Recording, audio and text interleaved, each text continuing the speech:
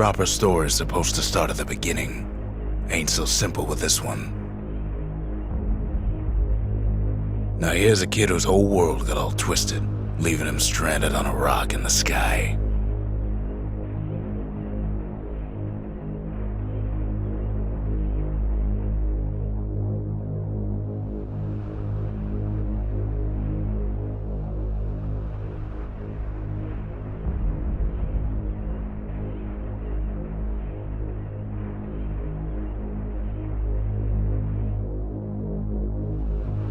He gets up, sets off for the Bastion, where everyone agreed to go in case of trouble.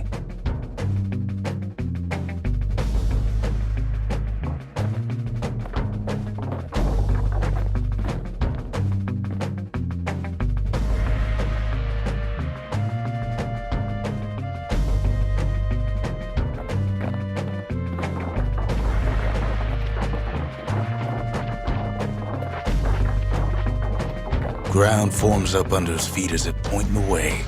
He don't stop to wonder why.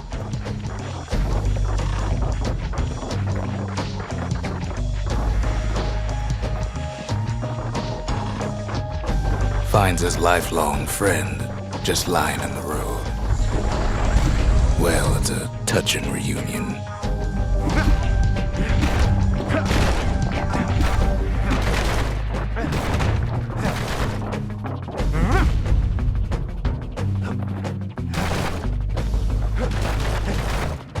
And then he falls to his death. I'm just fooling.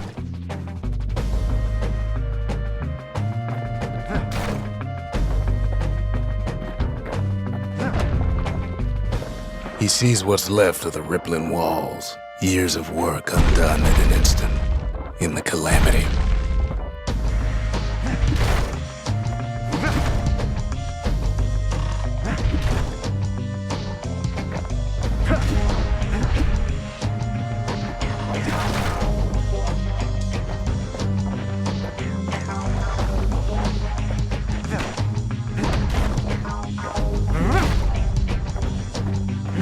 That a survivor? No, ma'am. It's a gas fella, forced out from underground. Kid pops him good. Fella got a piece of him, though.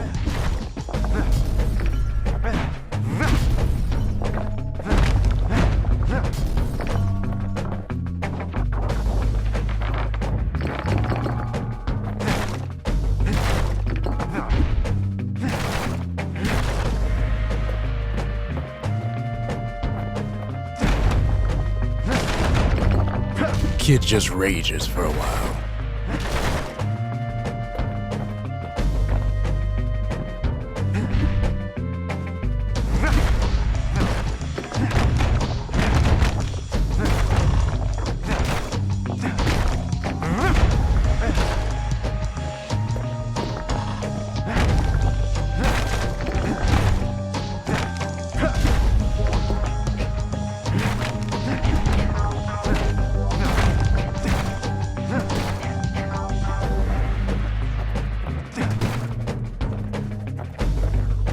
An old repeater falls out of the sky.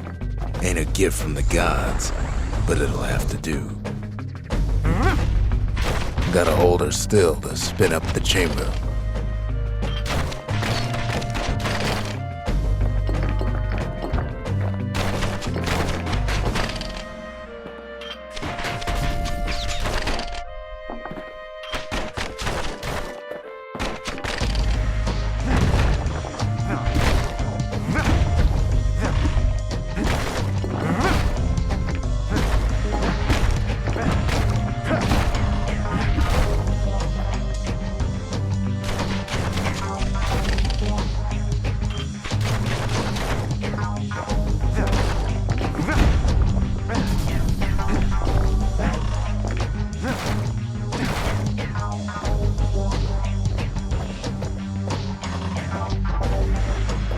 Kid's worked up quite a thirst by now, so that fountain looks real inviting.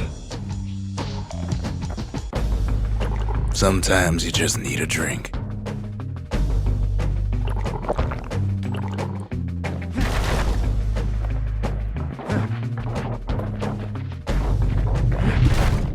pool of squirts tunnels up around him. Must have fled here from the mines. Kid finds a memento from a girl he knew. Always used to fancy her.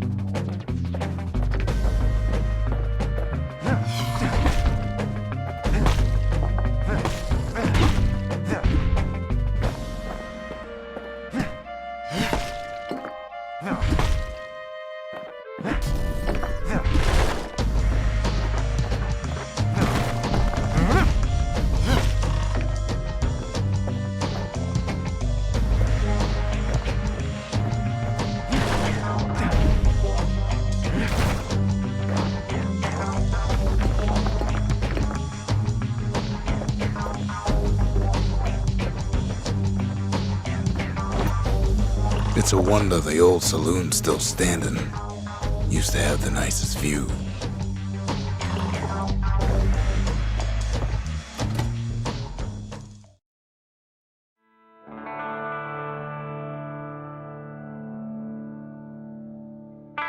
He sets foot inside one of Zealandia's famous watering holes.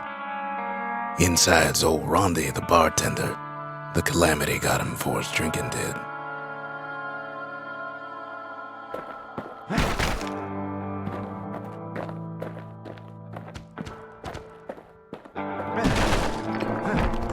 Rondi always wanted his ashes scattered here. Then Kid finds his trusty shield.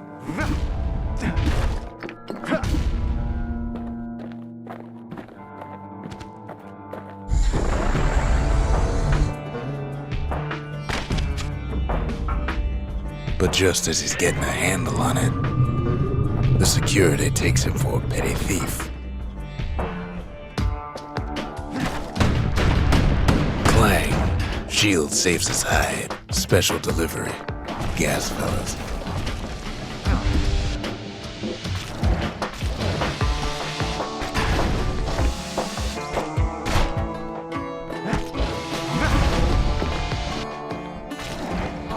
Windbags start turning up for last call.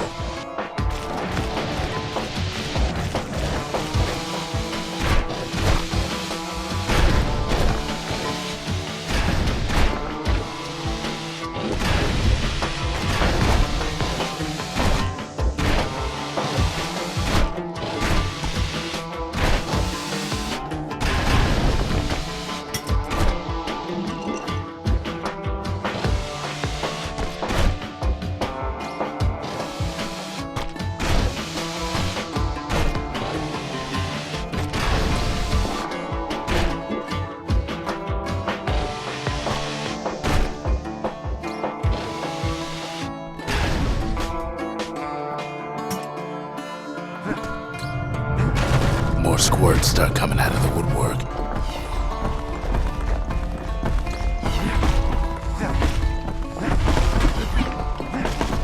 A big old fella pops out in front of the kid.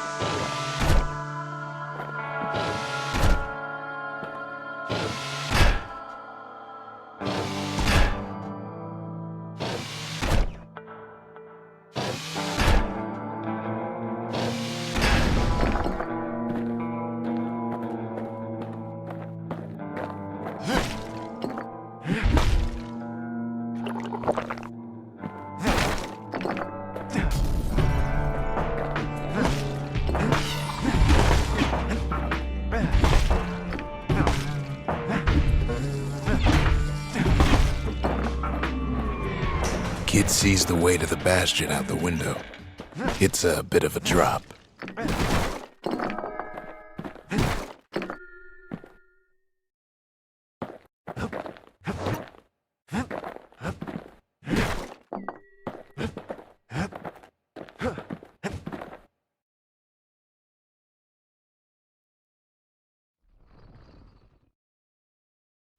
He gets a good look at things on his way down. He lands on top of a breaker's bow, and it ain't broke.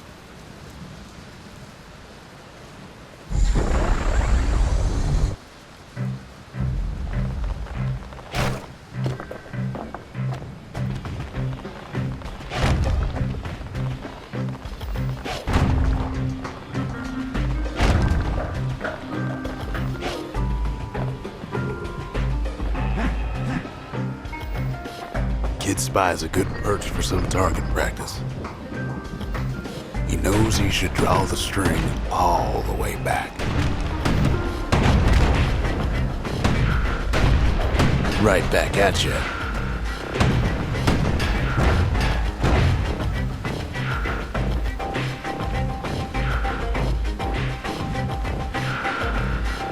The kid pockets a memento from a breaker, once the fastest men in the land.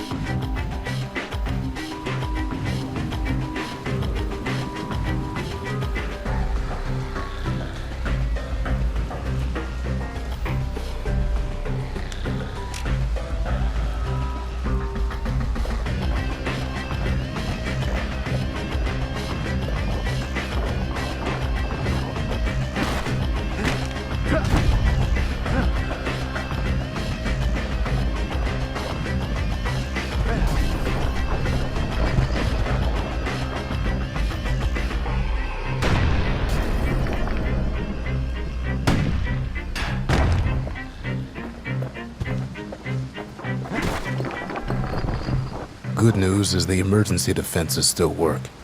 Bad news is they're aiming for the kid.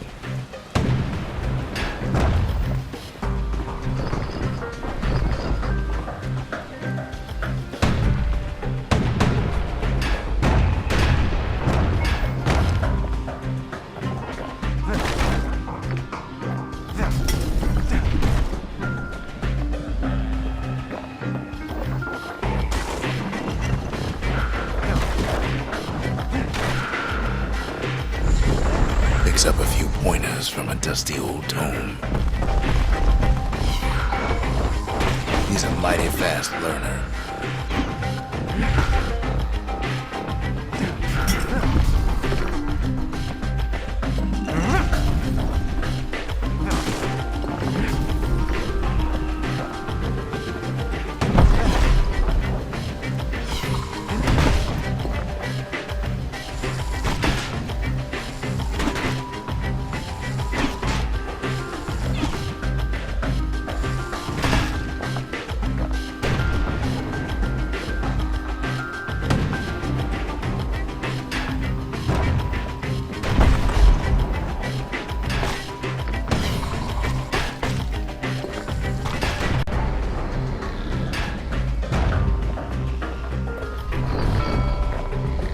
He finds the distillery, right next to the arsenal. Tough part of town.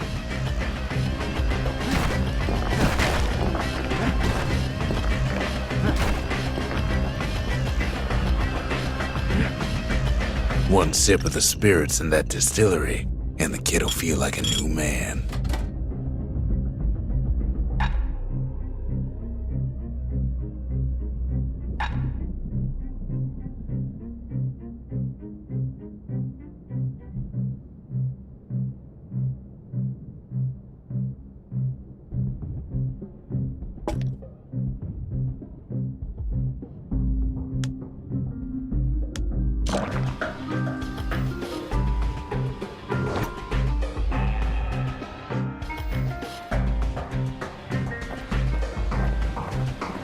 The arsenal's where the kid can pick the best tools for the job.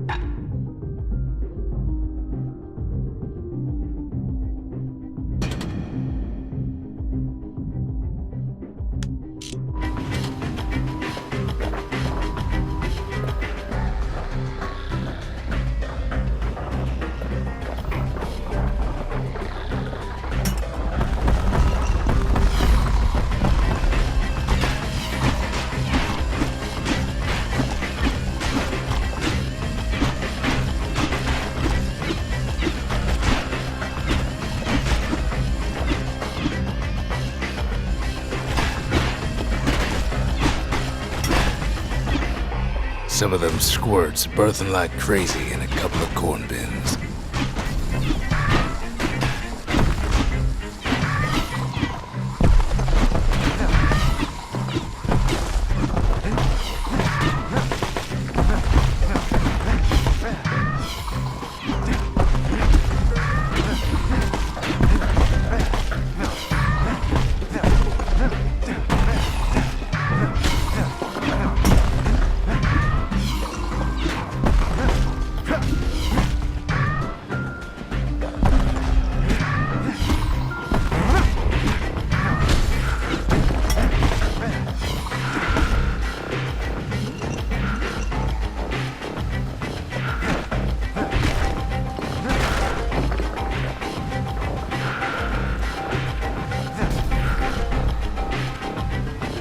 That one was Maud, the tutor.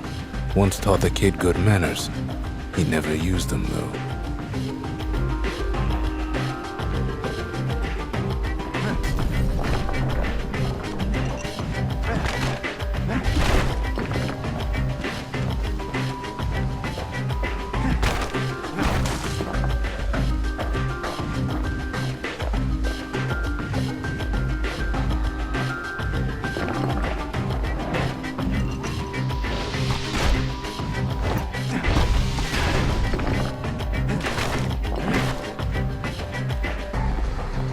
Ferry barge sends the kid on his way.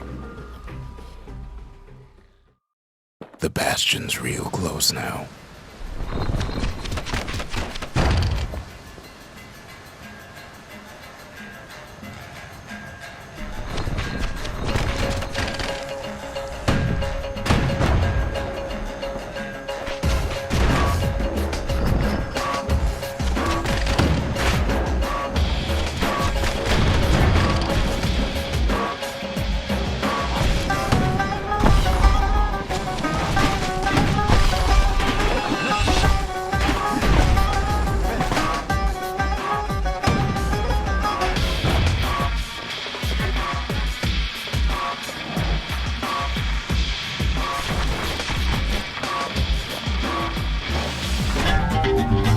Kid don't go down that easy.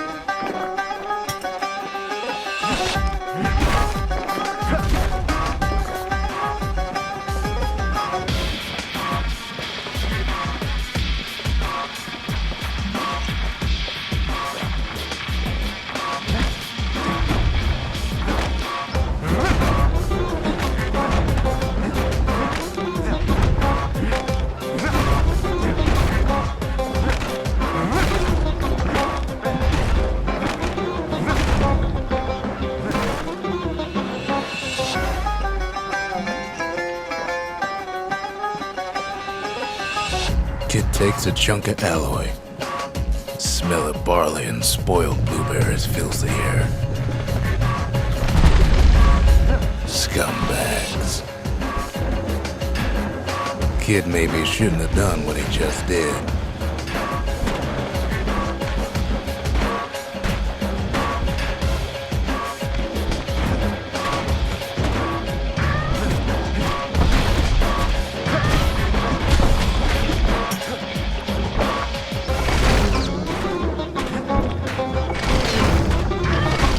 Bad time to run out of black tonic.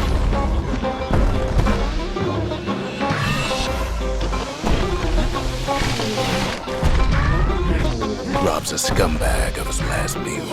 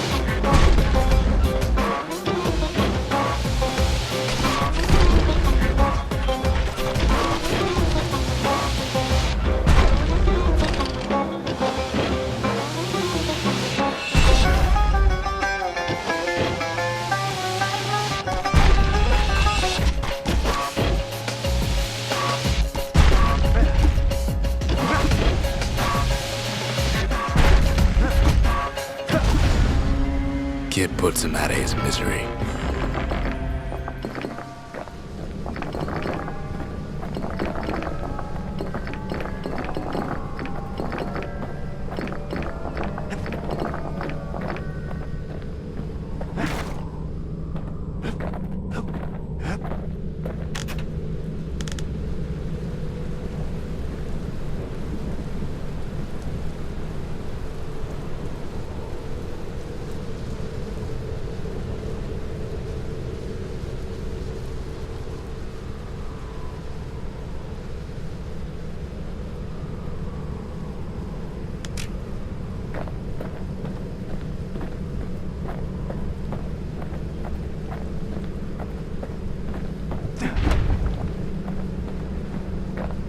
He finds the core to the wharf district. He steals the city's heart. Might as well.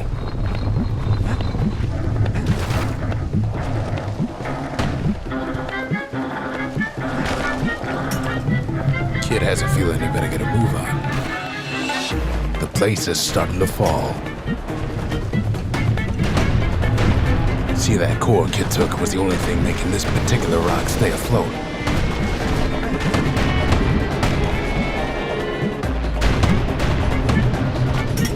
Kid just keeps running.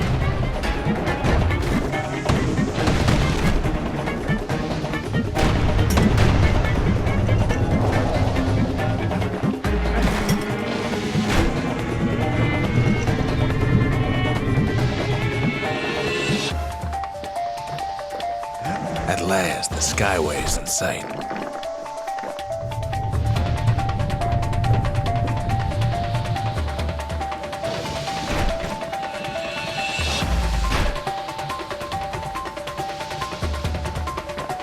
Whisks him where he needs to go.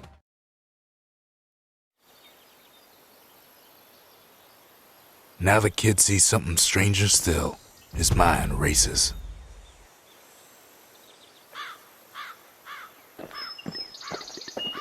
Did anybody else survive? Sure enough, he finds another.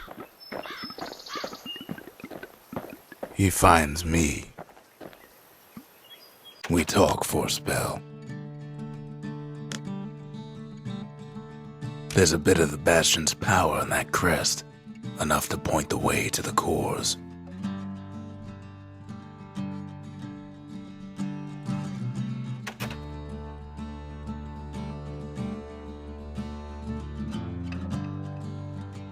All I tell him is to set that core of his on the monument there, then watch.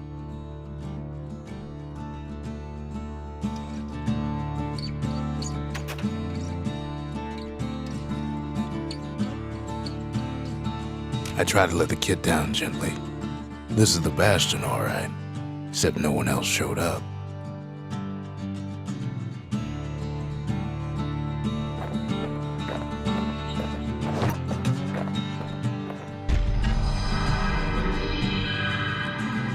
And just like that, the Bastion comes alive. Starts growing again, growing stronger. Kid's gotta put its power to good use. Now the Bastion can send him even farther into the wild unknown.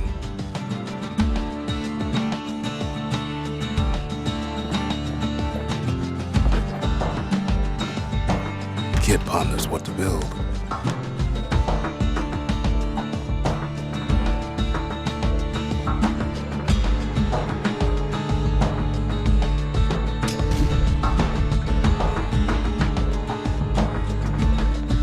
Bastion's a place of peace, but we can hold our own if we have to.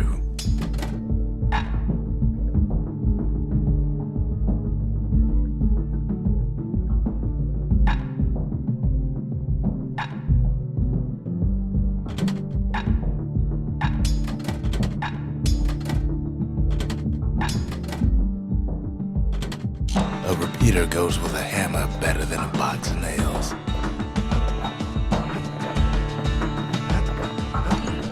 Kid don't know what's out there waiting for him. The Skyway. Now the kid can ride the wind to distant lands.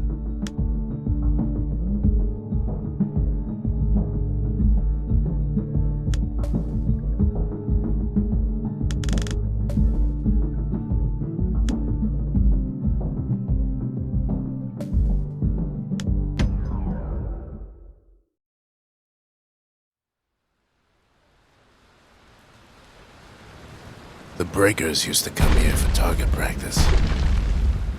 Used to play a little game. See who could bust the most targets and the fewest shots.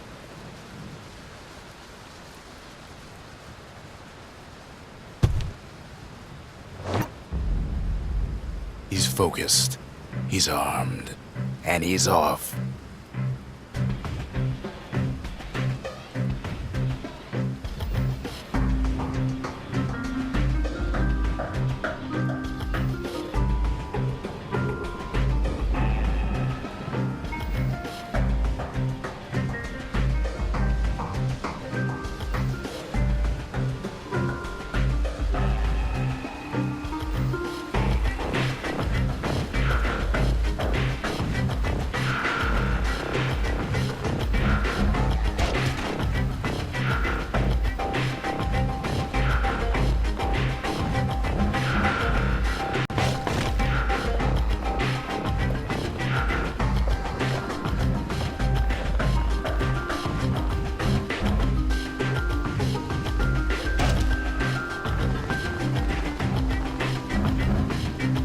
Shot just happens in a flash.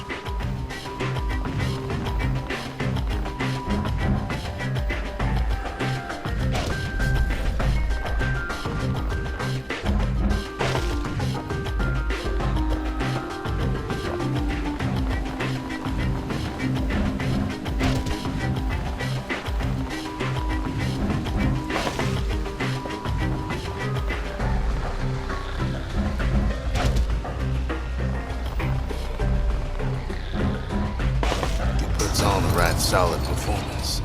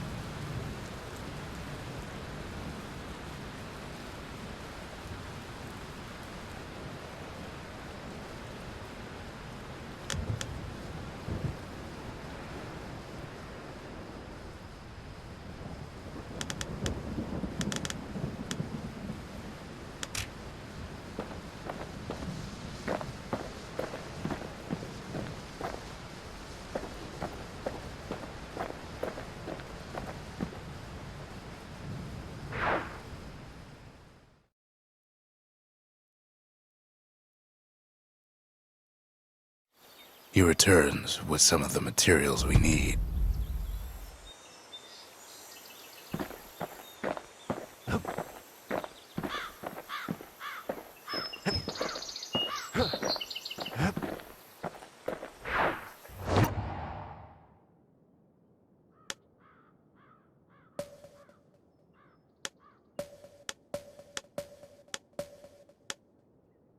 The workman ward. Them windbags used to keep the city humming along here.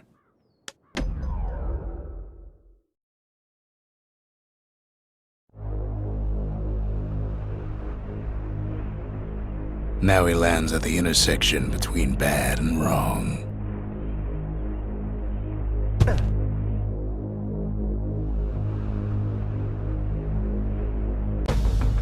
Ought to be a core down one of these twisted streets. But which one?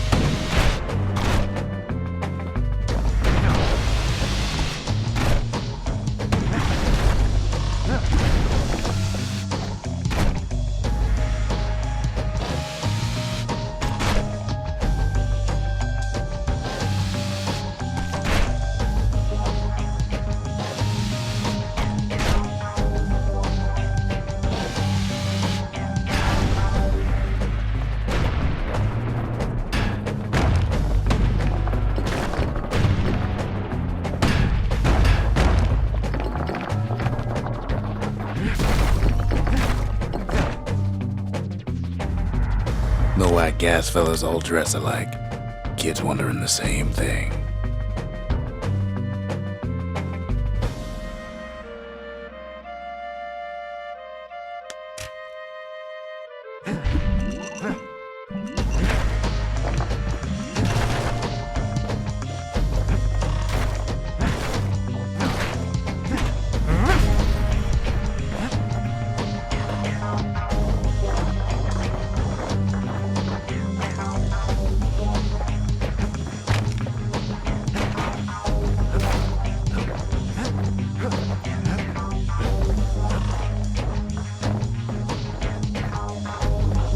He heads for the east side, where windbags used to keep the local forge.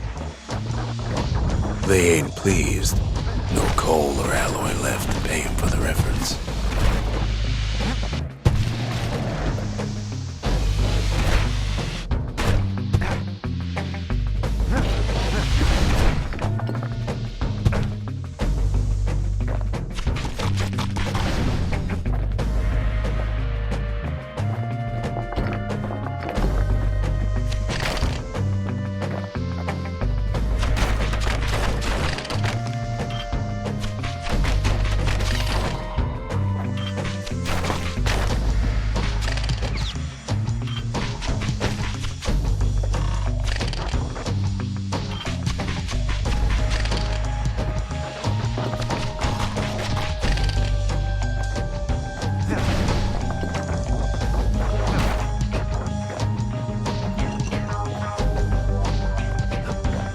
Inside the forge, Key can fine-tune those instruments of his.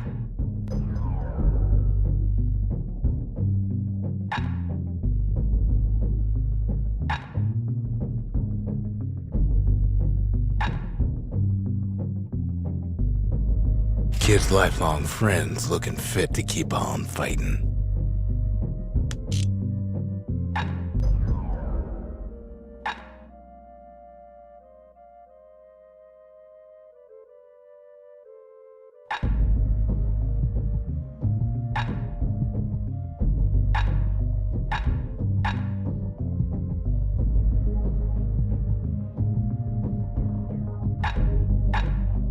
With a good length of meat-gut, that bow's like new again.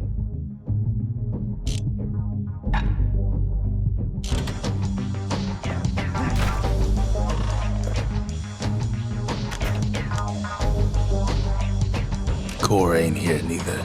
so he's gotta guess again.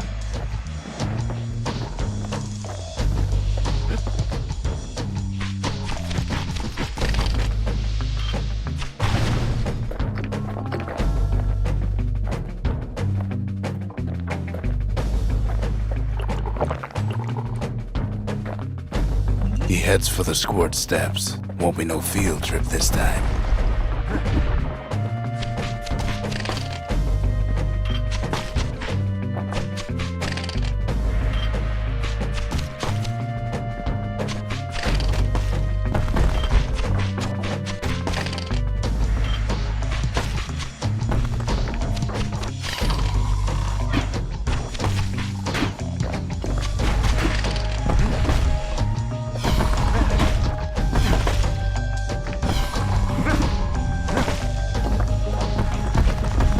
Kid ain't ever seen an elephant squirt before.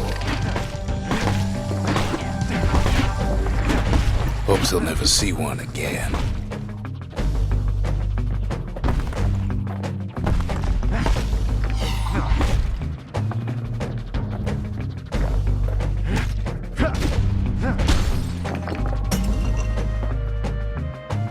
They say even the most rambunctious squirts can be tamed.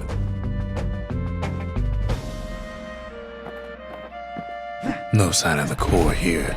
At least the kid got something for his trouble.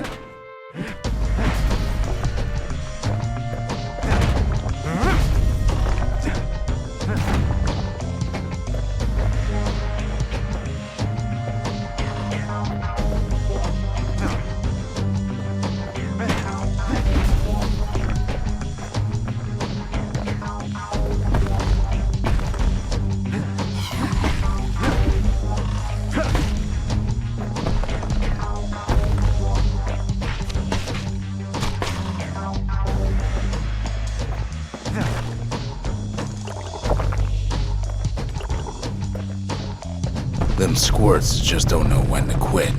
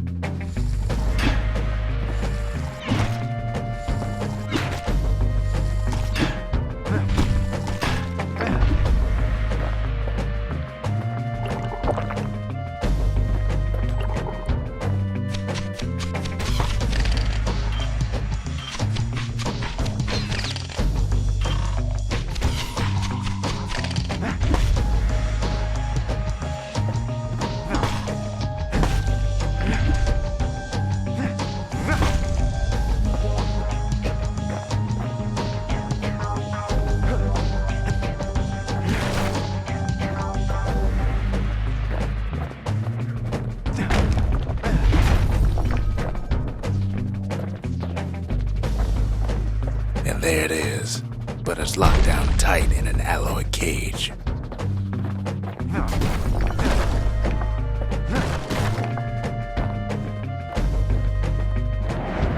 A blustery old foreman's keeping his fellas in check, almost like he's showboating for the crowd.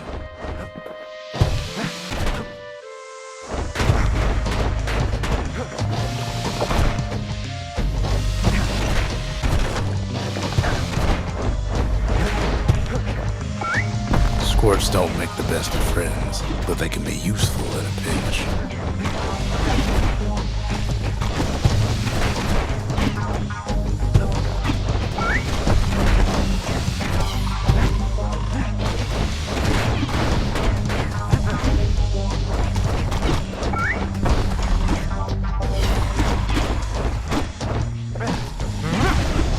And now there's a new marshal in town.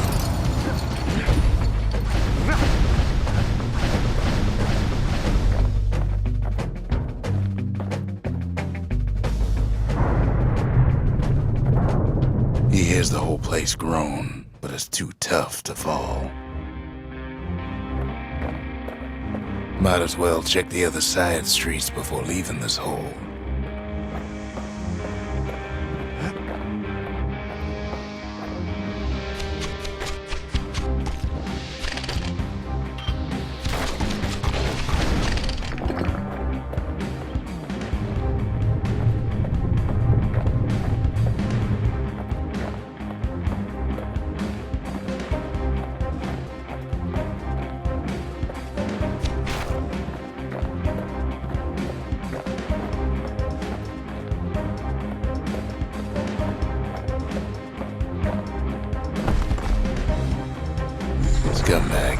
digest just about anything.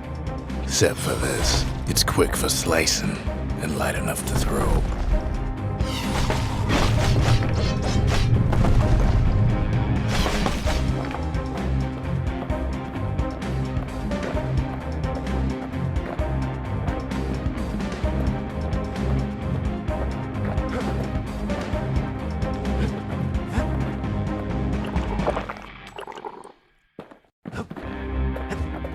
He heads for the biggest dump in town, Scumbag Alley.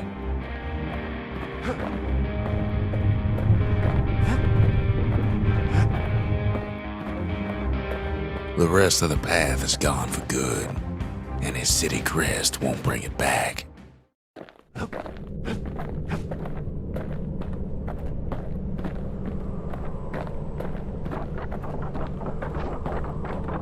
Odd place to find the likes of Percy the Snitch. Never much cared for that big wide grin of his.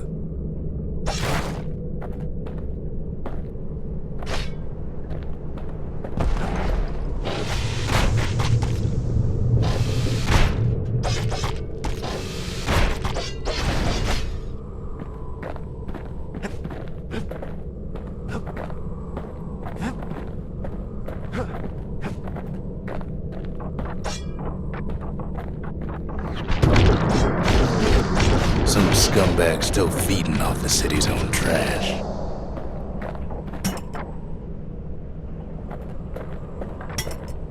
And there he is, the oldest scumbag of them all, Gershel.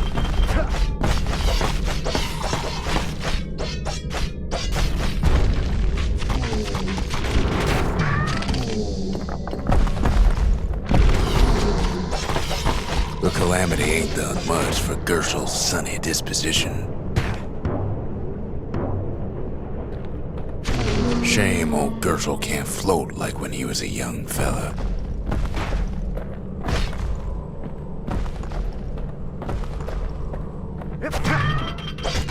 Kid's ready to go, and his ticket out's right where he started.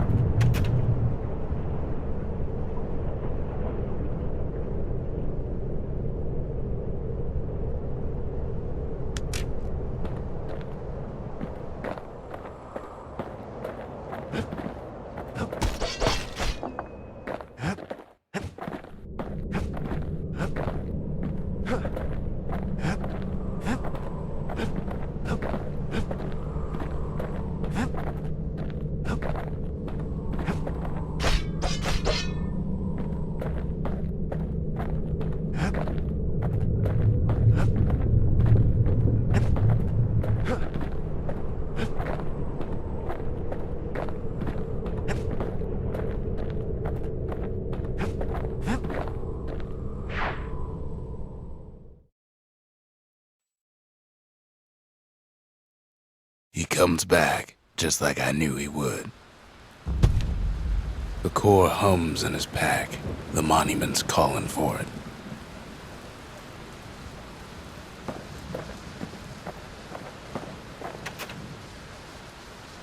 The windbags used to be alright, then the calamity took the floor out from under him.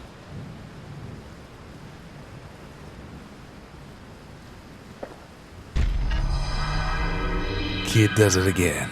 Only fair he decides what we build next.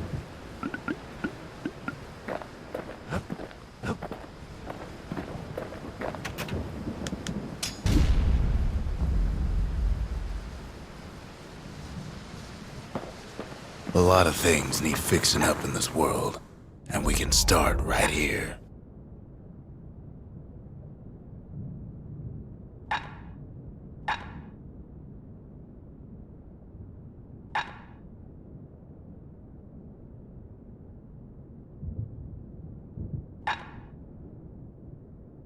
The little Zolwood oil and that blade shines like a light.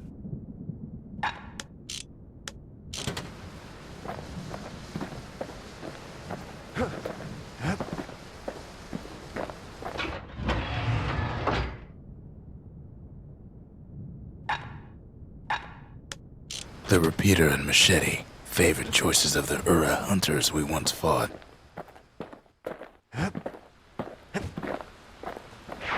Picked up traces of other cores while the kid was out.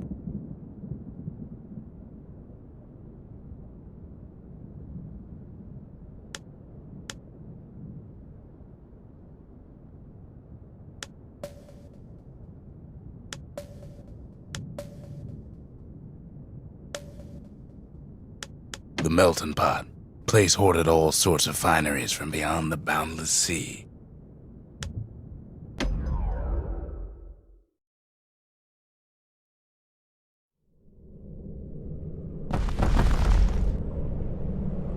In better days, the melting pot was sealed tighter than the skin on a squirt.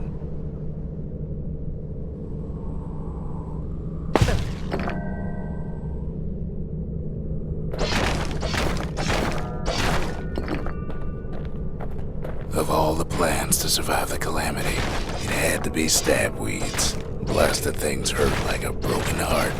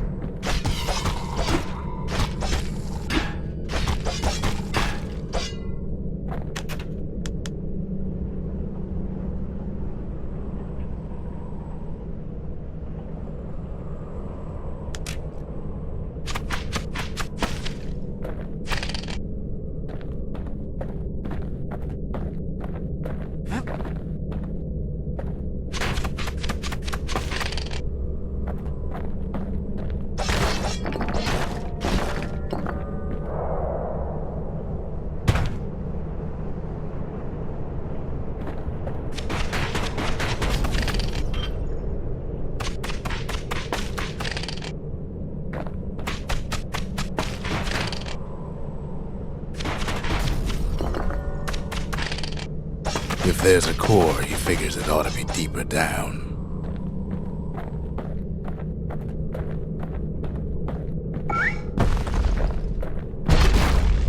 Core stuck inside one of those fancy cages.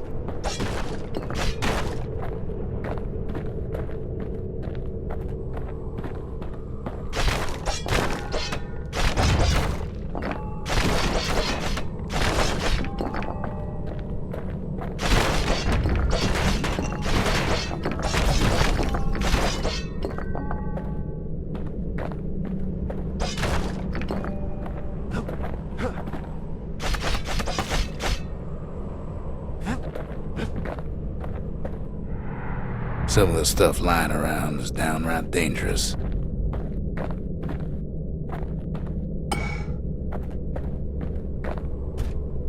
He throws a switch.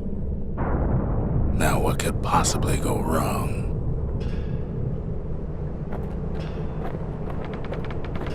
Quite a bit, as it turns out. The cage starts lifting from the core ever so slow. All Kid can do is wait. Shipments start falling in.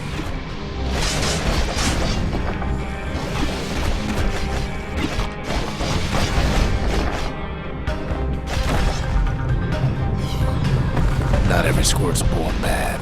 Some spring to the kid's defense. Judging by the movement of the cage, it's gonna take a little while.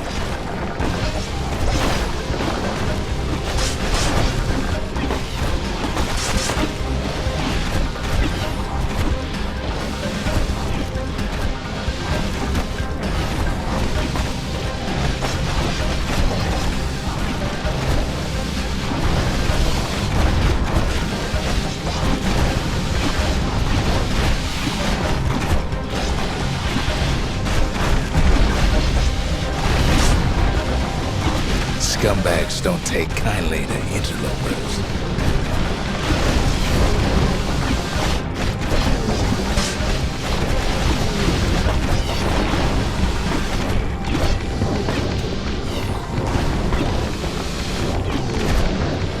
Even some gas fellas take his corner. Heard it pop that mean old foreman.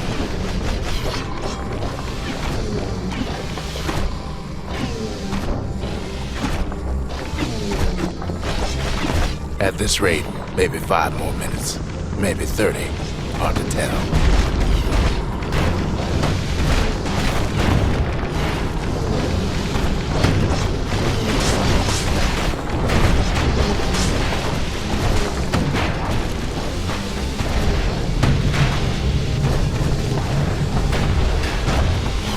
Squirts get real territorial around the core.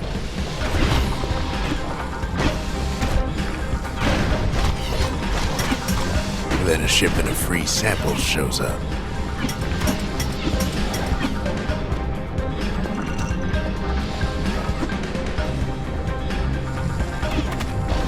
It ain't all bad, as the kid finds some spices from the motherland, tax-free. One thing's for sure, that cage is awful heavy.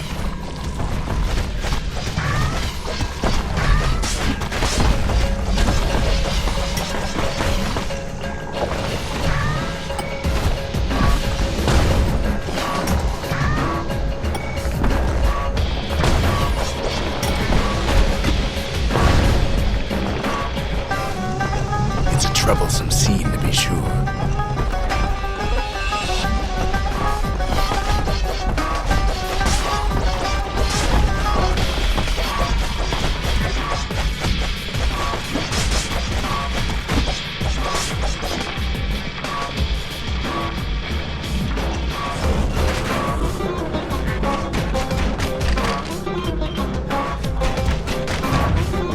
Moments left and the core goes free. 10, 9, 8, 7, you give or take a few seconds.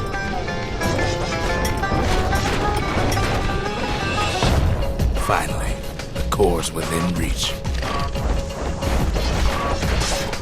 And done.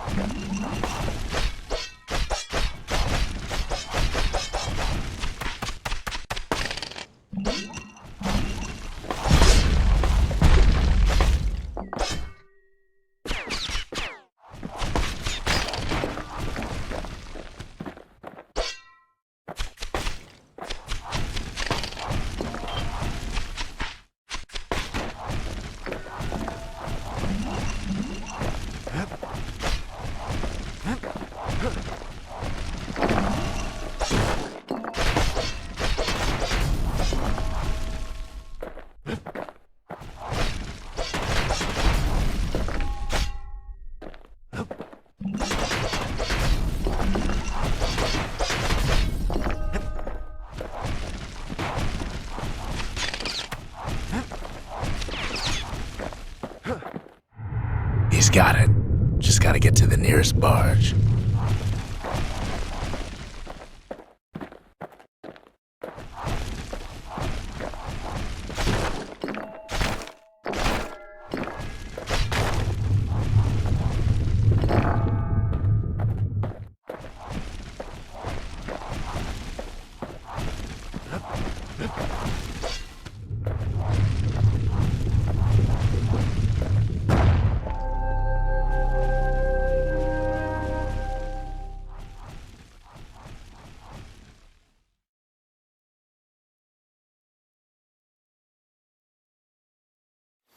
I still remember the look on his face after that one.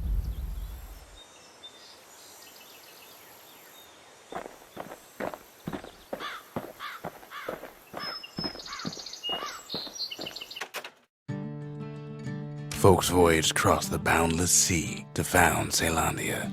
It was good living here for a while.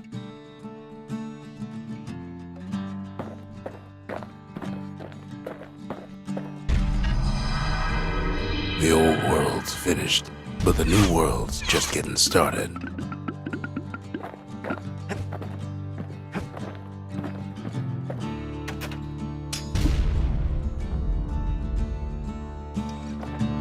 Makes time to sample spirits from my personal supply.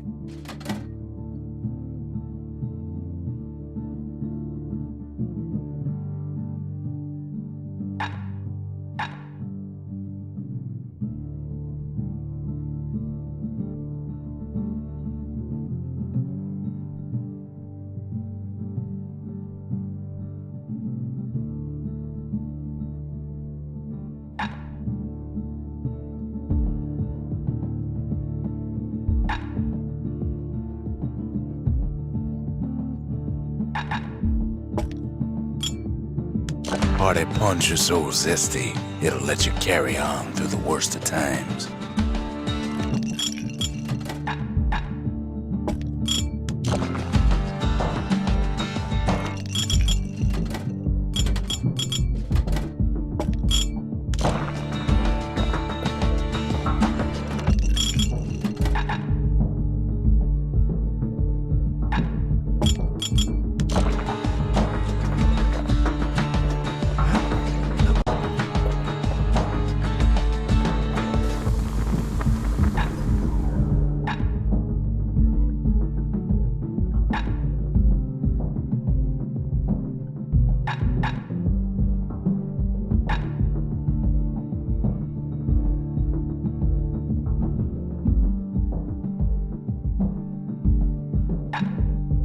Turns out those old bones still have some spark in them.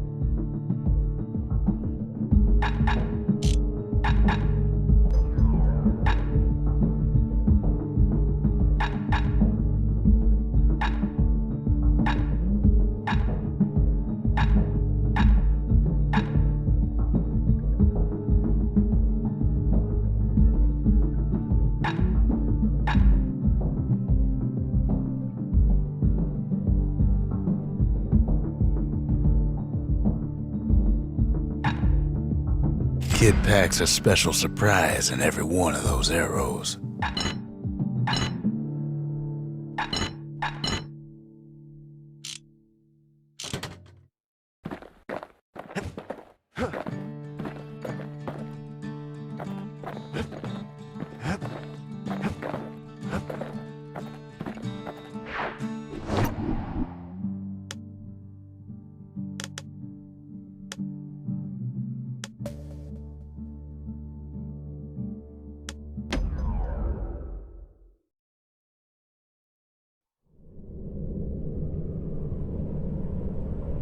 Windbag Ranch was built for gathering squirt extract in copious supply. Ain't nothing more healthful.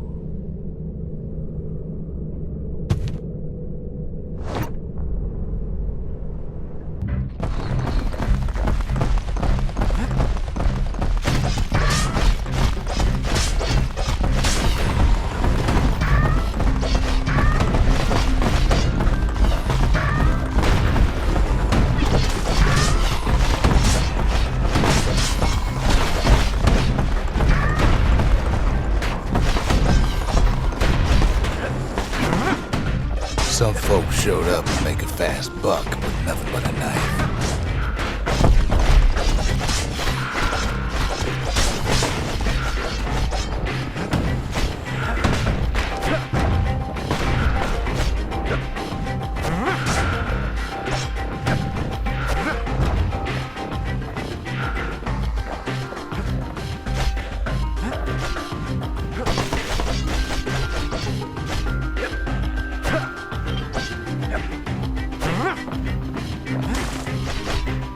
Other folks came to train their throwing arms.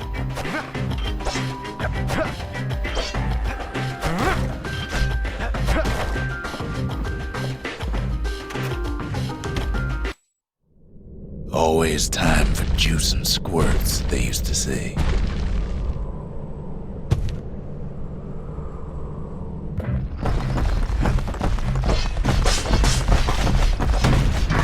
At least the little fellas can't feel a thing. Some squirts tried to flee on instinct.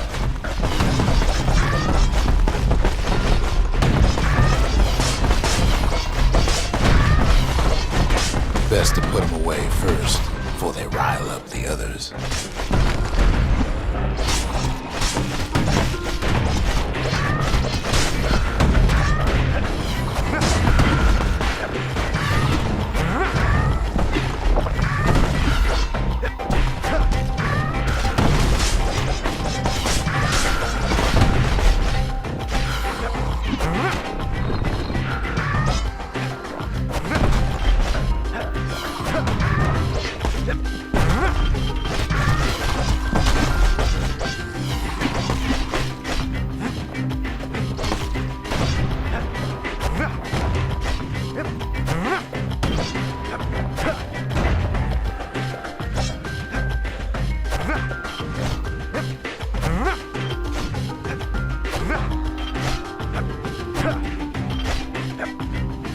Slippery little devils.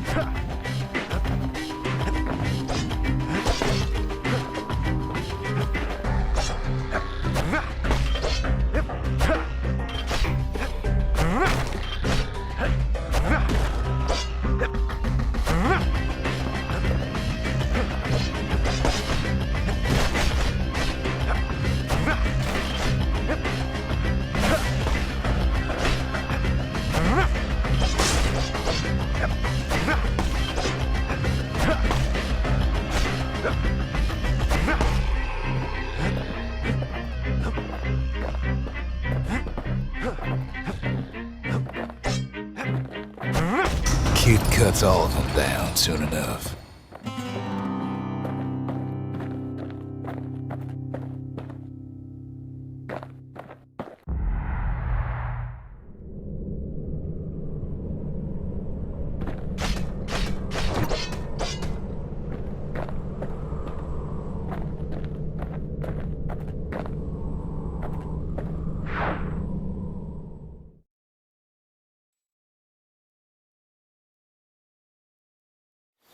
Kid comes back from Windbag Ranch, smelling good and ripe.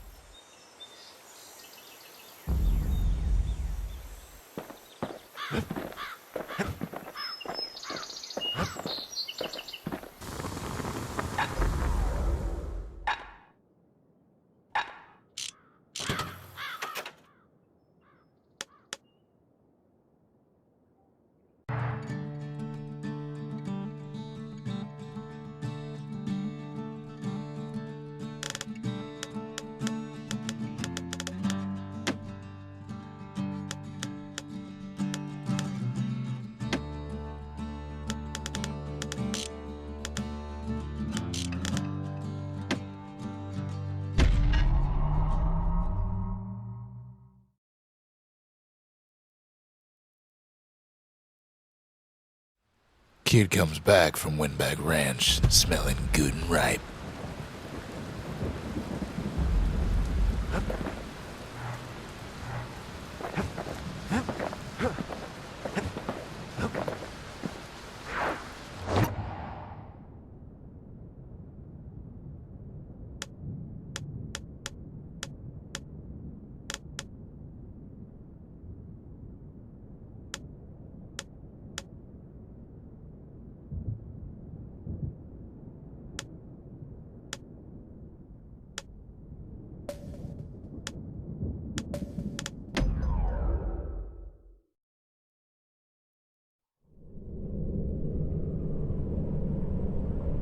The ranch was always looking for good help.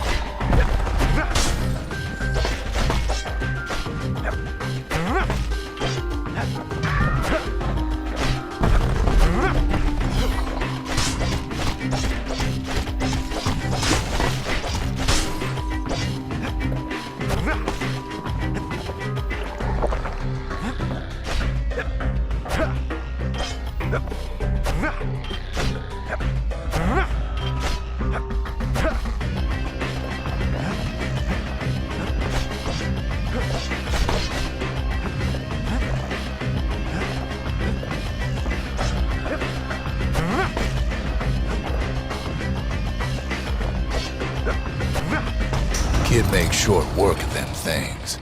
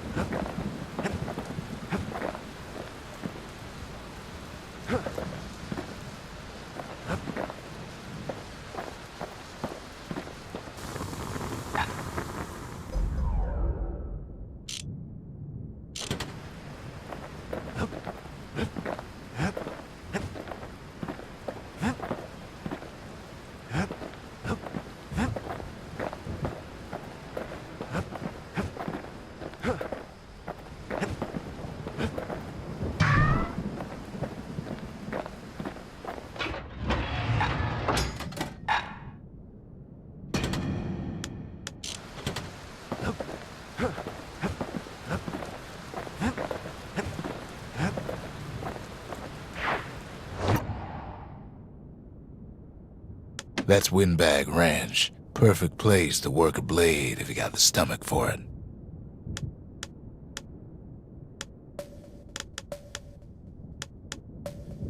The Sundown Path. Lovely place for a stroll. Before the calamity, that is. The Breaker Barracks. Many straight shooters learn their way here.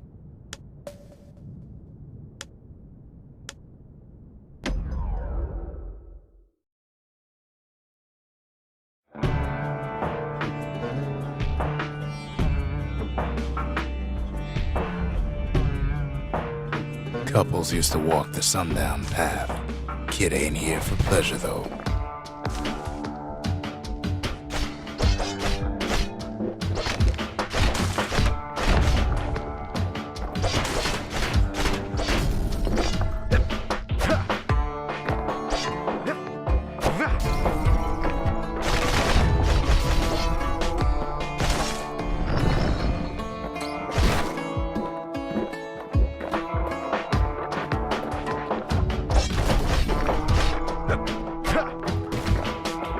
But then,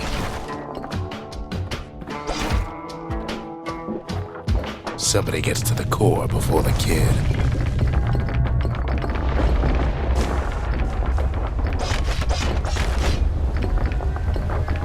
Floor starts giving way under the lightest step. A single panic squirt could bring the whole place down.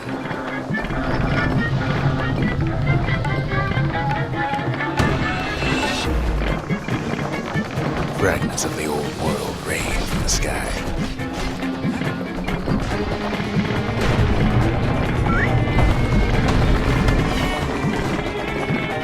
Well, the path ain't exactly open to visitors no more. Security's all fired up.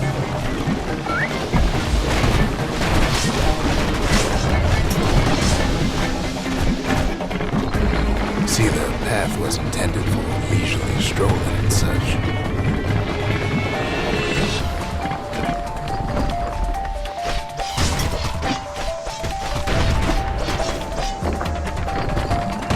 Sky bridges link the path together.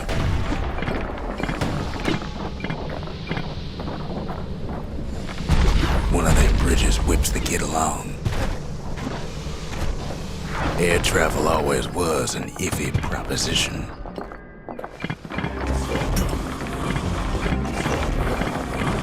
But calamity changed everything, even where the wind blows.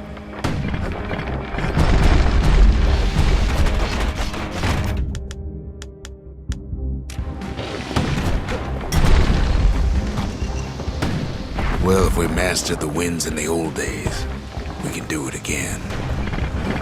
But the question is,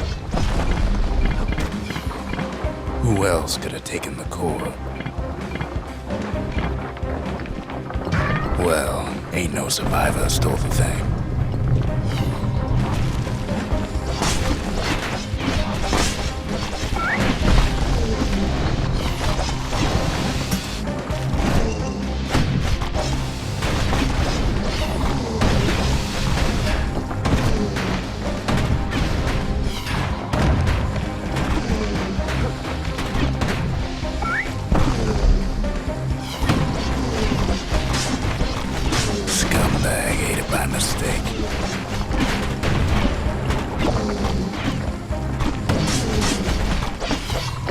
Tough break. Unlike the kid, that core ain't coming back.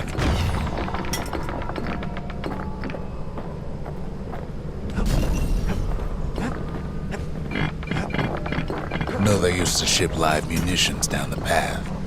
Find time to find them.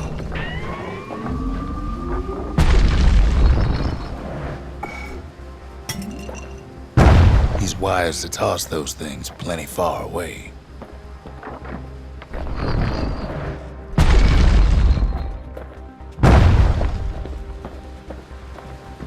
Even gas fellas need some shut-eye from time to time. They get real cranky when you wake them up.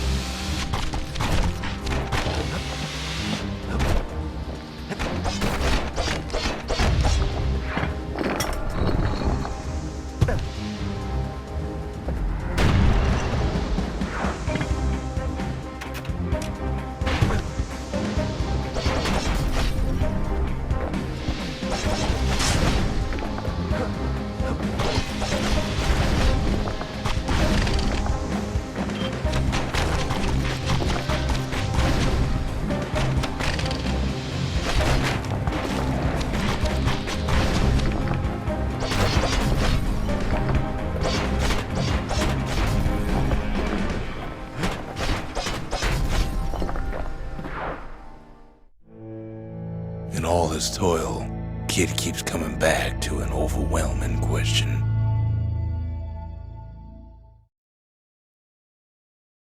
Who else could have survived the calamity?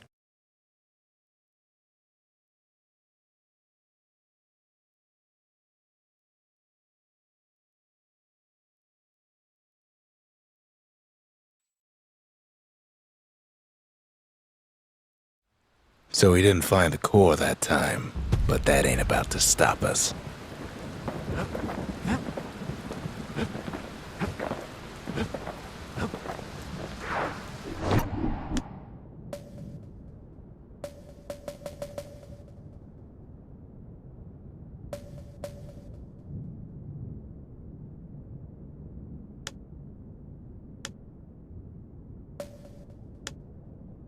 That's Trapper's Shingle, only place in the city to go to get certified with a repeater.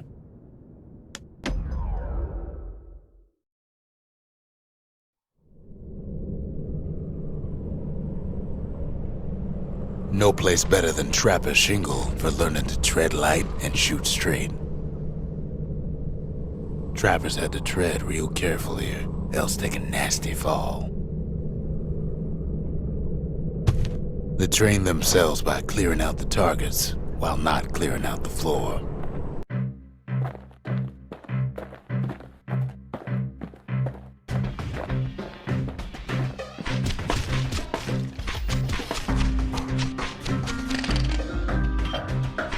Any good trapper knows never to take a step till the time is right.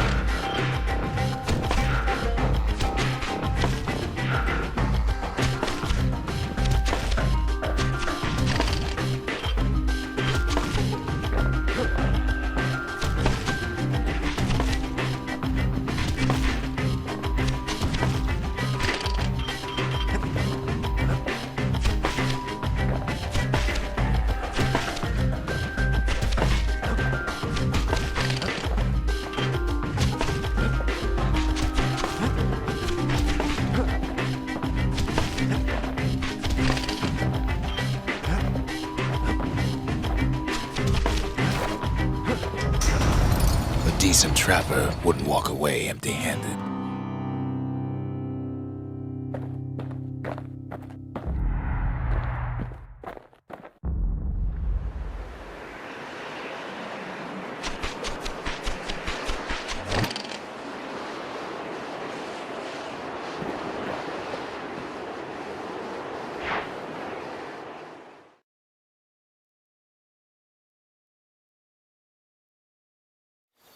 To think a rickety place like the Shingle survived when so little else did.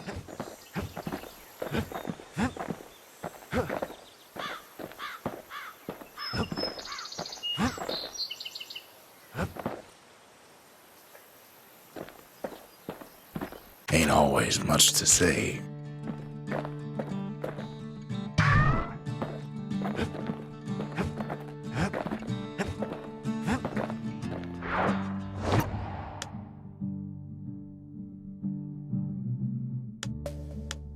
The Hanging Gardens. Folks used to go here to relax from their relaxing.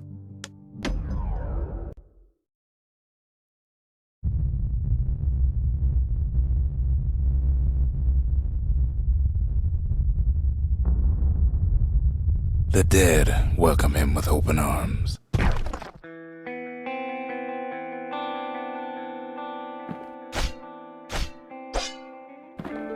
The calamity took everybody after all. Kid sees it plain, frozen faces all around.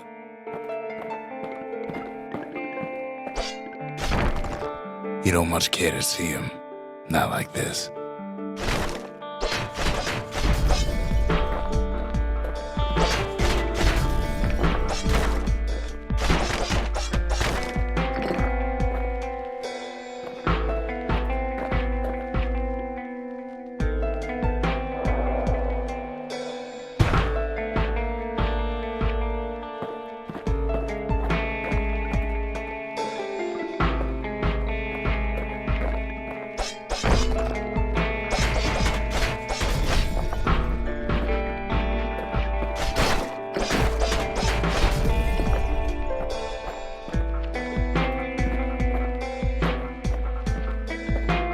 These folks never saw the calamity coming, but someone did.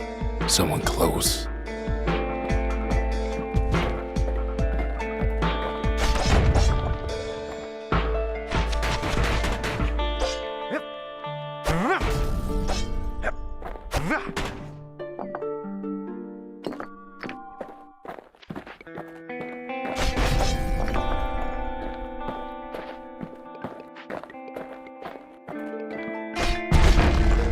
Someone who ain't like Mr. Beckley and his kindly wife.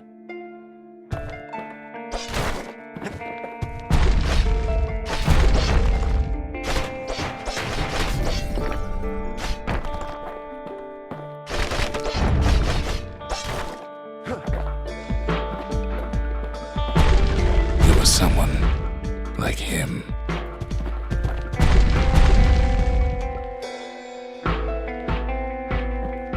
Kid sees him there agape, in the flesh.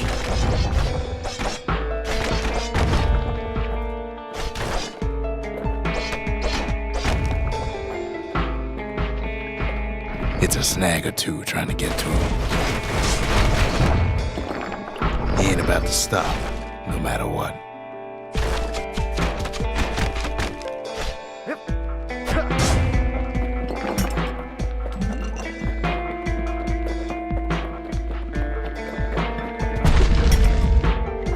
Got so many questions after all.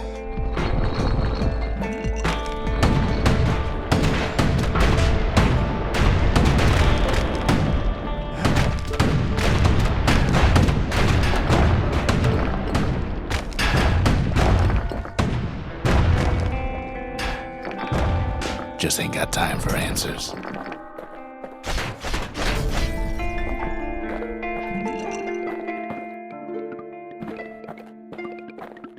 The Thunder brothers didn't make it.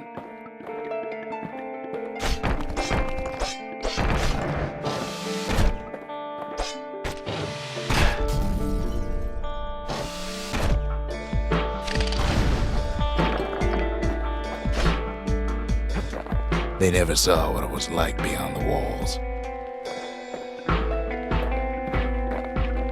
Nordy the bird boy didn't make it.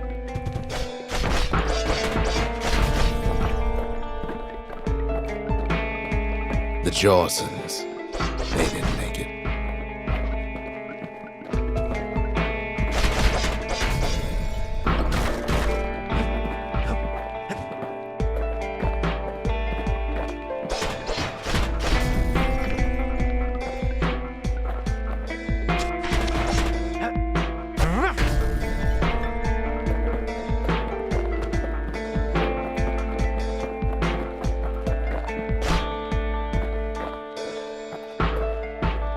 Grady Sr., Grady Jr., they didn't make it. But him, he survived.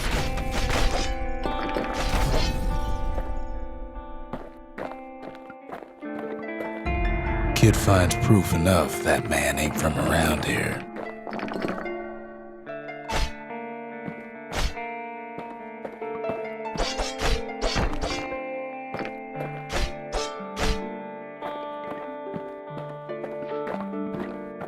Just think, without that man, we wouldn't be here right now, would we?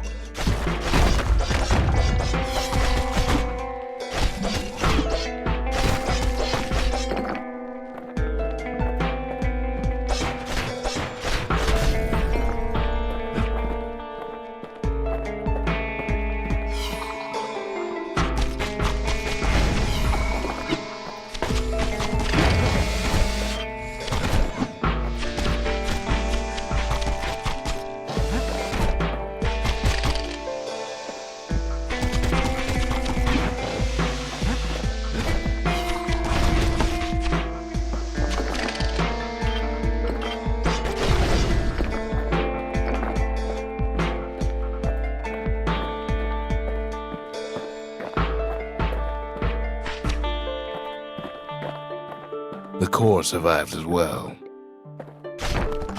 Kid does what he has to do.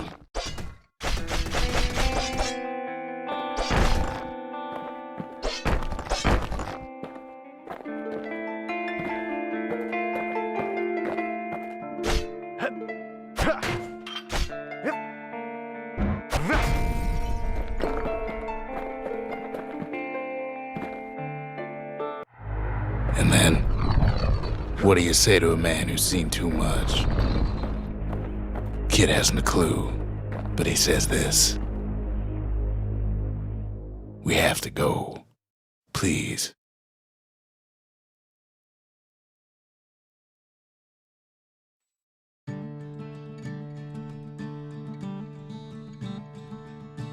He's a proper gentleman, that man.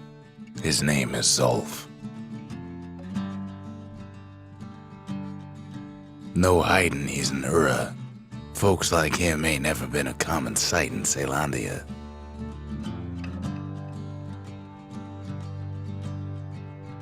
He's relieved to see a living face or two.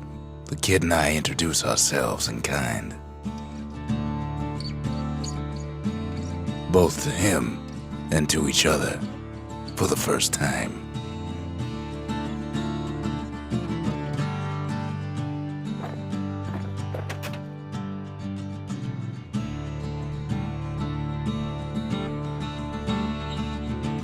We fought the Ura decades ago, but that was then.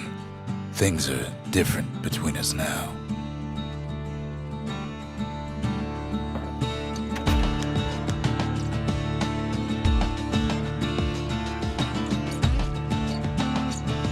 For Zolf, Caelondia was like his second home. He's real worried about his first home, too. Far to the east.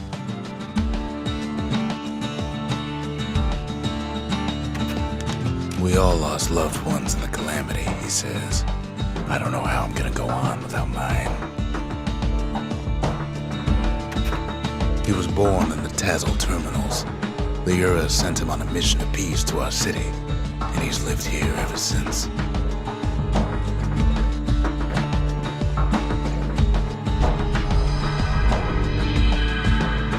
The cores, they remember remember. That's why this place is coming together. That's why things are gonna be alright.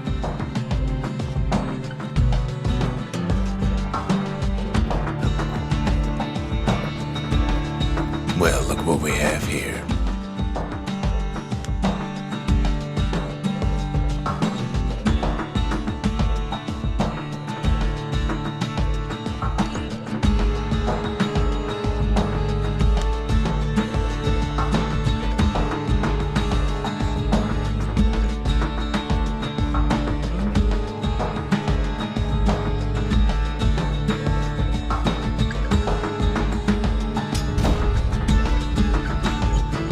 Lost and found. Here, kid takes fragments of the old world and makes them whole again.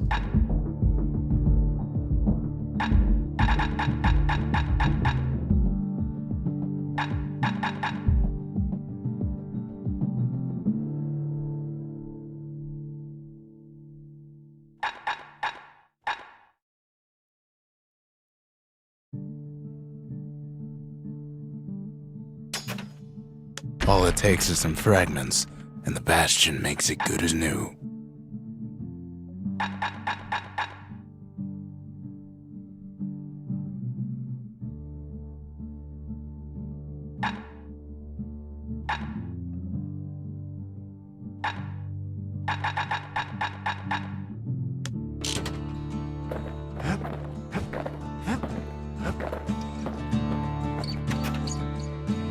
We could always see the stars, we just never could reach them, no matter how high we built.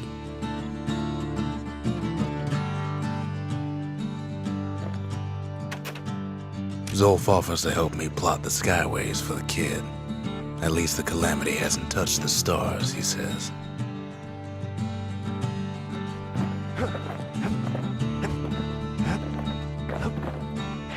We tracked down a couple more cores near the edge of the city.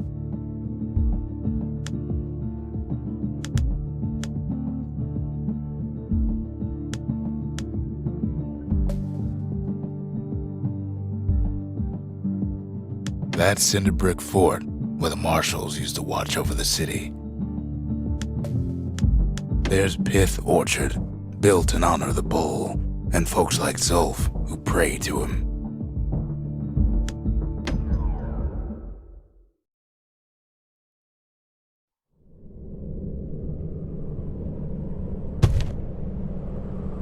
No use praying to the gods these days. No time for it either.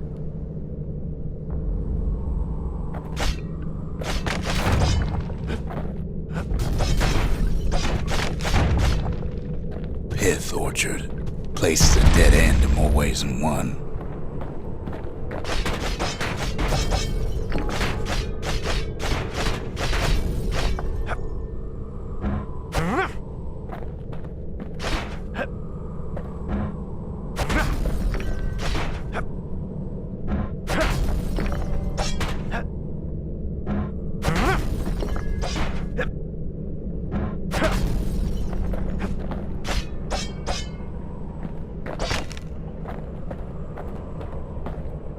Folks used to make pilgrimage here to pay their respects to Pith, the bull.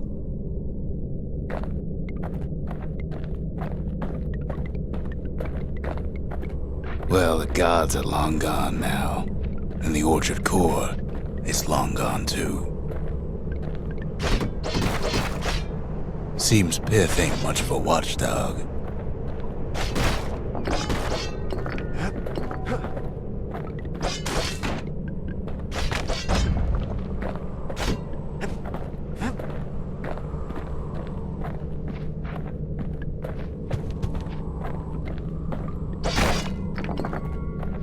Pith stood for something once. Something real.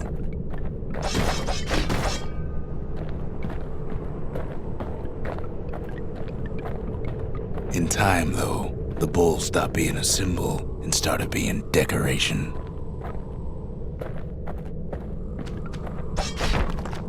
He couldn't even save his loyal subjects.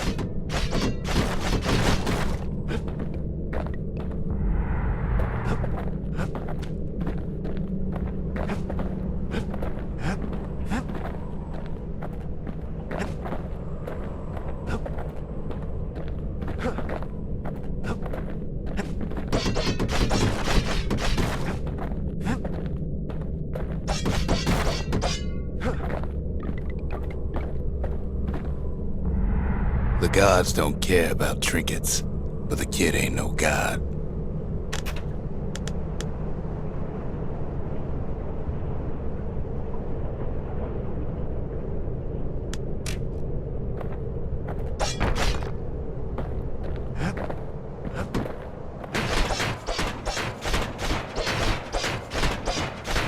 Kid gives that old bull what's coming to him.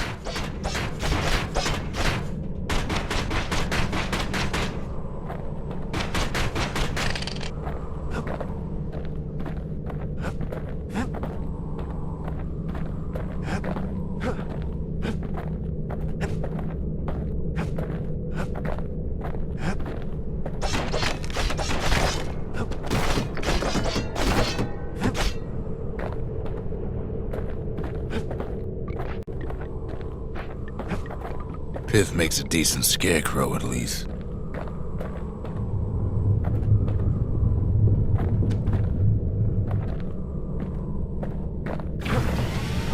Then Pith lights up like a rodeo.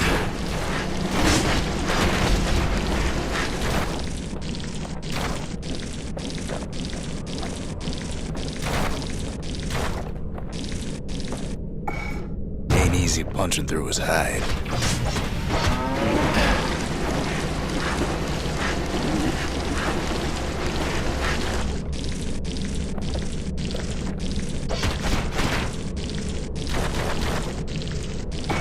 Breaks him to bits. Must have been guarding that shrine.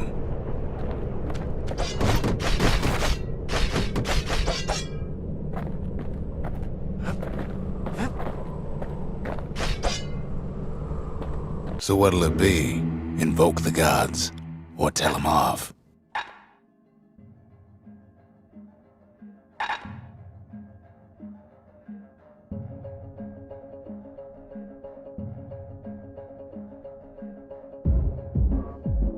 Pith.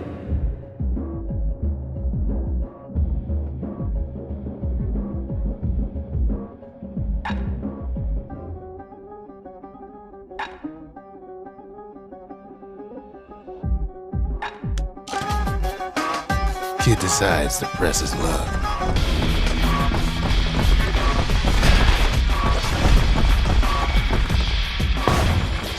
Well, if the gods are alive, they must be plenty sore.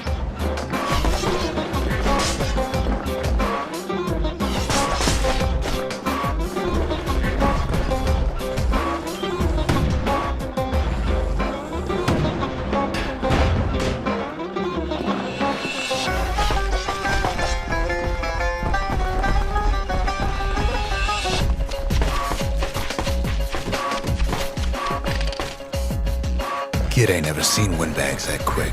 Maybe old Pith put a scare in him.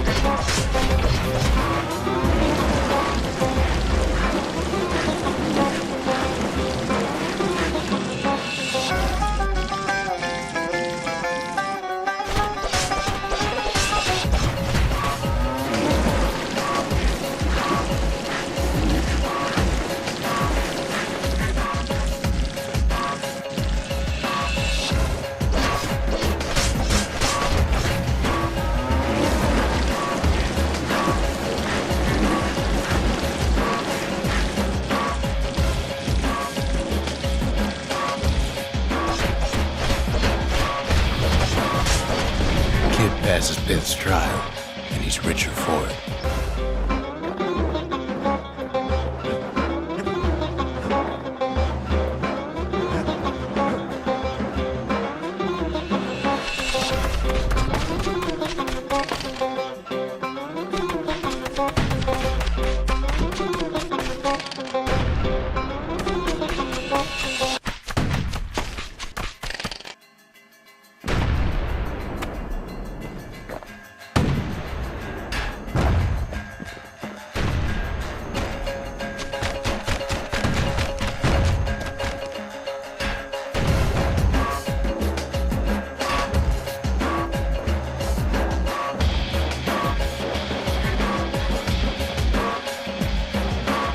Kid ain't found a core, but at least he found Zolf's precious shrine.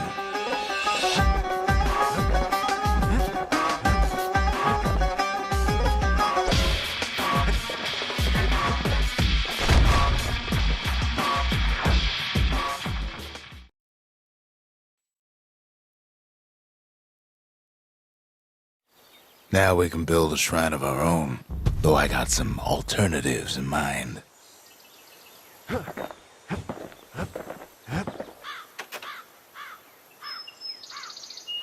Zolf doesn't touch the thing. Says the god of commotion is no children's toy.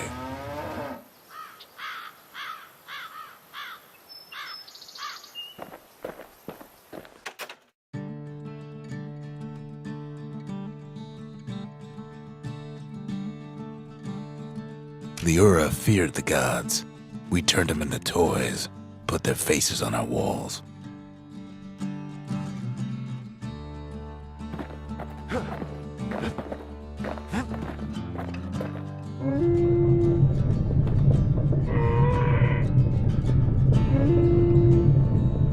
Turn them round and round all you like. Pith's still gonna be ugly.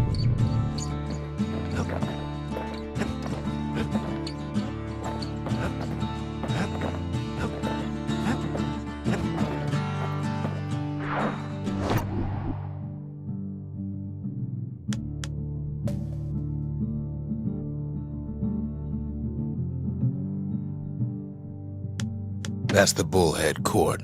Folks defended themselves there with shields, not words.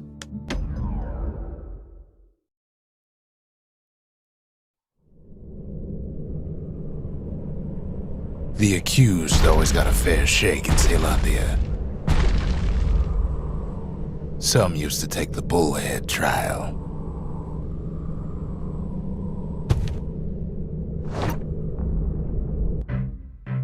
Survive the trial without taking a scratch, you'd walk away a free man.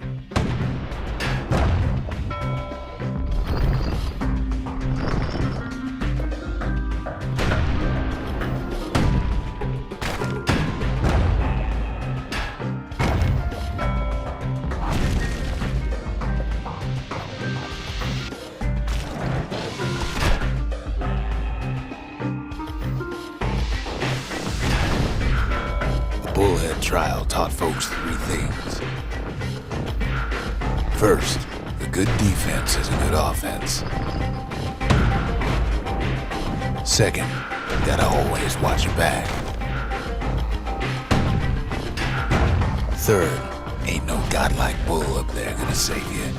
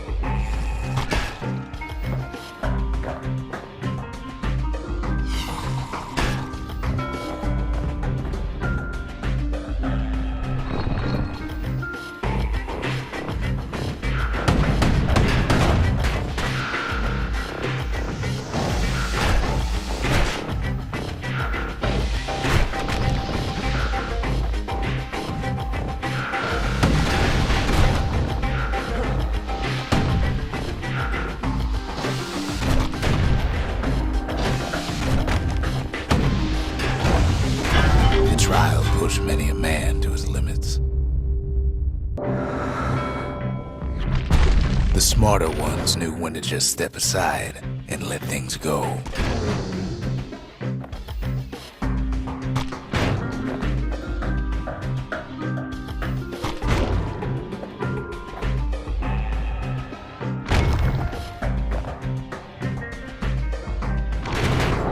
Some folks wound up taking the coward's way out.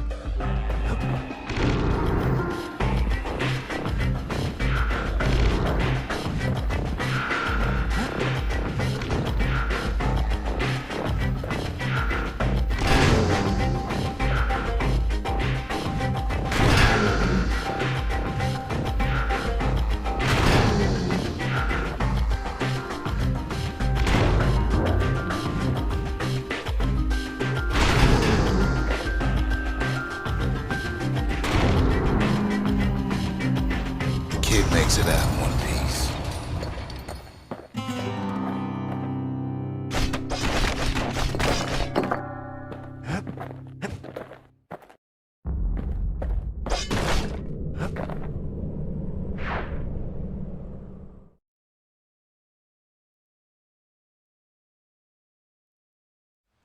Well, a kid always wanted to compete in the bullhead trial.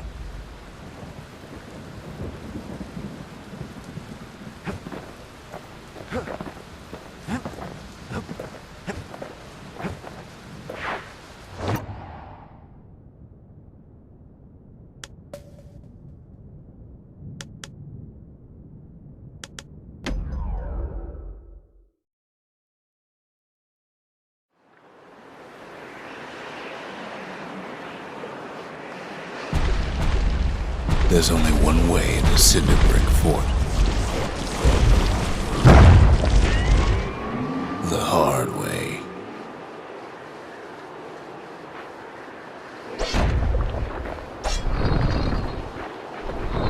Sure, the city marshals may be gone,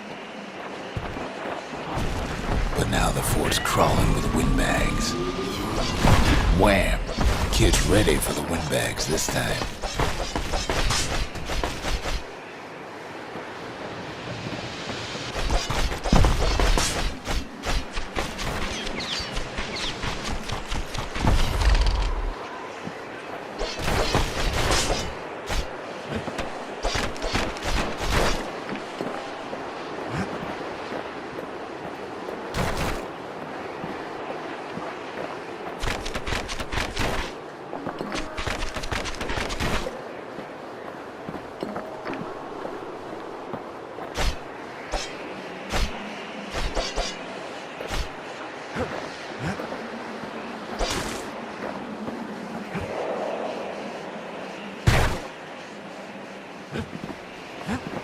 The calamity was mercy for normal folks.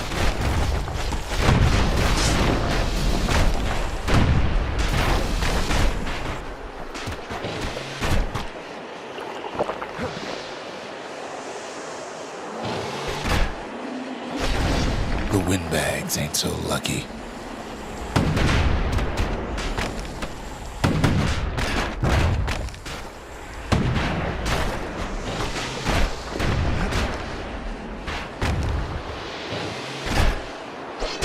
They've been left to freeze or starve or face the kid.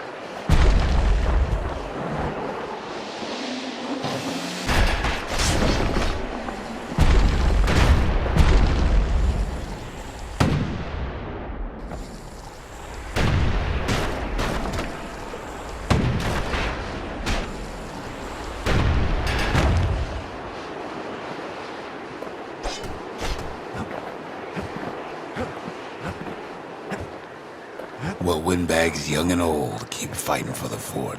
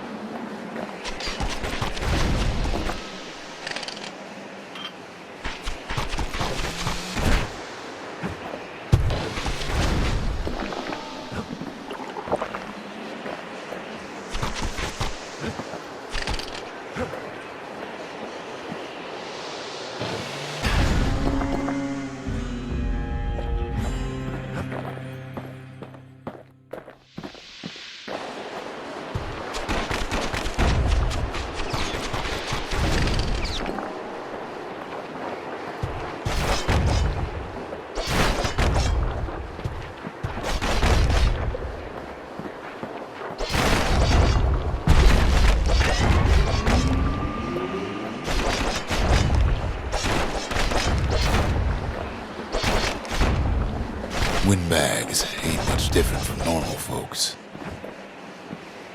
All they want's a warm place to stay and a decent meal.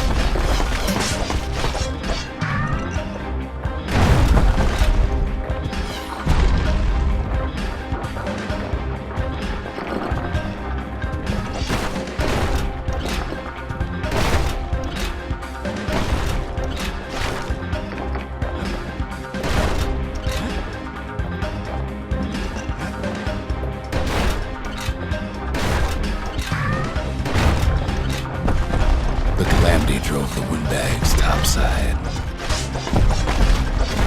A lot of them wound up here in this very fort.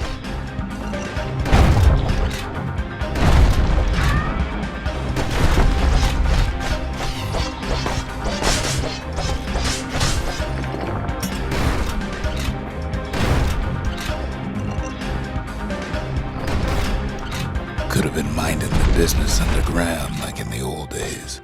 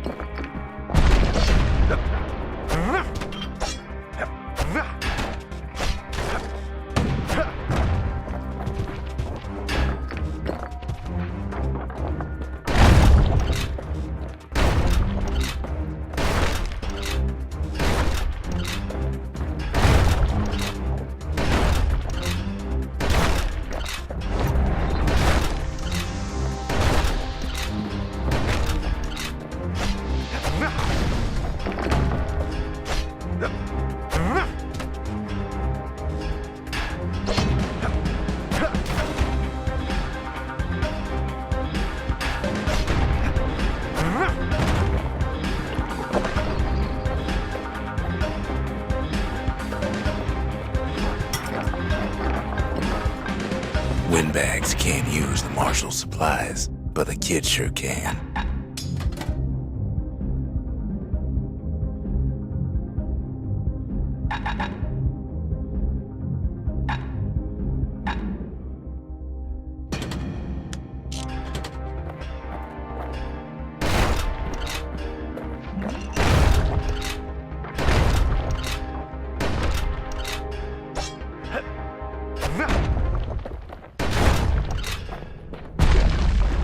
As for the windbags, Cinder Brick gave them enough heat and metal to munch on for a while.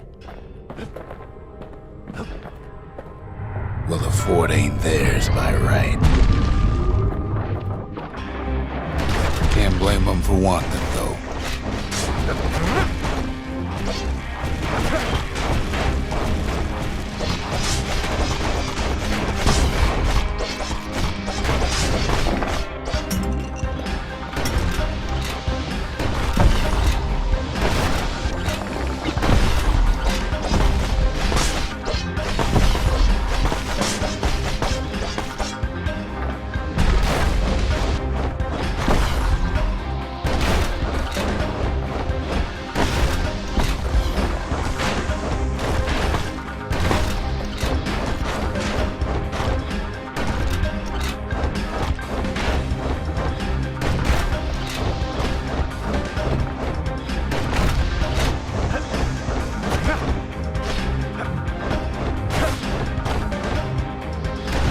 So many of those sorry things holed up inside that old fort.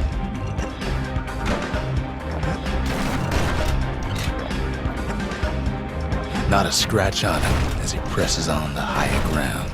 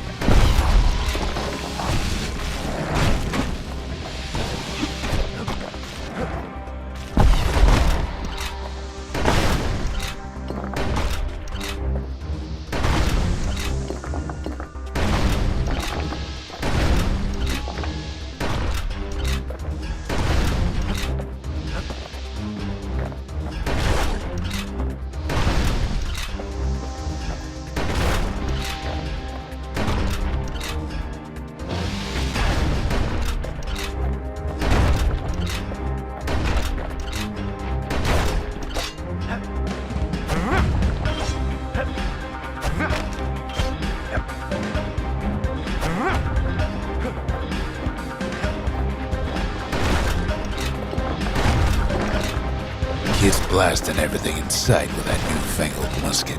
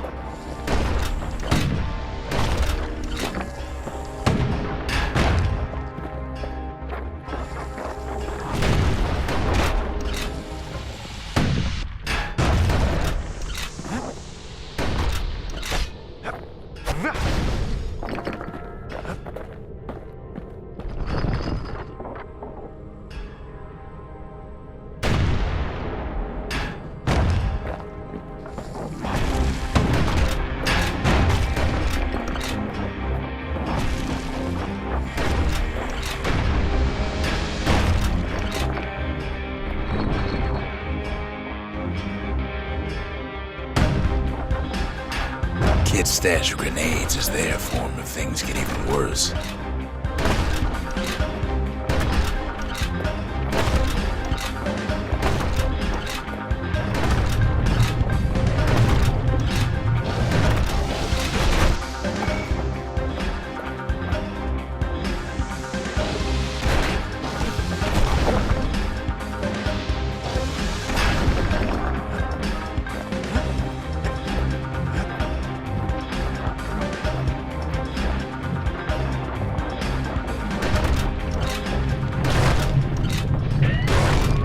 Security's plane gone haywire. Windbags gummed up the works.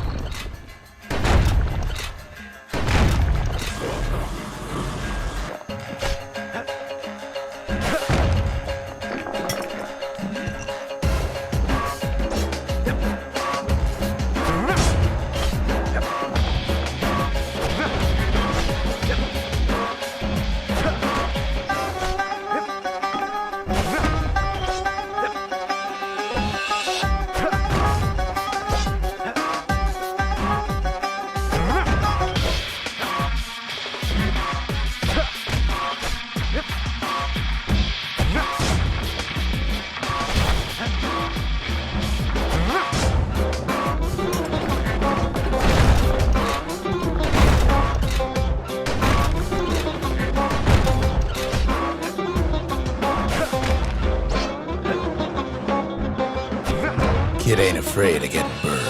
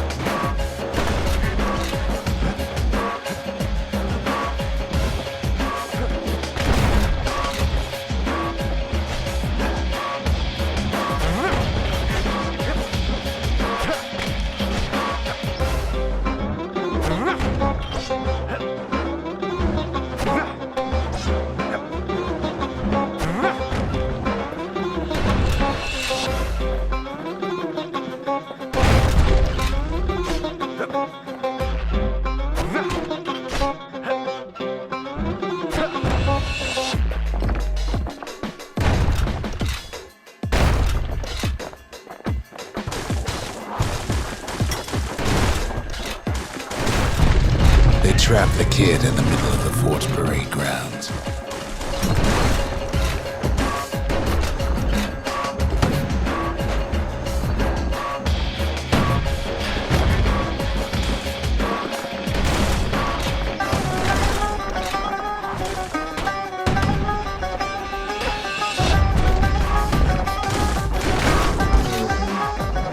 Then they bring out Glutus and Glandon and all their scumbag uncles.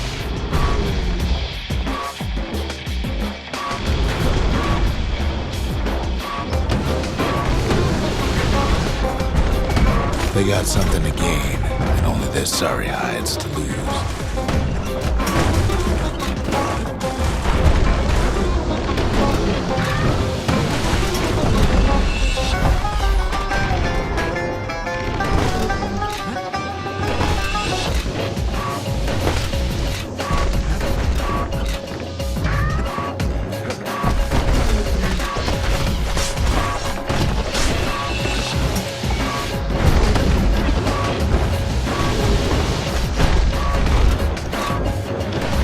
Kid takes down Glutus. Or maybe it was Glandon.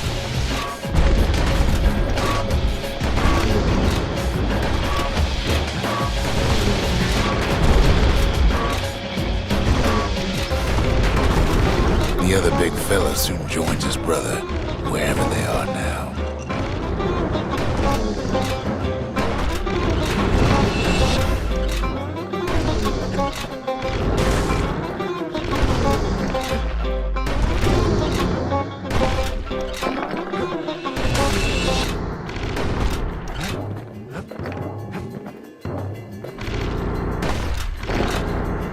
The windbags finally get the message.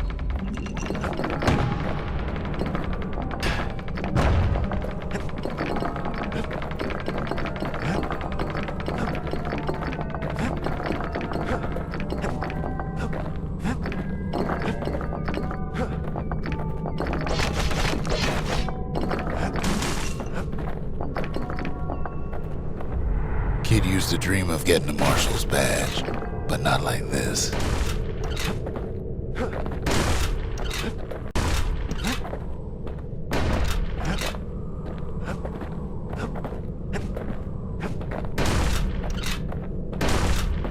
The Skyway's a welcome sight after all that.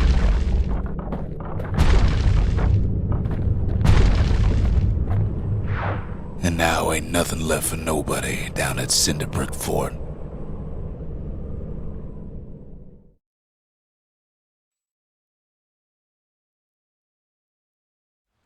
Kid shows up just as Ulf's telling me about his own journey to the city.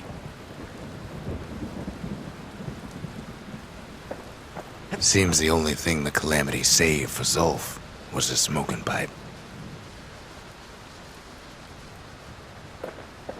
Poor kid collapses after just one drag.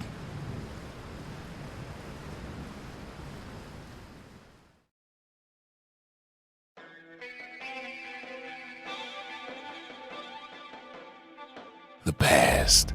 Only good thing ever come out of the past is history.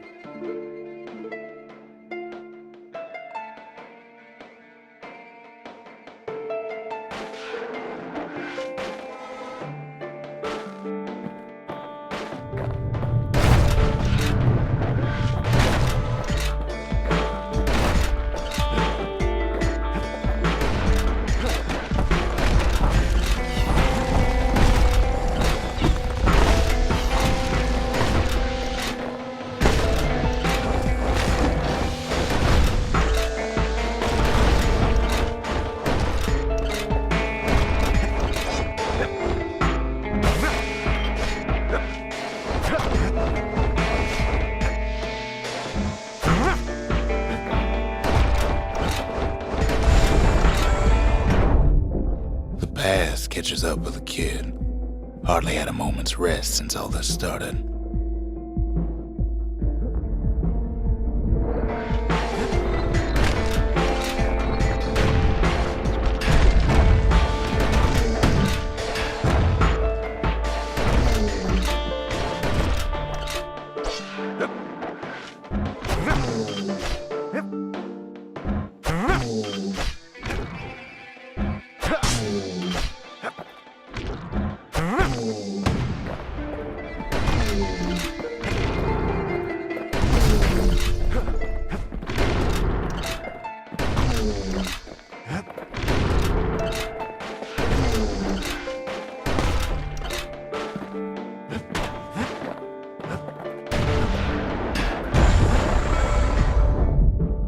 Fair to say he's led a hard life, supposing what he says in his sleep ain't no lie.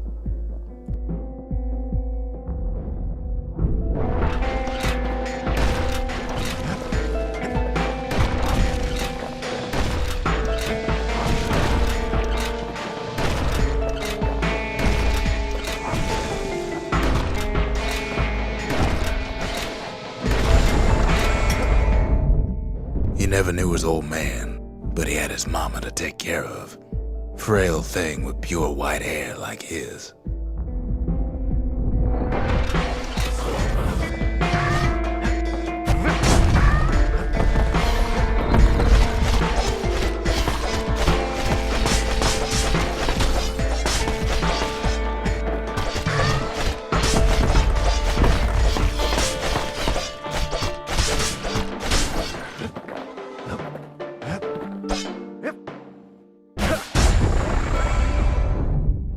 Having his mama's hair did the kid no favors while he was growing up, but he learned to hold his own out there.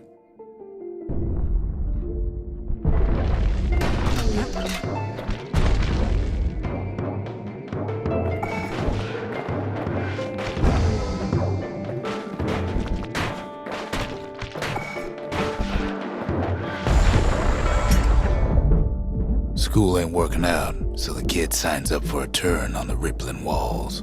Make his mama some money.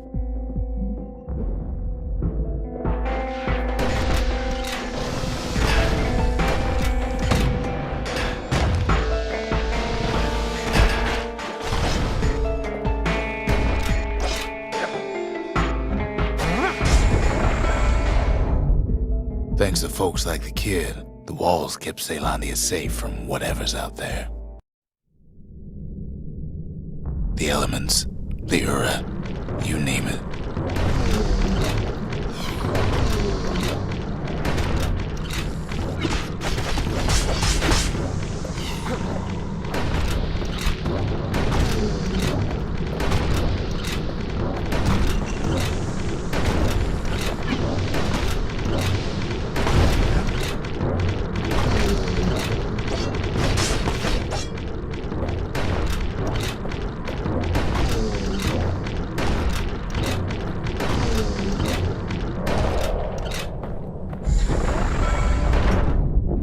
Once the kid done his time, he hurried on home. Turns out his mama's time was done too.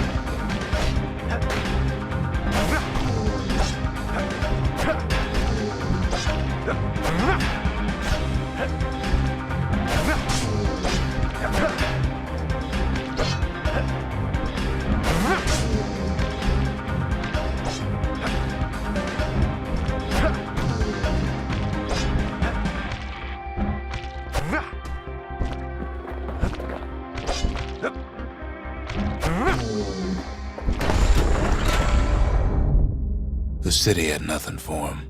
The money he'd been sending home was nowhere to be found either.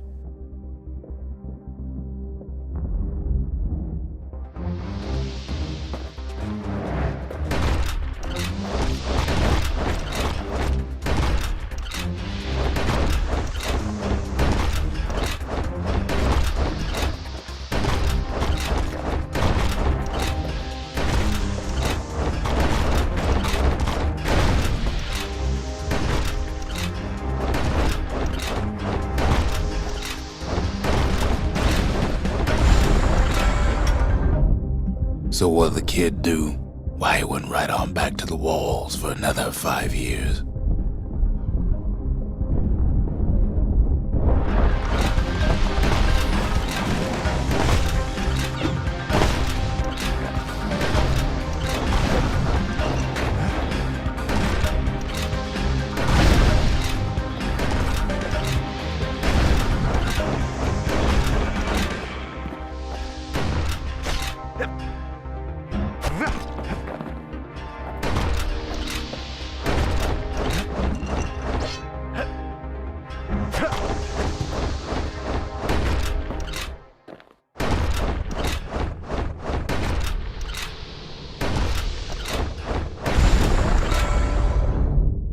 In the history of Caelondia, nobody's ever volunteered for a second shift on the walls.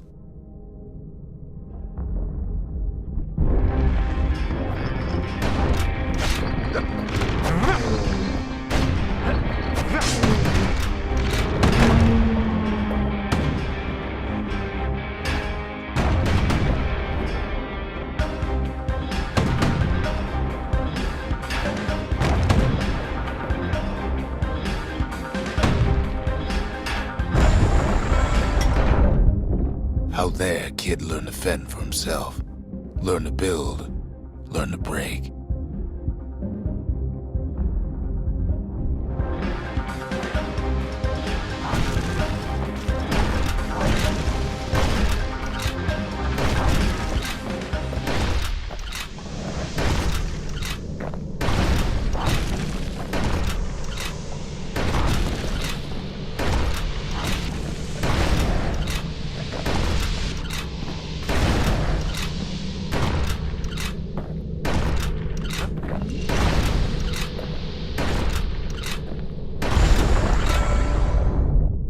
In time, the kid earned good standing with the marshals. They trusted him to scout out farther than anybody.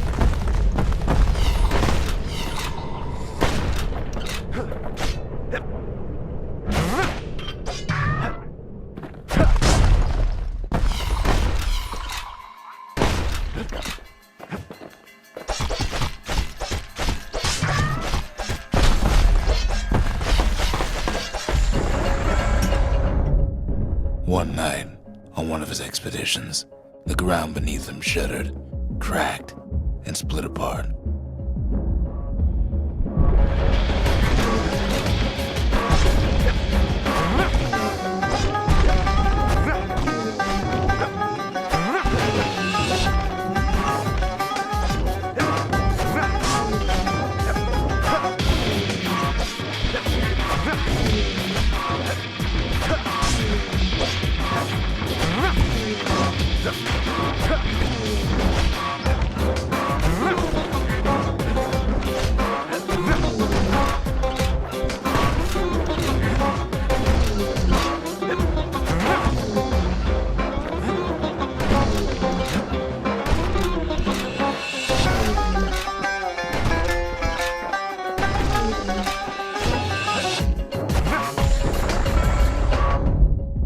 He saw nothing where the world used to be.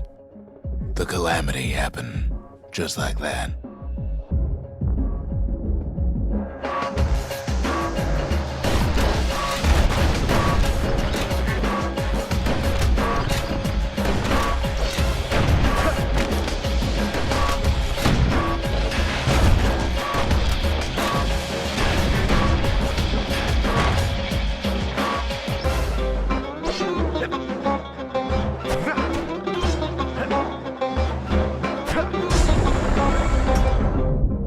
All the kid had to work with was his hammer and the clothes on his back.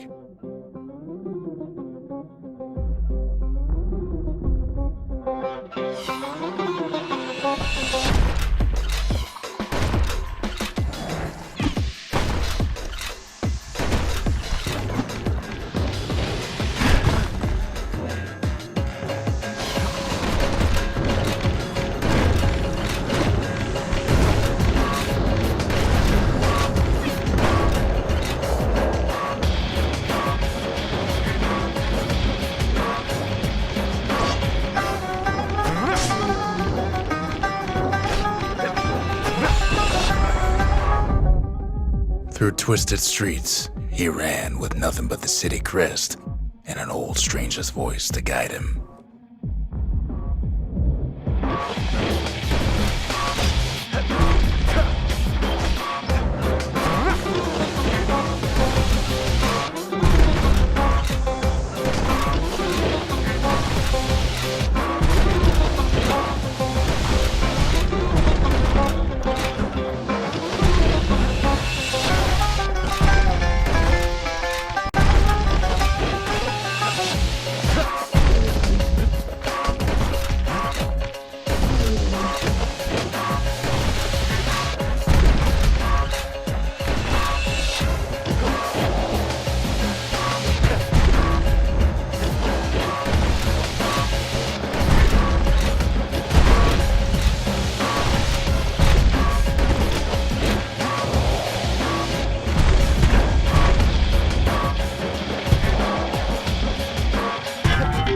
What was I saying?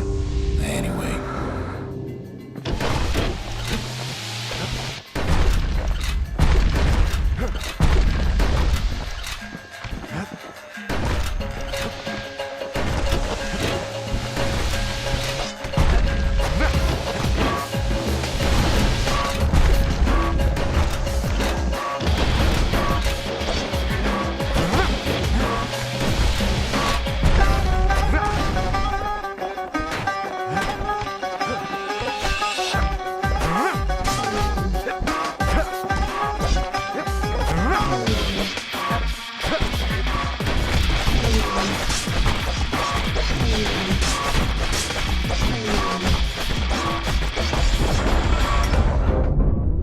He finally arrived at Zealandia's vaunted safe haven.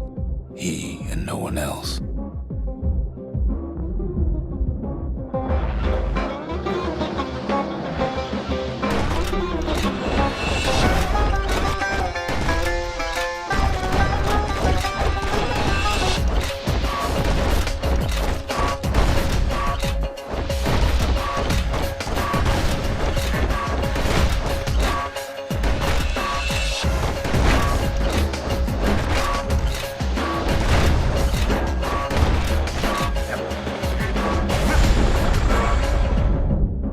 But then, all they got was more thankless work from a man who ain't even asked his name.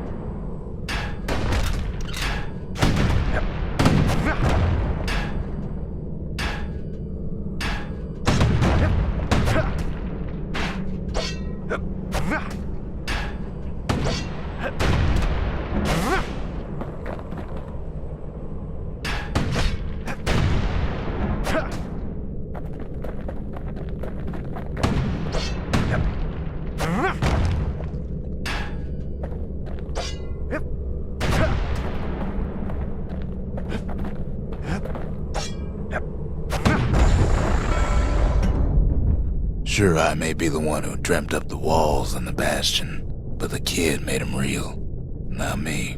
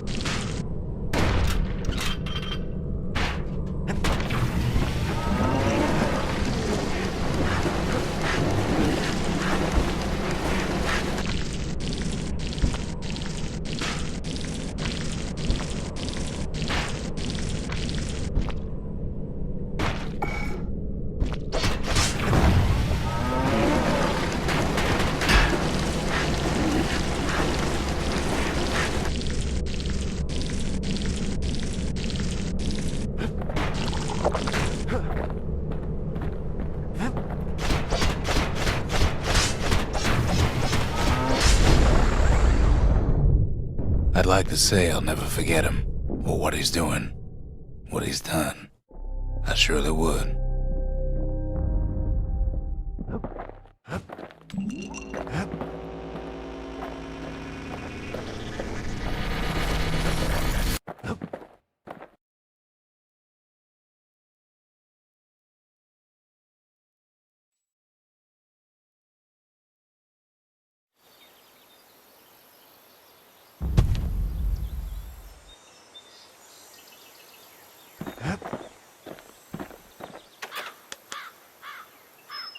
The marshals seem like good men, he says. They treated him with dignity.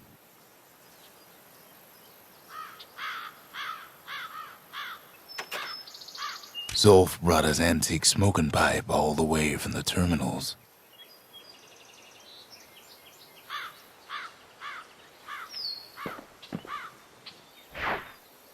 Kid takes another drag, goes out like a light.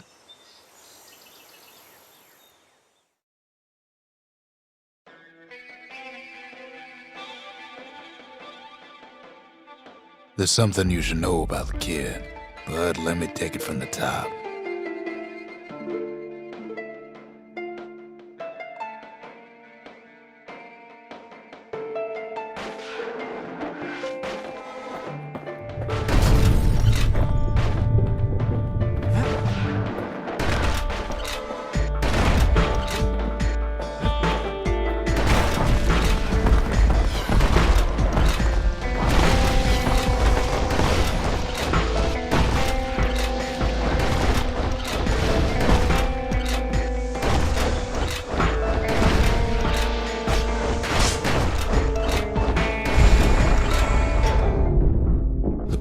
Catches up with the kid.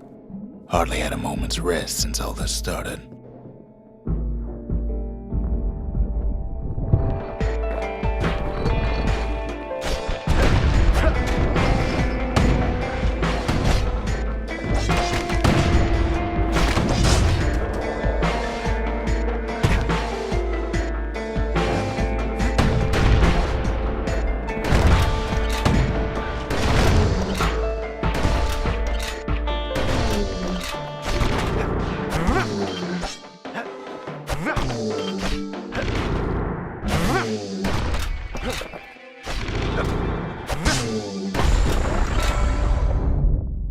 Fair to say he's led a hard life, supposing what he says in his sleep ain't no lie.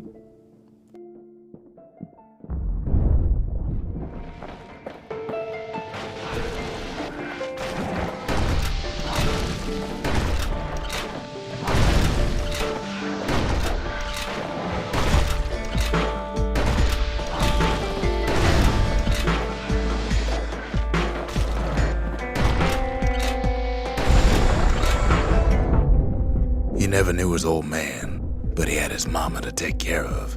Frail thing with pure white hair like his.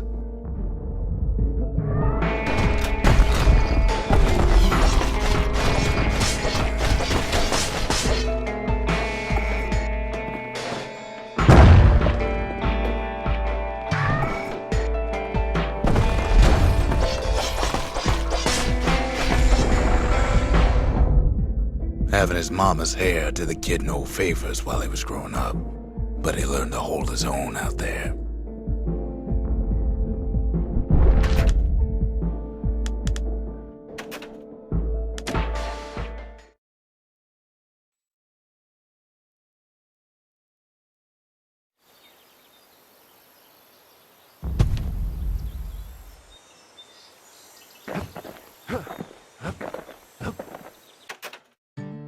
Even since the Ura surrendered to us, the marshals kept a wary eye on him.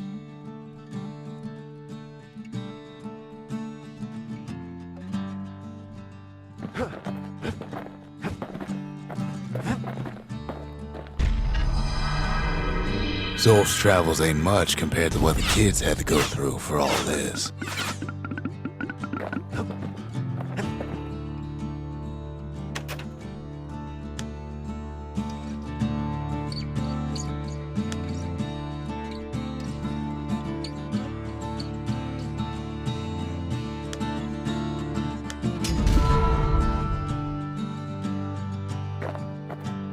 The memorial. Here, a kid can pay respect to the old world and earn it in kind. The valediction. Just another one of my sketches. Nothing more.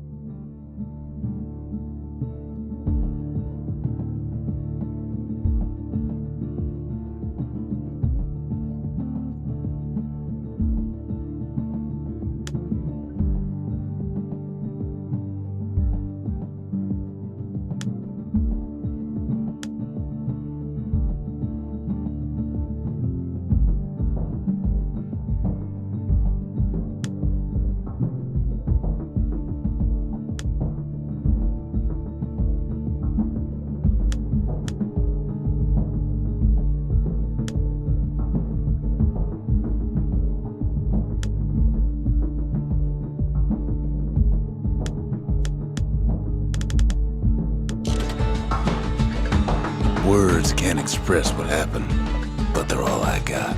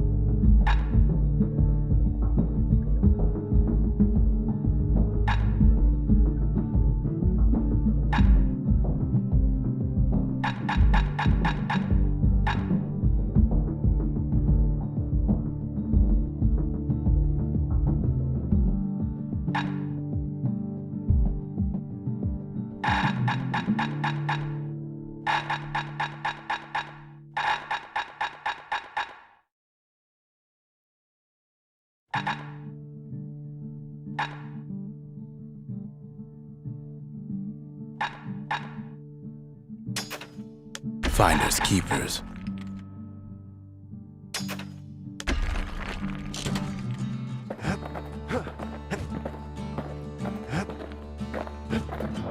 Can't be too careful these days.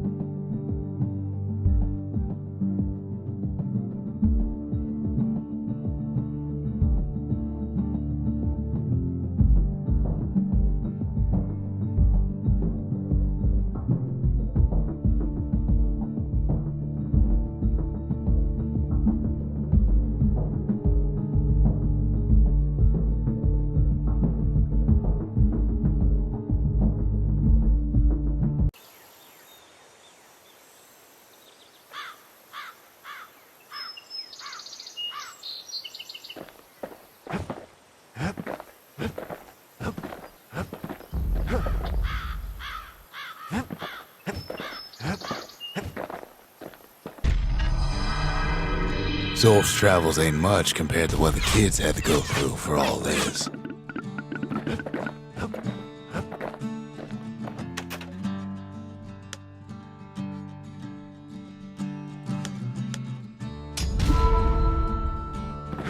The memorial.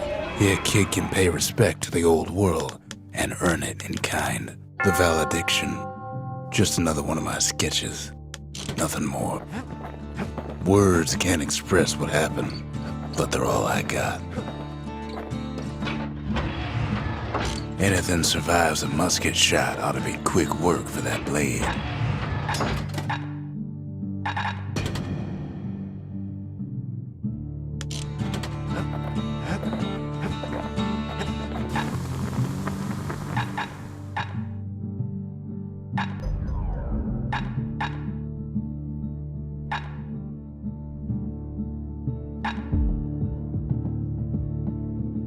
That ought to make those fangs sink in nice and deep.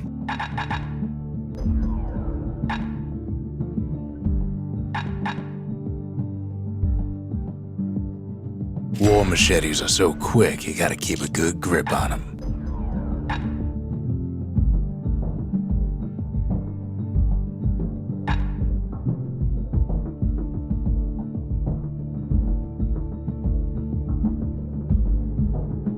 You want to tune a scrap musket, you start with the barrel.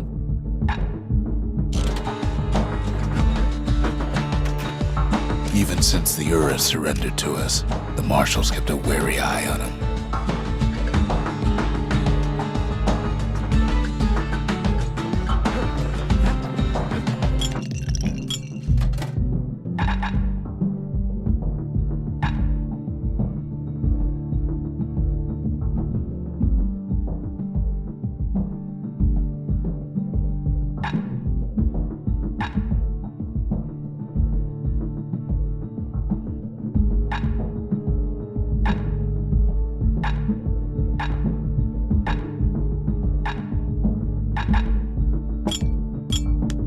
Ware whiskey has no scent, but tastes like a peppered boot heel.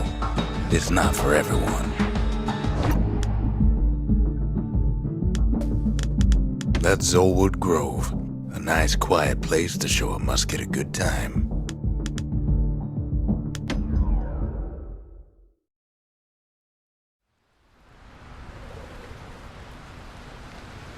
Ever felt a Zolwood gourd, like picking up broken glass barehanded?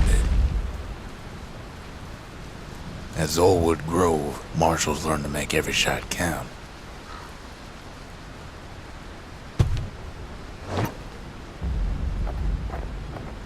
The trick was to pop all those nasty gourds without wasting ammo.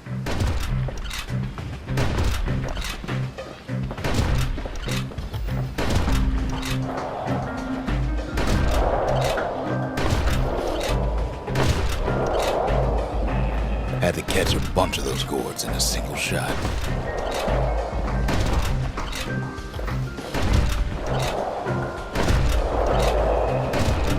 Funny thing about muskets is they work best up close. It took a keen eye, not an itchy trigger finger.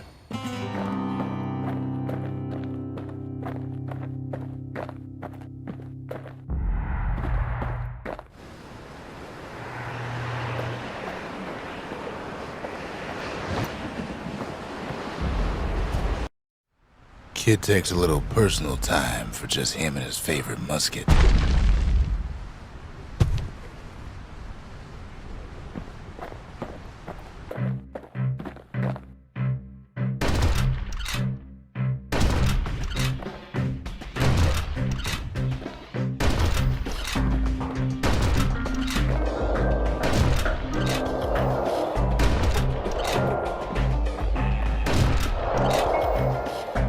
Plenty of gourds to go around, even now.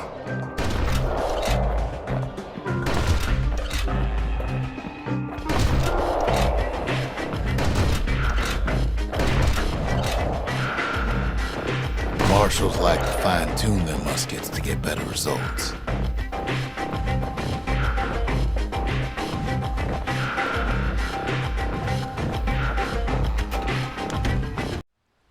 The orchard grew over so quick, The marshals made it worth clearing out.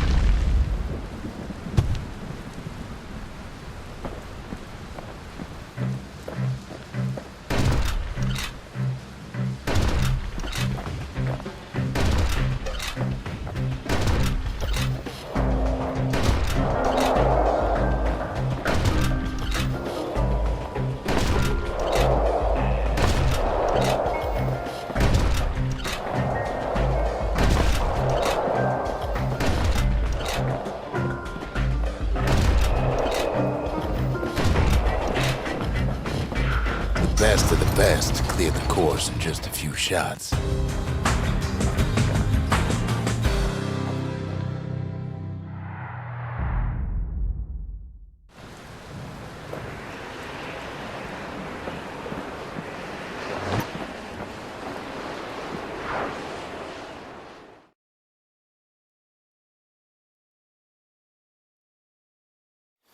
Kid probably could have made himself marshal one day.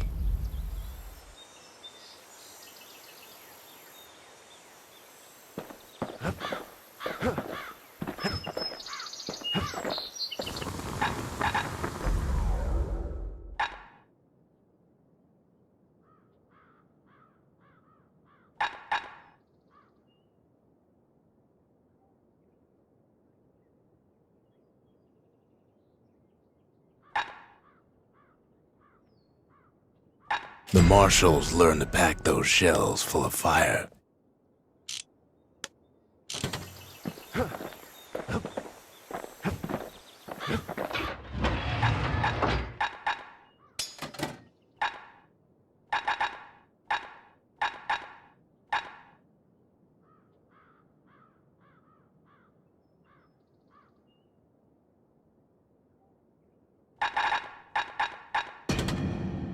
Kids ready to get real personal with hammer and musket in hand.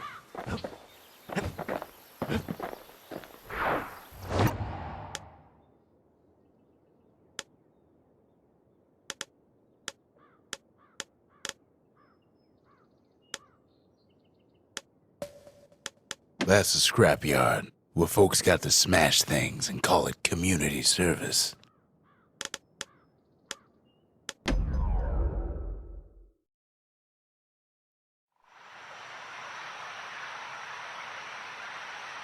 The city's unwanted things all met their end in the yard.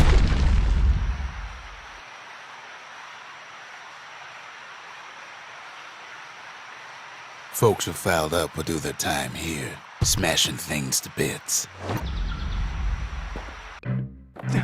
The quicker they worked, the sooner they could go.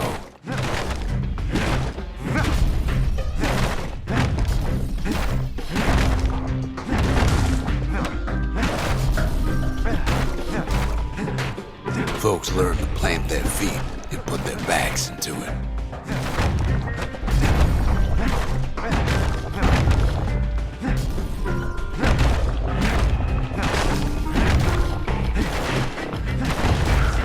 Others would plot a course to navigate that sea of junk.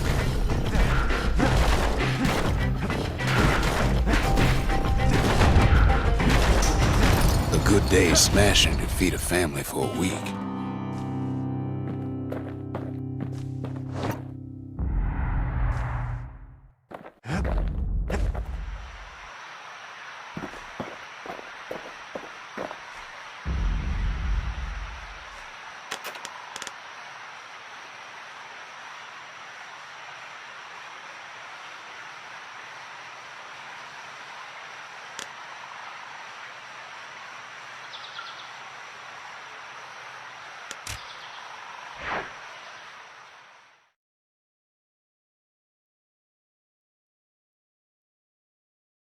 Ever want to just smash things for a while?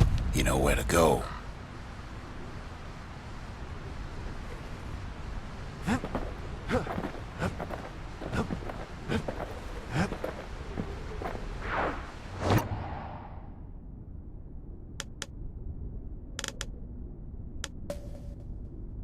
That's the Langston River.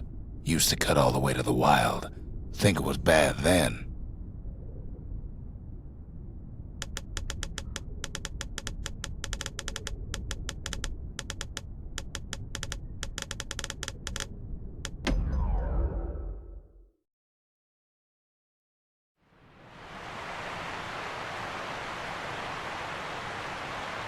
The Langston River flowed free and wild till the calamity drank it all up.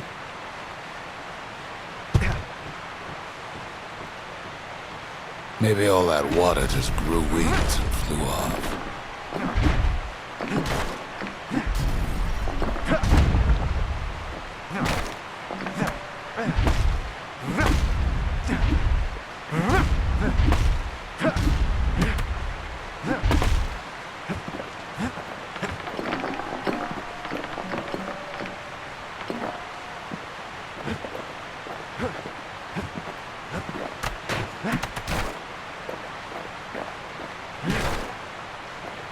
Riverbanks swarming with windbags.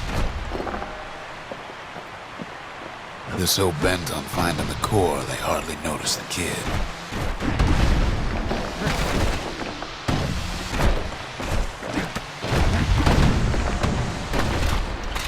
Lucky for him, a certain famous ferry barge is still afloat.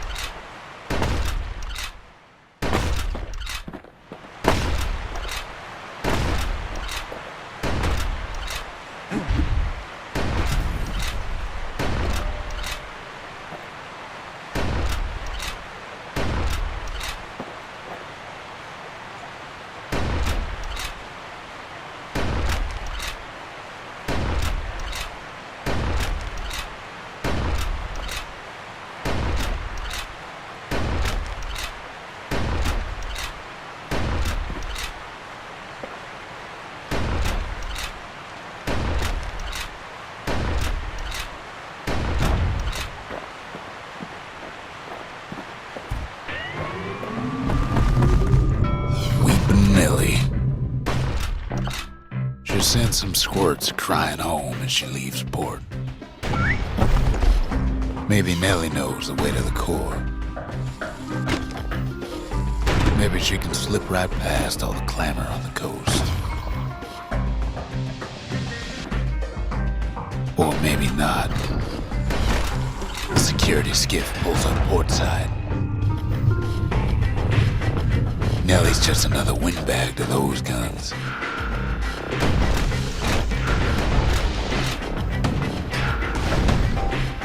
Just then, the windbags notice who she's sailing with.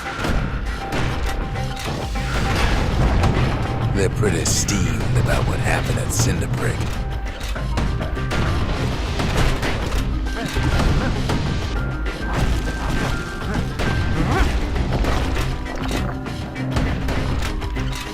They try to cut her off.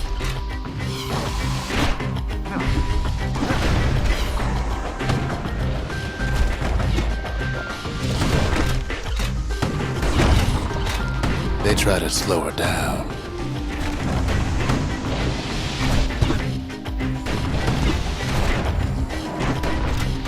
They try to knock her out.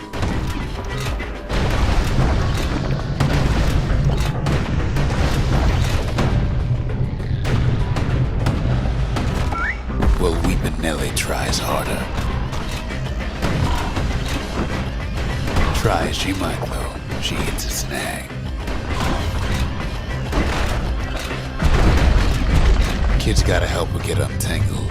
Favors for favors.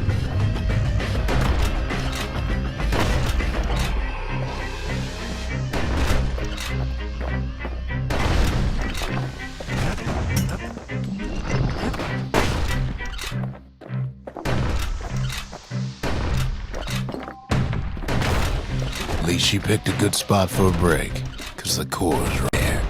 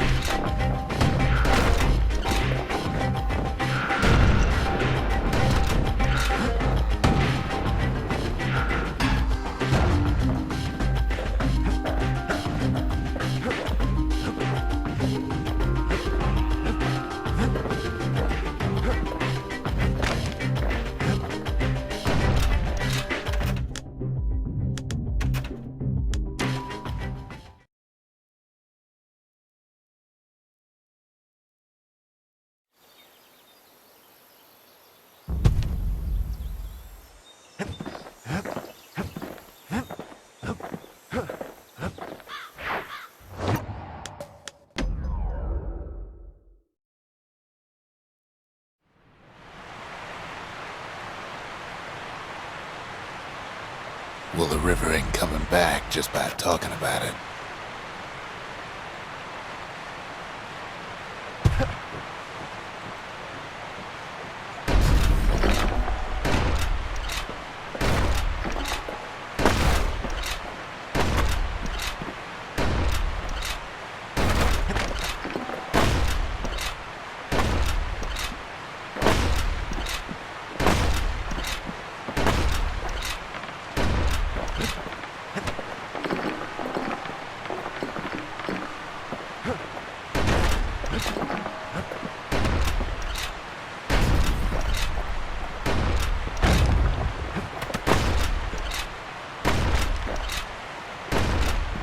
Riverbanks swarming with windbags. They're so bent on finding the core, they hardly notice the kid.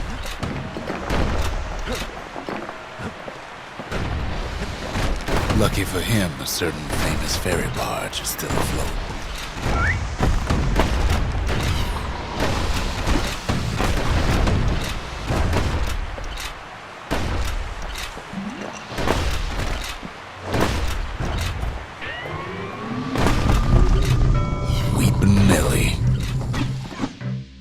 She sends some squirts crying home as she leaves port. Maybe Nellie knows the way to the core. Maybe she can slip right past all the clamor on the coast. Or maybe not. The security skiff pulls up portside. Nellie's just another windbag to those guns.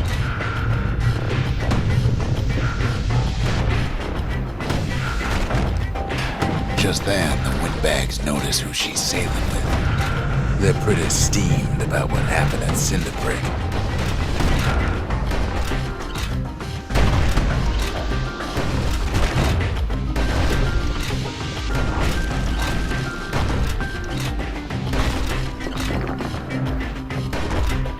They try to cut her off.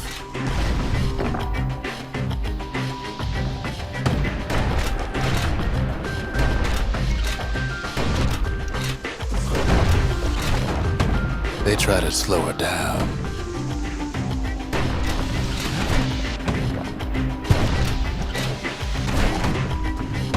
They try to knock her out.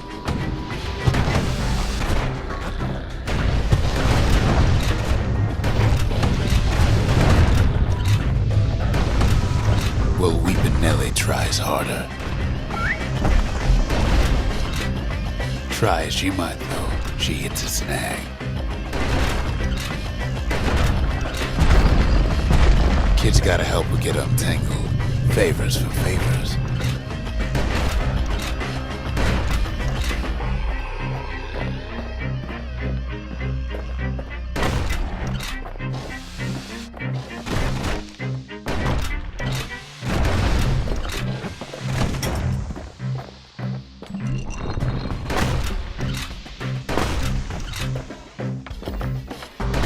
At least she picked a good spot for a break. Cause the core's right there.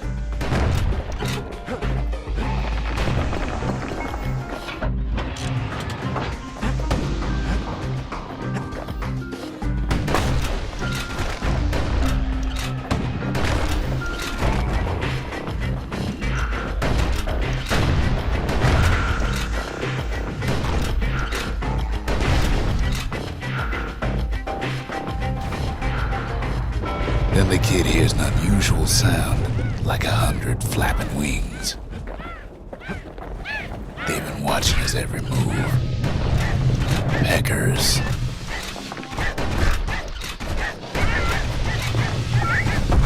They had their own eyes on the core, but why? Well, kid ain't got time to think it over just yet.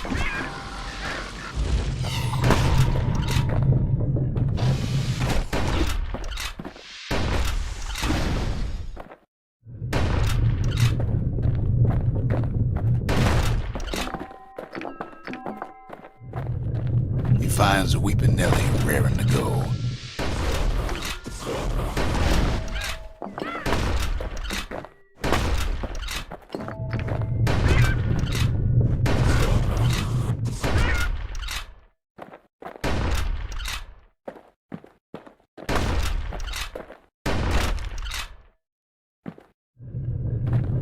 Turns out she's got a special surprise for when the waters get rough.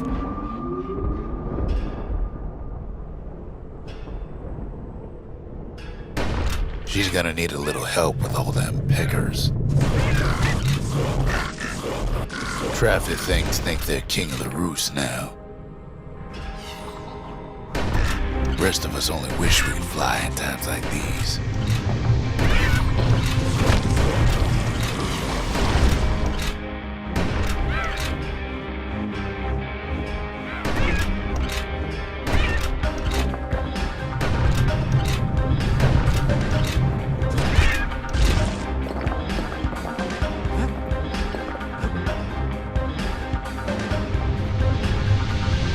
Security skiffs keep on coming, starboard side. Don't seem to care what they shoot, as long as they hit something.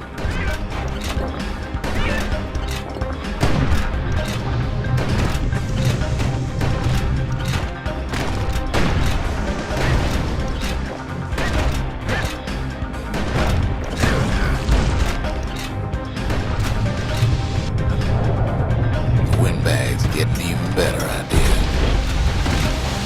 Kid almost falls again. They aim to smash Weeping Nelly to splinters.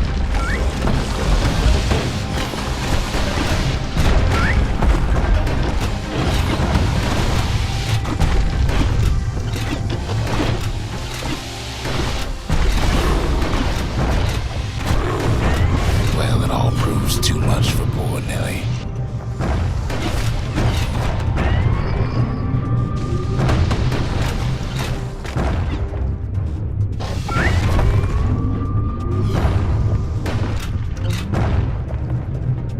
Just gotta make one last stop.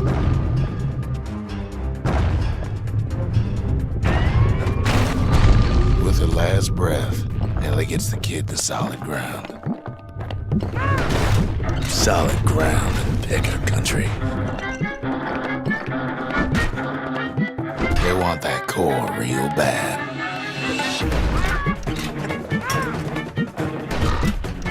Might be they want it just as bad as a kid. Kid shoos him off, knowing they'll be back. Know how many times Kid nearly fell off the barge back there? 3 times.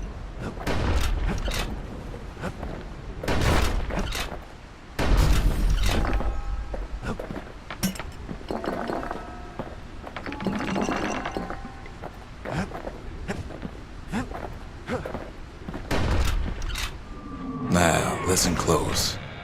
You should remember this next part.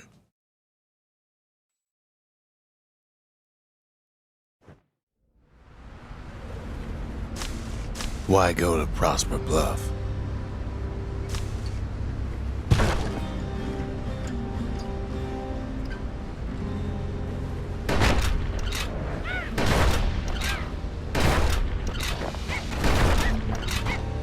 Used to take an enterprising man or a plain old fool to venture out that far.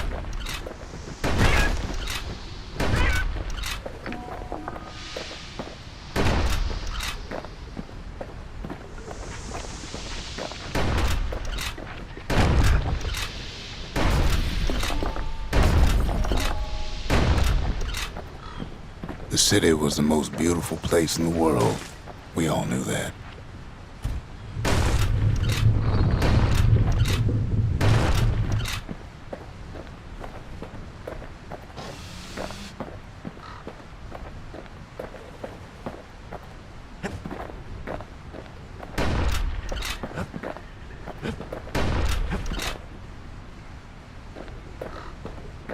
But on the other hand, some folks just yearn to see the things they're told they can't.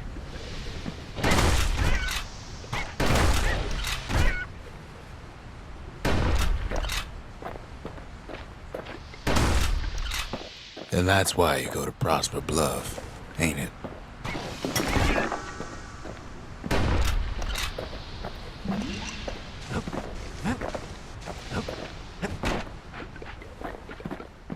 There, the kid hears something he ain't heard in a long while.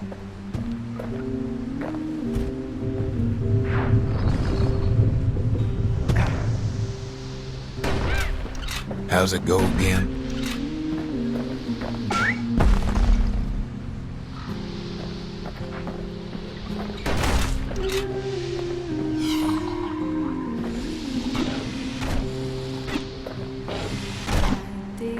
Yeah, that's the one.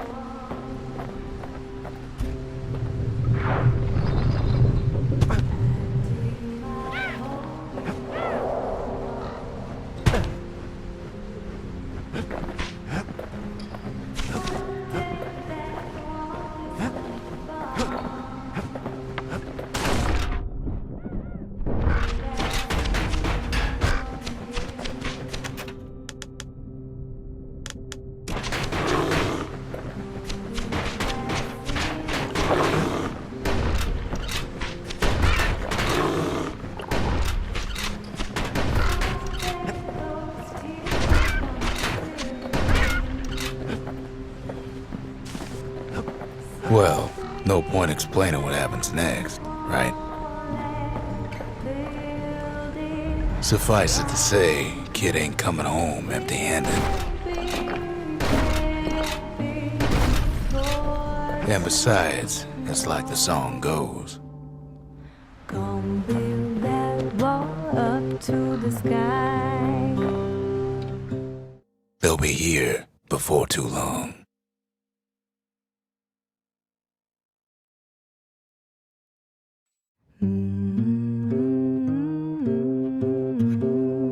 We darn near celebrated when the kid got back, didn't we?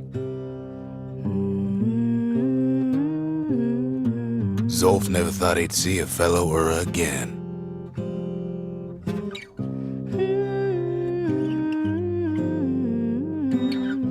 We become fast friends. Calamity has that effect on people. You build a wall. But there was more to be done. There was one last core to find.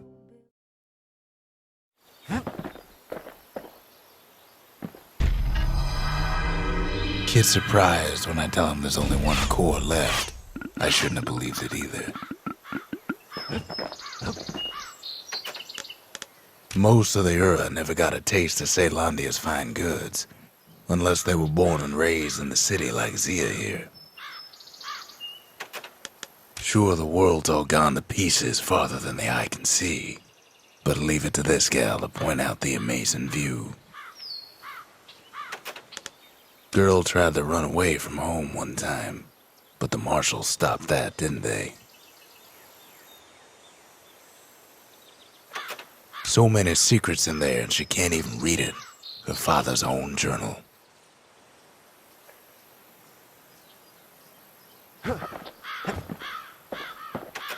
A scientific journal written in Zolf's native tongue. He learned so much from it. Too much. If only I'd known half the secrets of the Calamity were tucked away in that book, I'd have worked to translate it right away.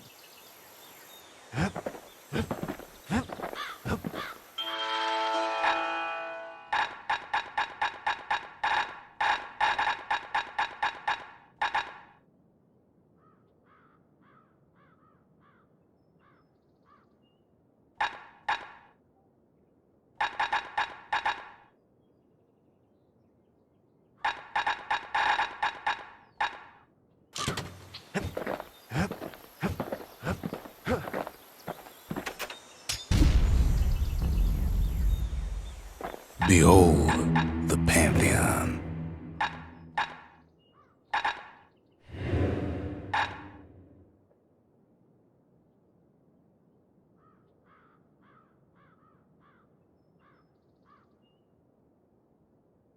The gods never liked competing for people's affections. Fetching fizz is like a mouthful of nails, but the benefits are worth it. We track the final core beyond the city to the wilds.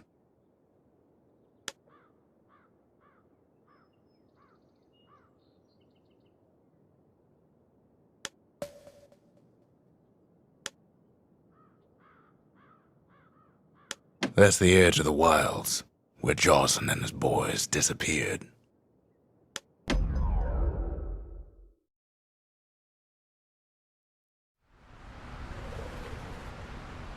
The wild unknown. Place can eat a man alive. Place is so raw, even the Calamity couldn't cook it. Not all of it.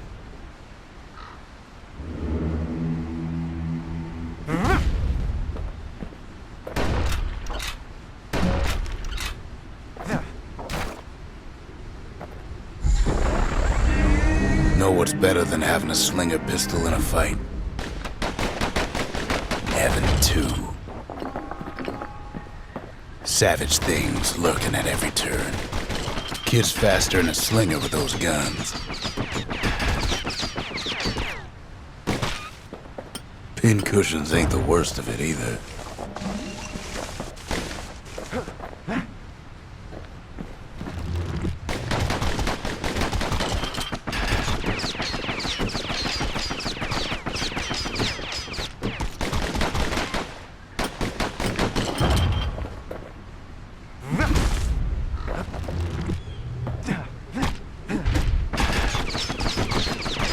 just got the core, like they're building a bastion of their own. The welcoming committee scrambles to attention. Didn't expect the kid so soon.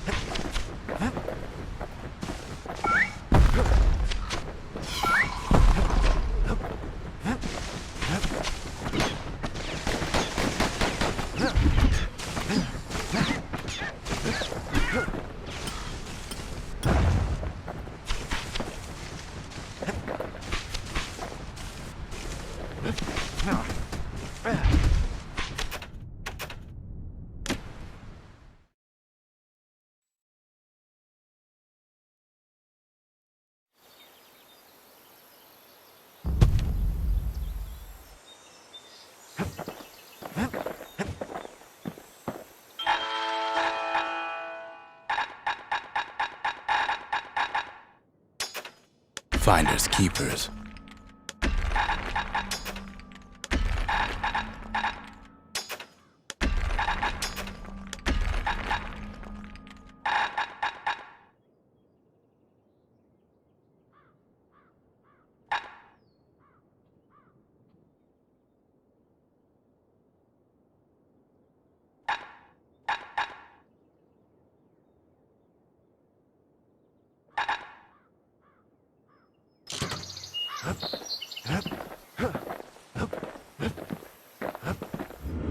A Kobe.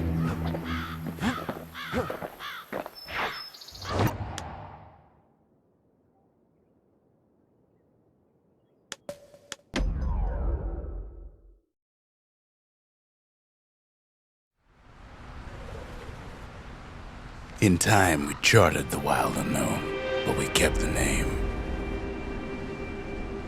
Place is so raw, even the calamity couldn't cook it. Not all of it.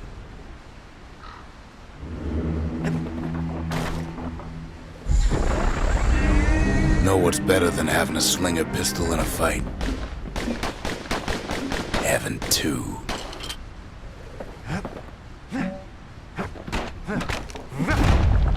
Savage things lurking at every turn. Kids faster than a slinger with those guns.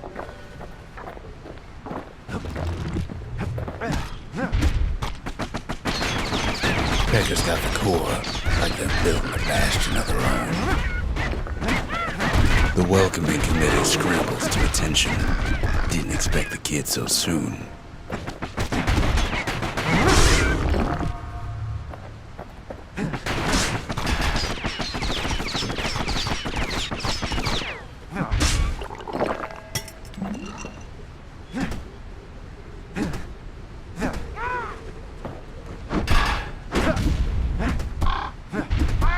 They shouldn't have let the guard down.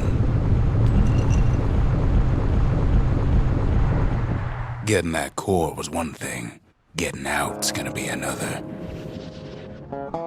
He digs his way out of the clearing, but the wilds won't let him go without a fight.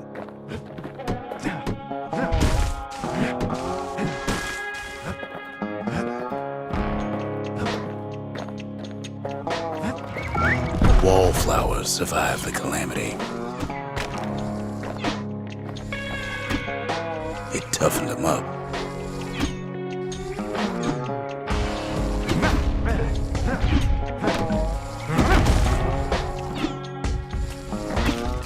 Same goes for the kid.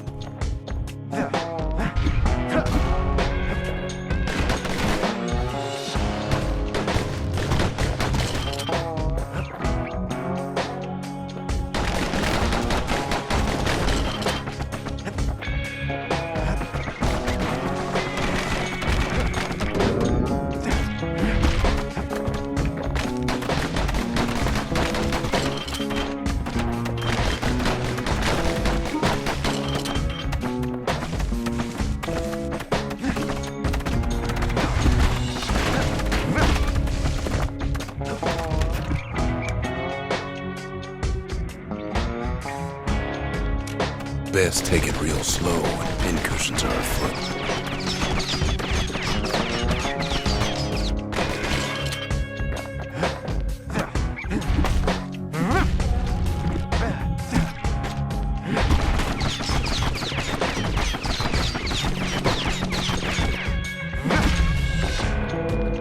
Slinger Jawson's old outpost is all that's left of him.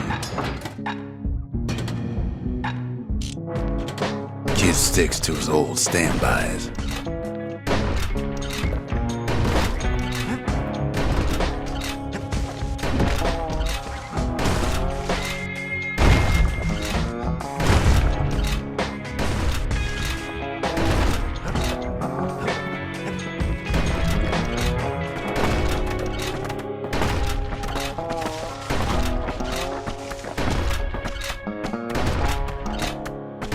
Don't ever turn your back on a pincushion.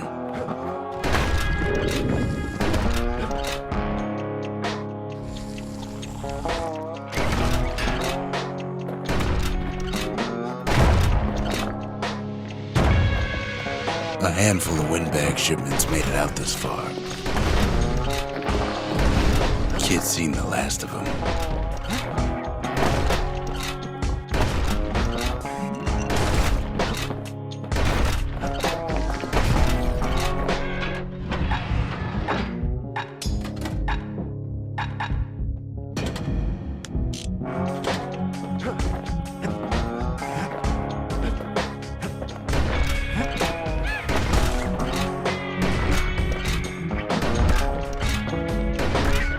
Kid's roused up half the wilds by now.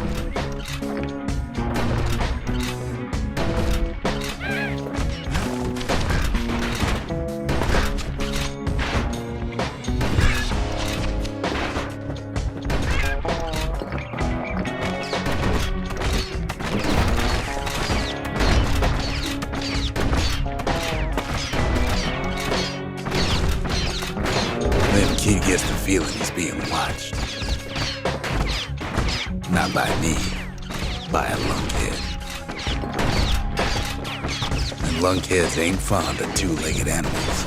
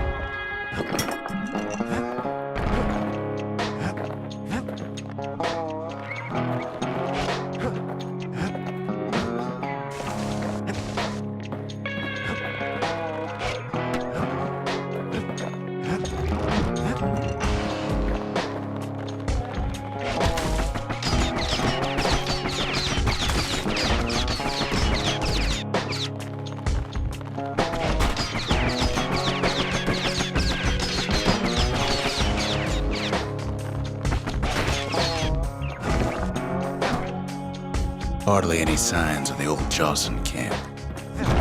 Wild green vine apples about the only good thing out here.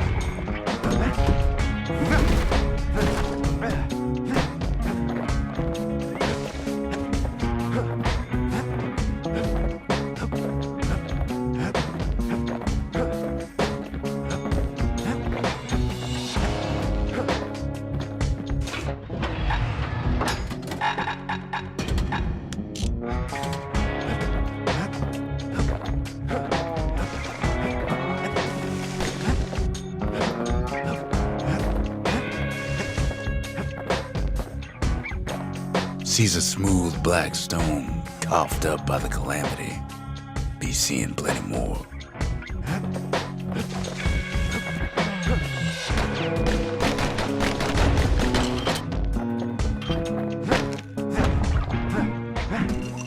The Wild's already reclaimed this place. Leave it to the kid to make time for stomping swamp weeds.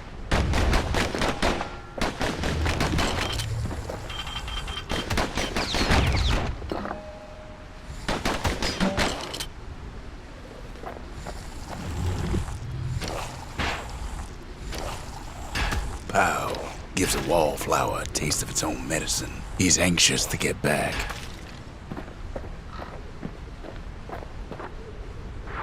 After all, he's got the final core. His journey's over, right? Well, no, it ain't. Not by a long shot.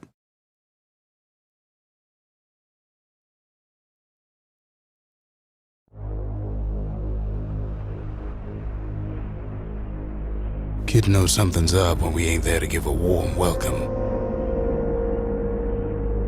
See, Zolf and I were just wrapping up a heated discussion. Zolf can barely muster the words. The calamity failed, he says, but I will not.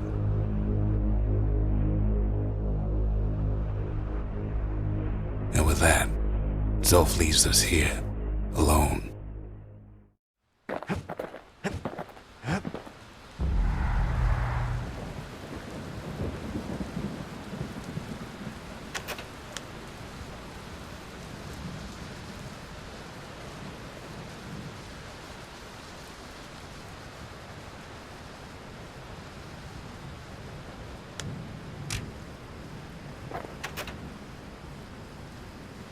Zolf cursed the city, cursed the Bastion, cursed me, said he was going home.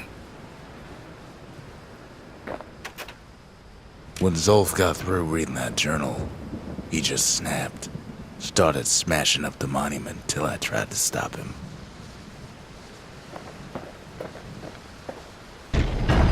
Zolf banged up the monument pretty bad. But there's a way to put her back together. The shards. We're gonna need all of them to nurse the Bastion back to health.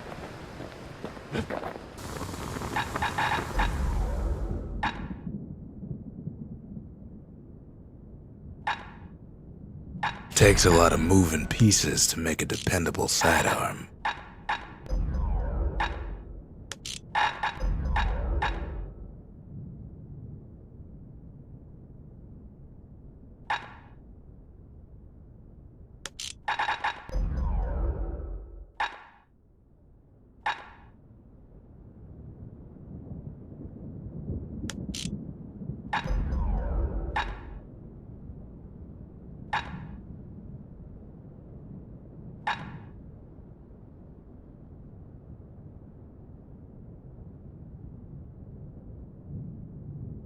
To master the musket, you gotta get rid of the recoil.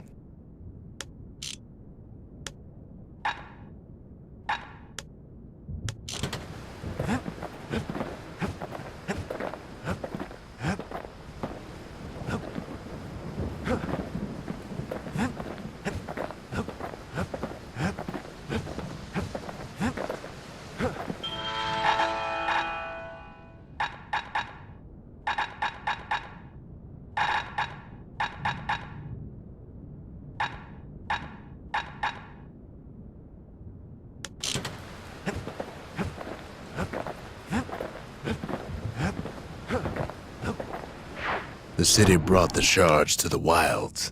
Now the kid's gonna bring them back.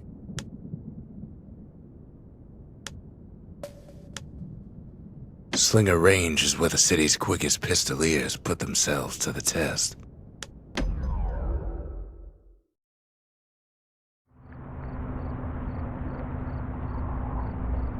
You have to think fast to survive the wilds, and none thought faster than the Slingers.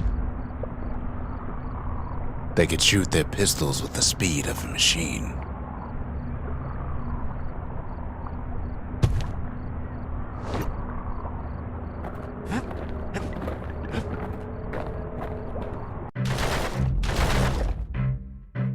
They knew just when to start shooting and when to stop. The Slingers could plug you full of holes faster than you could say draw.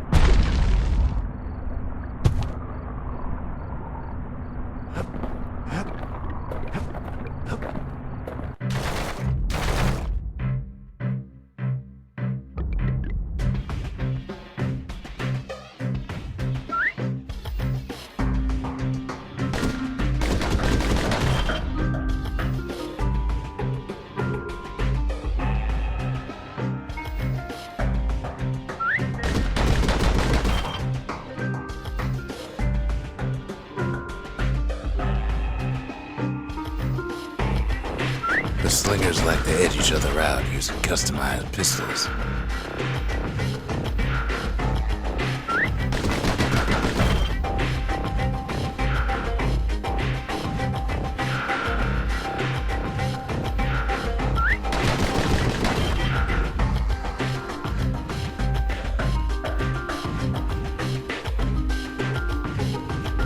Eventually, it all comes down to reflexes.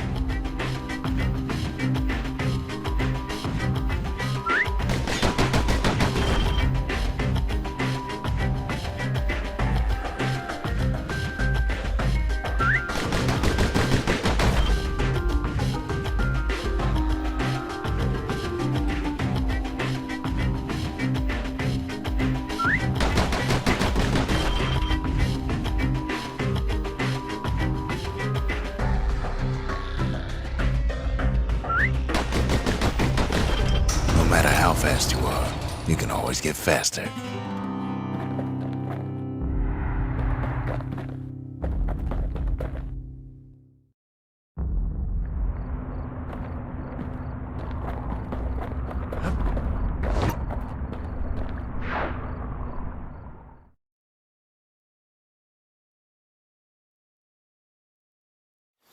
Well, even the Slingers weren't quick enough to escape the calamity.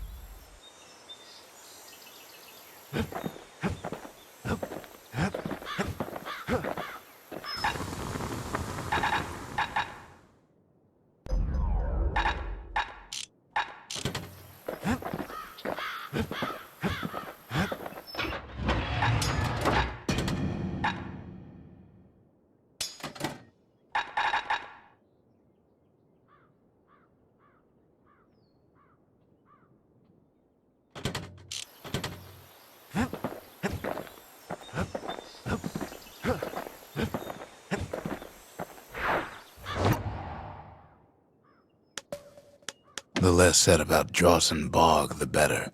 That place will eat your mind.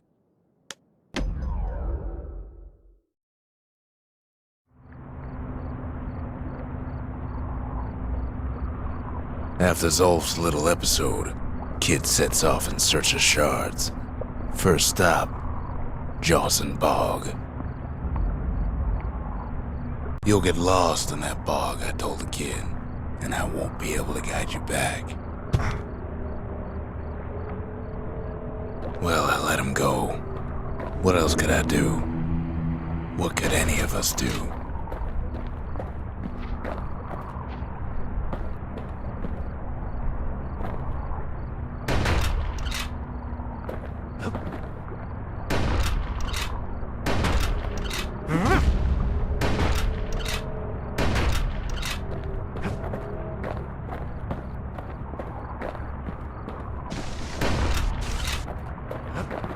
Zolf put us in a real bind.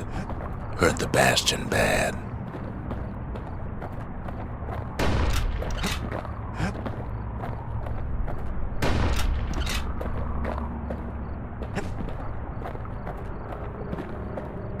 But the shards can make it better. They're like smaller doses of the core's medicine.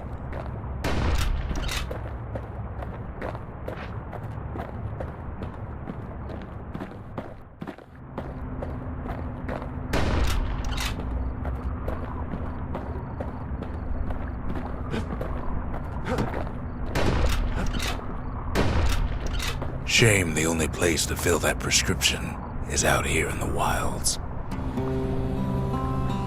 This place is intoxicating.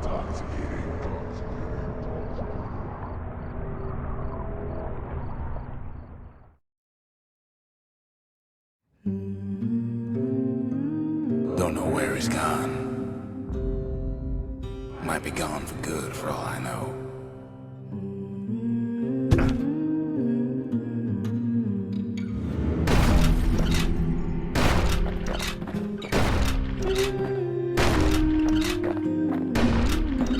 Wherever he is, somewhere I've never been, somewhere I never want to go.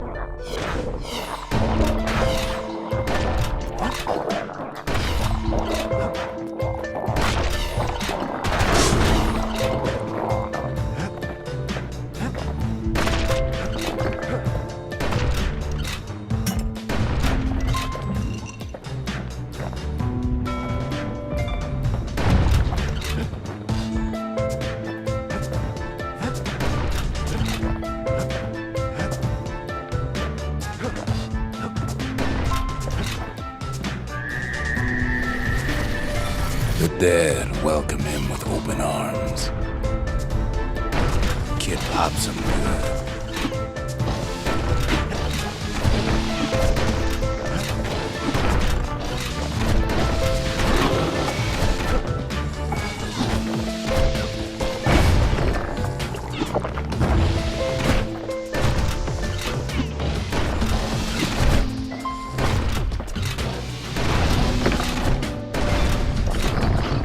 That a survivor? No, ma'am. It's a lonesome ghost of a gas fella.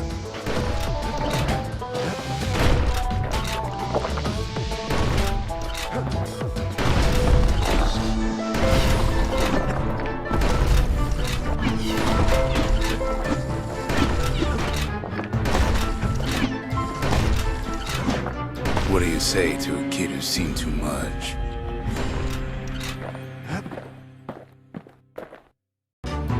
I'm Zolf of the Ura. Pleased to make your acquaintance. Now the kid sees something stranger still. Did anybody else survive?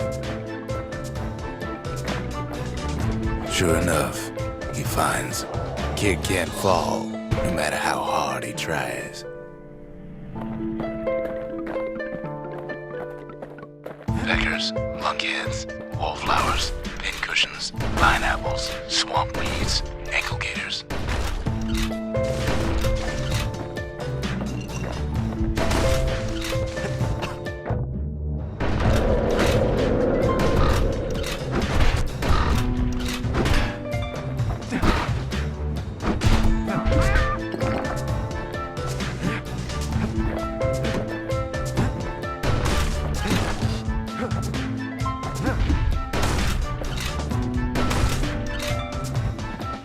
Now the Bastion can send him even farther into the wild unknown. Kid sets foot inside one of Ceylondia's famous watering holes.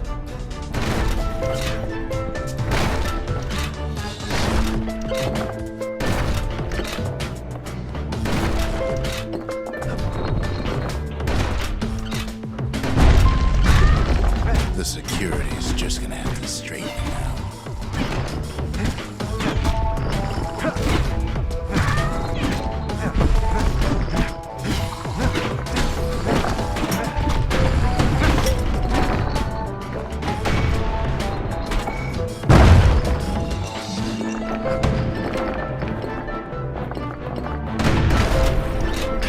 He has the nerve to flash the shield he stole.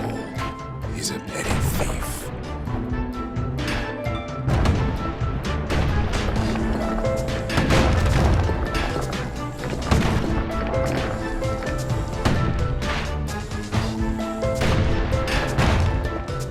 Kid succeeds where the calamity failed. Would you look at what he did to poor old Rondi the bartender? Proper story is supposed to start at the beginning. It's so simple with this one. Now here's a kid whose whole world's alright, snoozing there on a rock in the sky.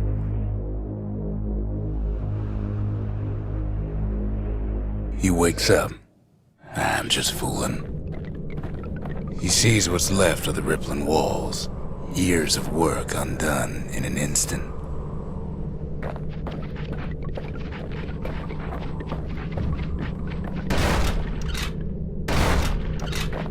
He sees what's left of Piff, the bull.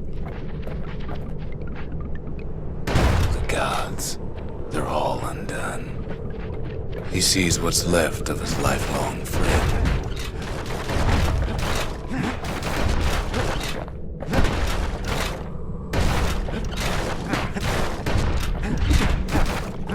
His friend, he's come undone too.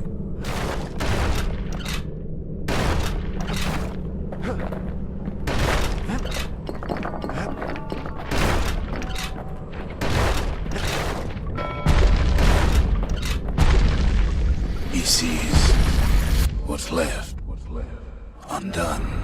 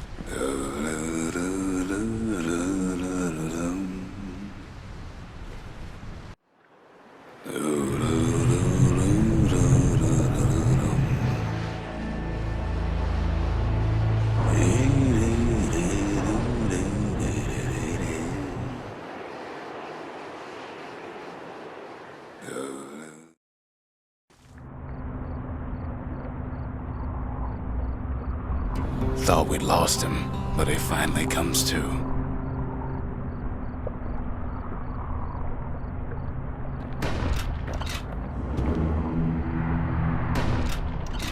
The shard ain't lost either. Not anymore. Now to find a ticket out of this hole.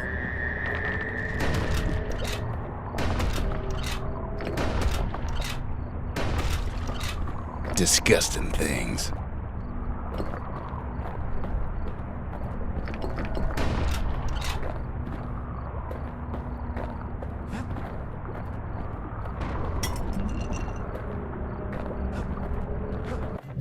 Ever heard of a lung blossom? It's bigger than the stories say.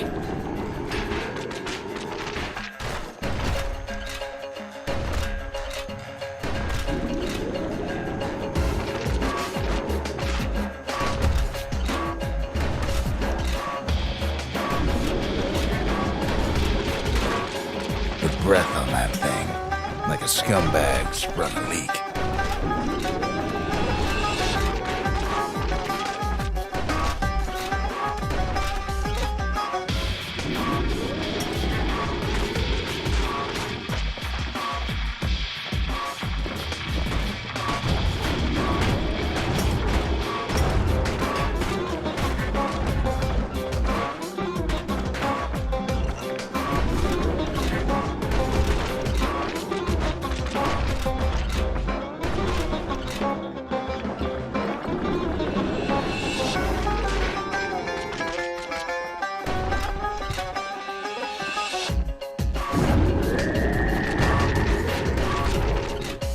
Bootlickers dig their nasty thorns into his heels.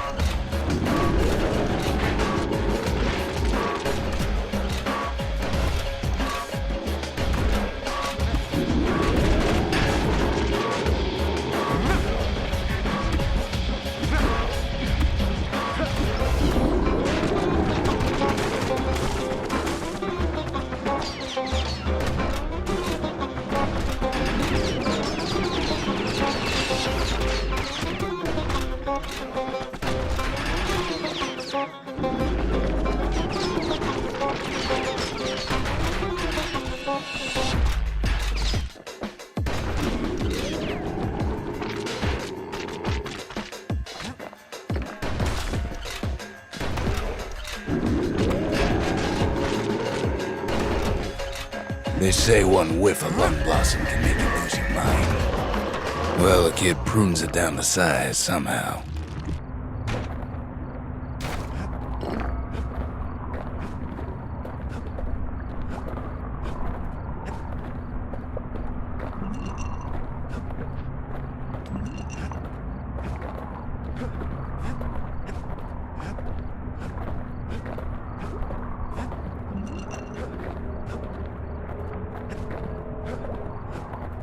Mother only knows what happened in the bog. Kid never much cared to speak of it.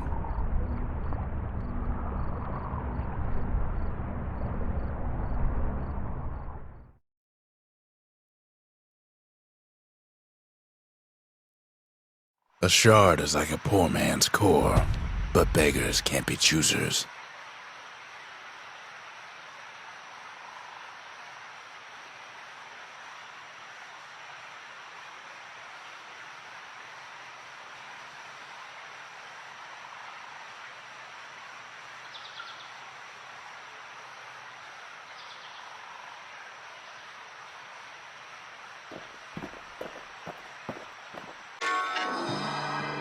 That's it. A few more shards like that, and we'll be back in business. A single shard can breathe new life into this place.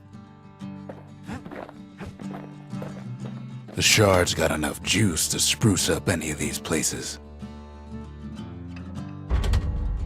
Ain't saying much, but that's the greatest forge in all the city.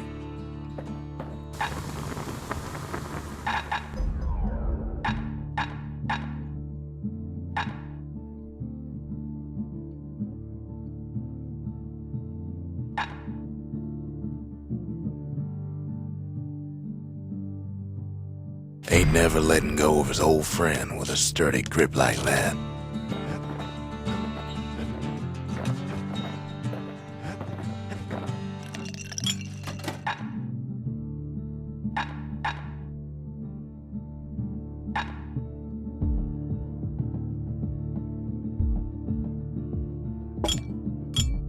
Cinder brick stout sure goes down smooth, then stays in your gut like a rock. The city tried to use the shards to stake out the wilds. So much for that plan. Rothless Lagoon. Even the brushers stopped going there. Didn't like being eaten.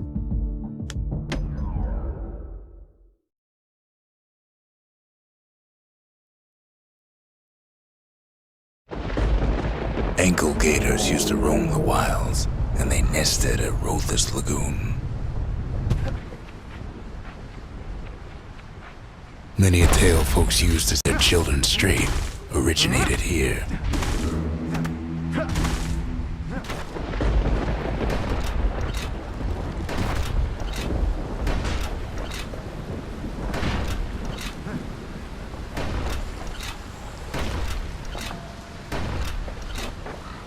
All kinds of beasts what don't know up from down, still lurking about.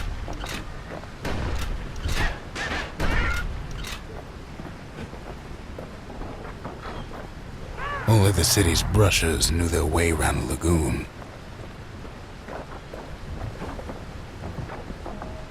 These beasts, they don't like company.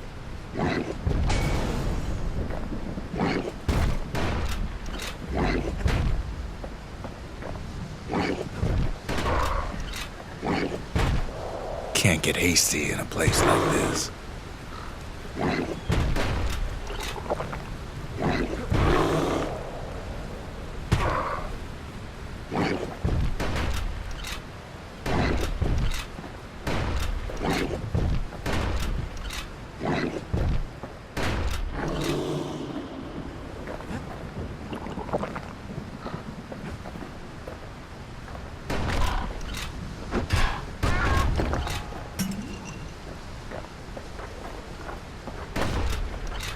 Even the brushers learned to fear this place.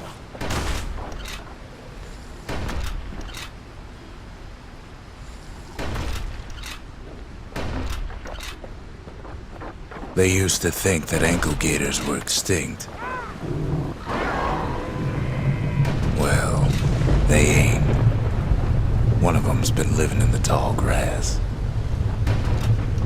They called her Queen Anne.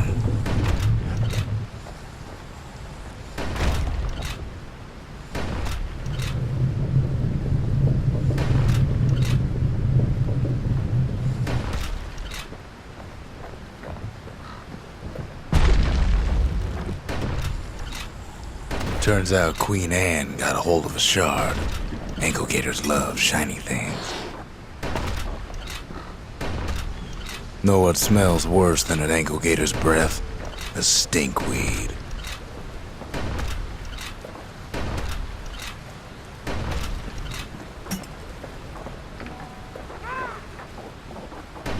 Ain't time for pecker hunting, but the kid can't resist.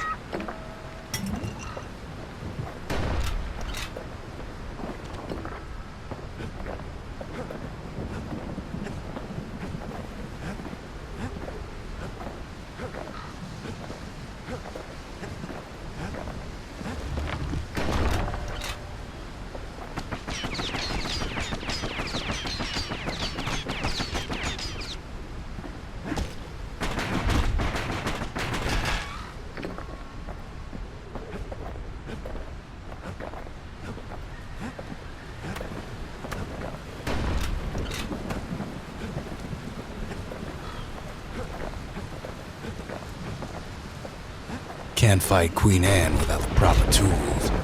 They say you can't hurt an ankle gator unless it's raining, and it ain't raining. The brushers use their pikes to keep their distance around here. Now the kid can do the same.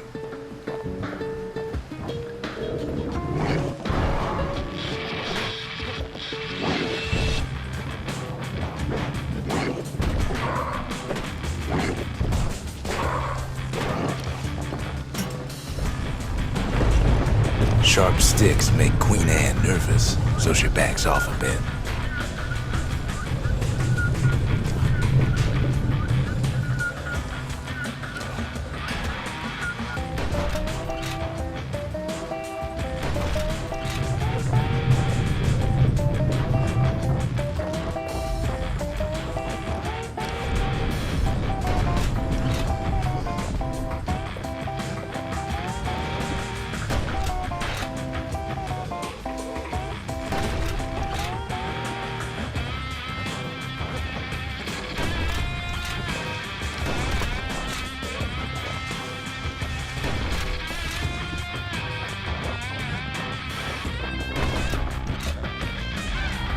Most of those peckers are smart enough to stay out of Queen Anne's way.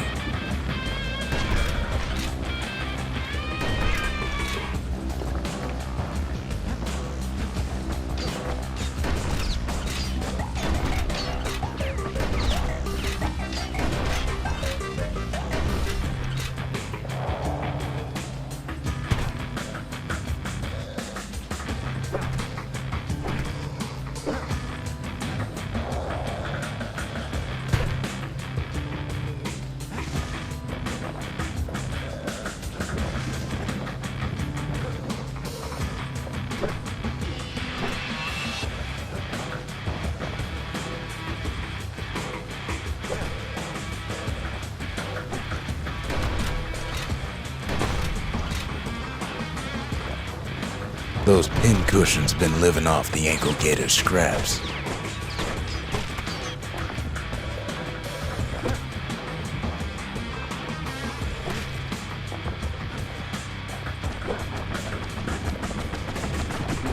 Queenie leads the kid into some kind of twisted trap. One bad step in that tall grass and he's Queen Anne's lunch.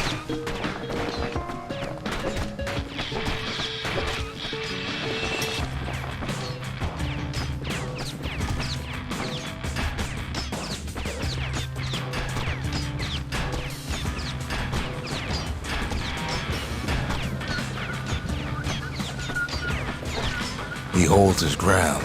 Seems the Queen's running out of options.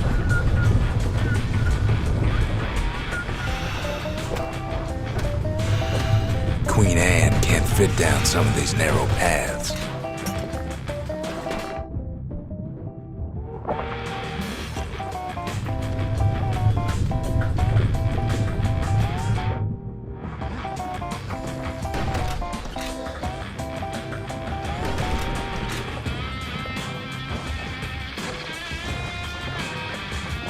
Still no sign of the shard.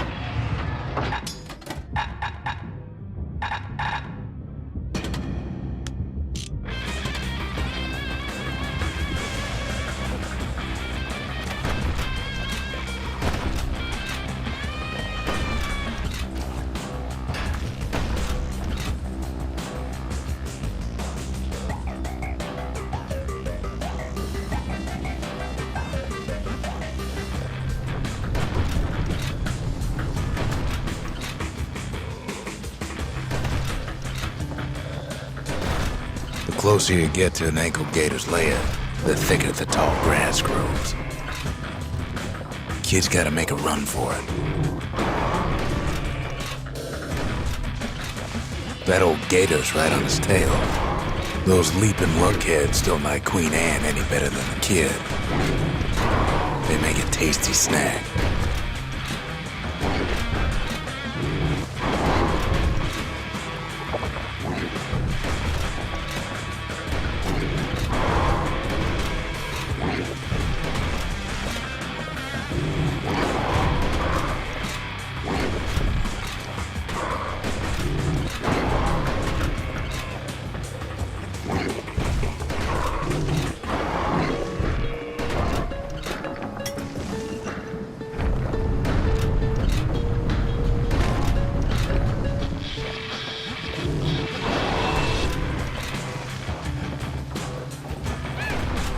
Queenie must have scared a bunch of peckers out of hiding.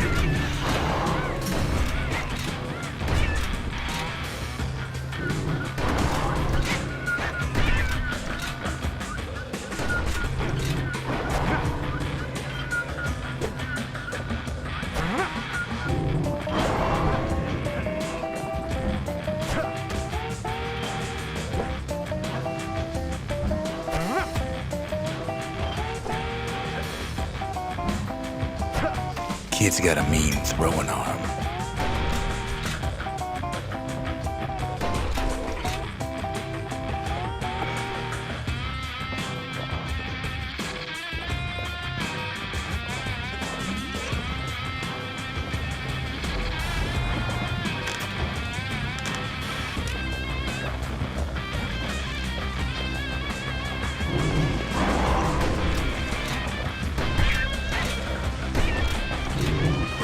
Bad idea to walk in gator grass.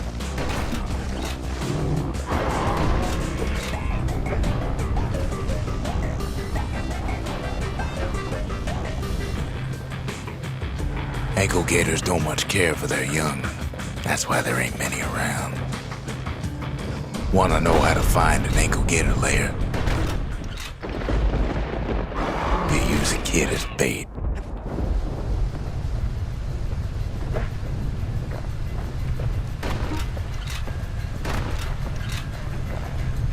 Now she's coming for him. She's got nowhere else to go. The shard's sitting in plain view.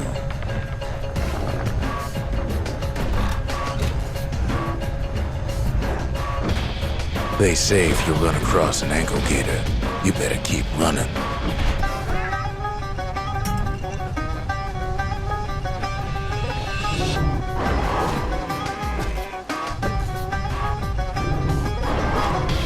She's starting to get annoyed.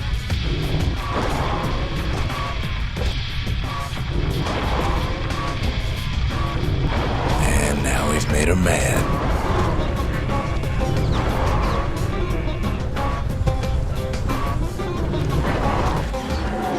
Rest in peace, Queen Anne. That was for the brushes.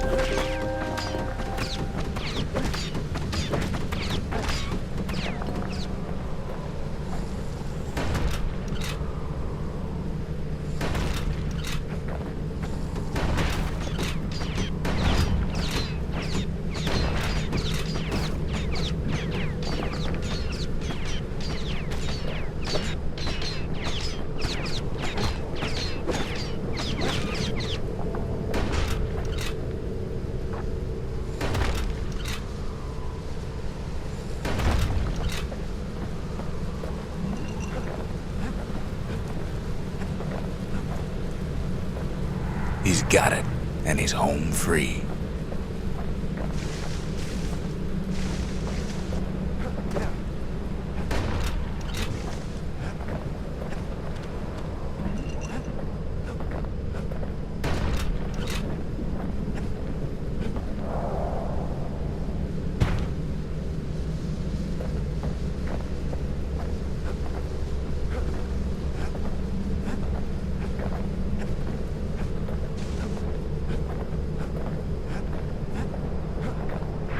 Kid's done what needed to be done.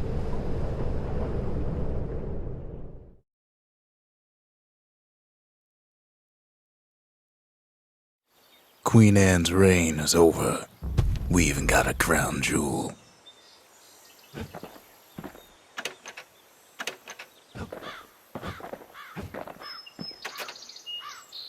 That gator's a crazy gal, but so's the gal who promised to look after her.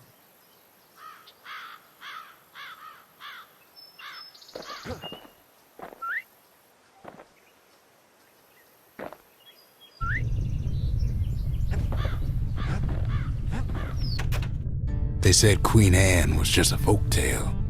Now there's living proof she ain't.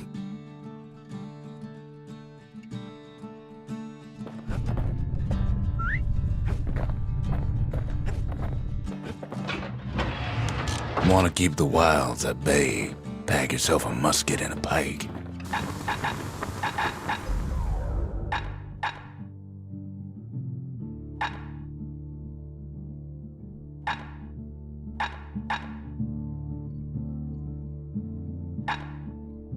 To fix a brusher's pike, you just need a good length of knife bark.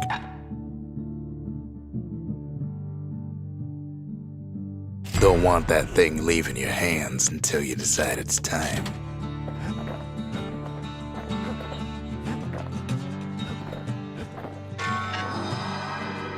All that trouble for a single shard, but you know what? It was worth it.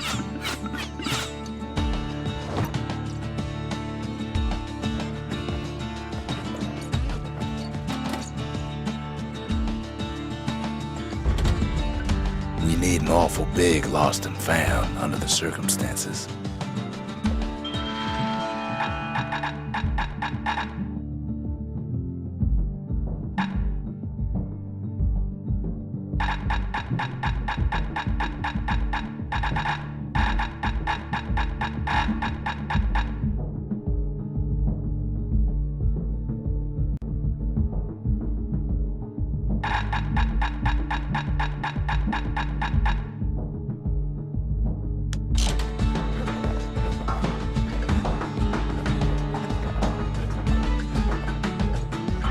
The next shard should be farther out there in the wilds.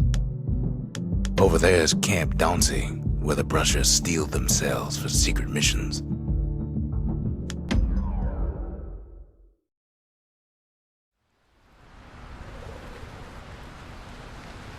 To prepare for the wilds, Ceylondia's brushers practice at Camp Dauncey. Had to navigate a maze of pincushions with nothing but a pike.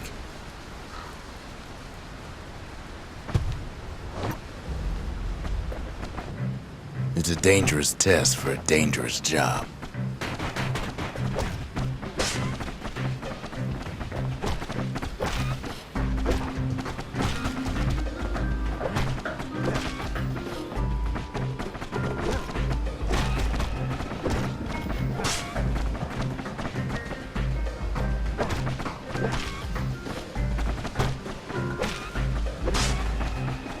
Health tonics were off limits at Camp Dauncey.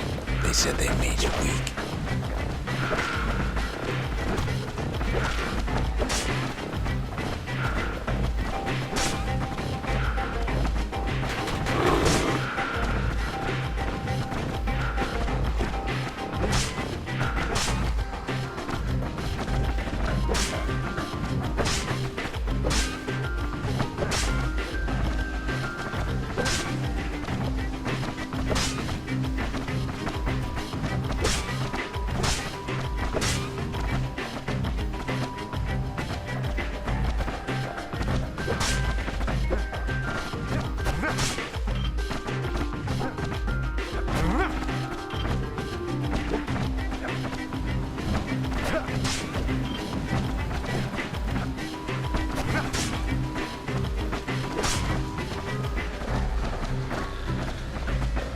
The rules said he couldn't use any fancy footwork, just your brains and your pike. Sometimes the course was brutal.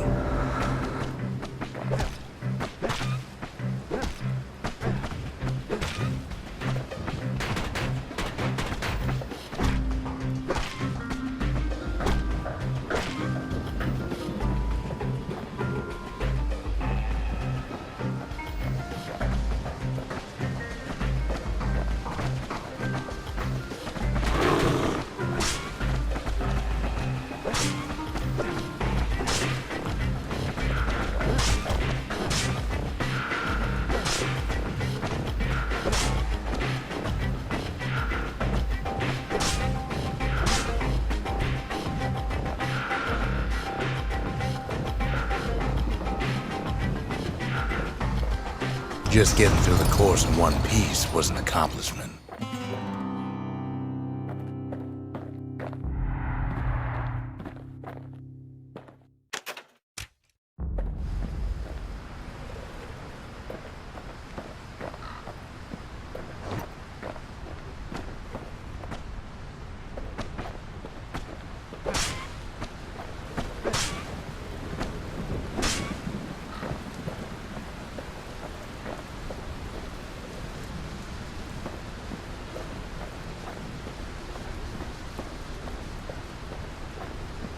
Once you started the course, they made you finish.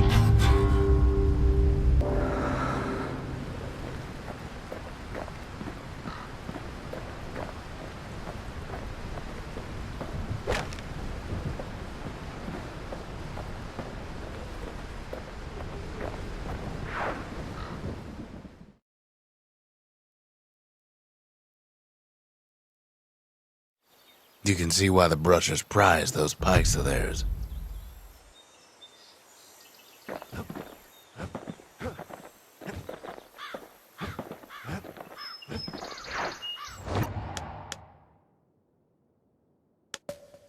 Point Lemaine's Grand Rail once brought the riches of the wild right to our doorstep.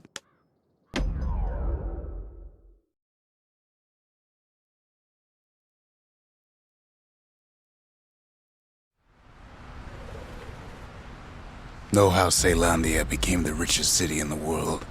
2 words. Point Lemaine. If the wilds could ever be tamed, it was gonna happen right here. But now, the greatest outpost past the city line is nothing but a freak show.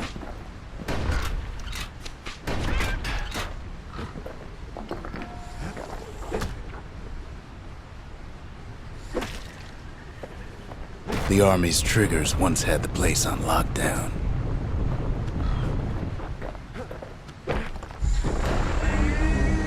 Kid might as well pick up what they left off.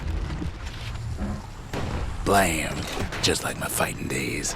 Gun like that can even put the wilds in check.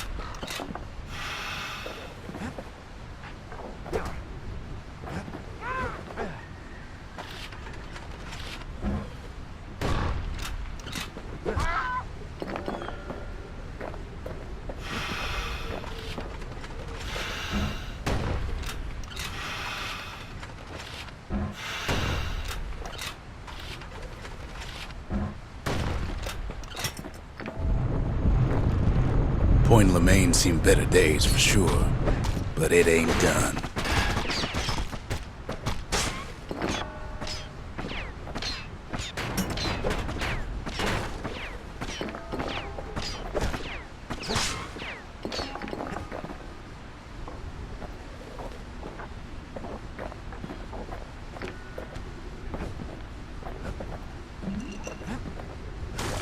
Whole place shudders in a fit. The Grand Rail of Point Lemaine. Not only is it still there, it still works. Of course, it's no longer shipping hides and alloys and spices, but it can give the kid a lift. Just as long as he can stay clear of the trouble on the tracks.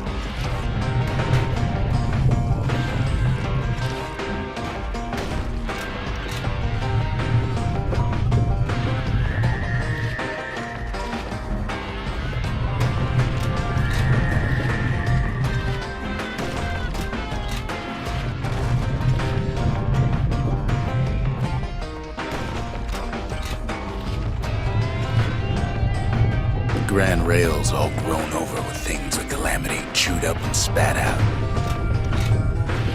Things eager to take back their turf.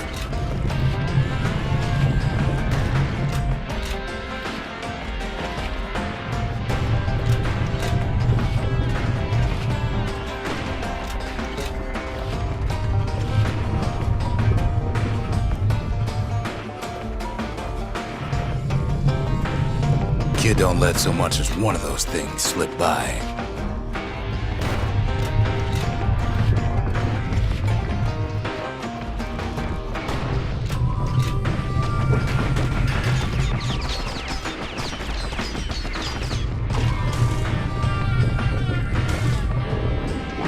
Lunkheads settled in like they own the place.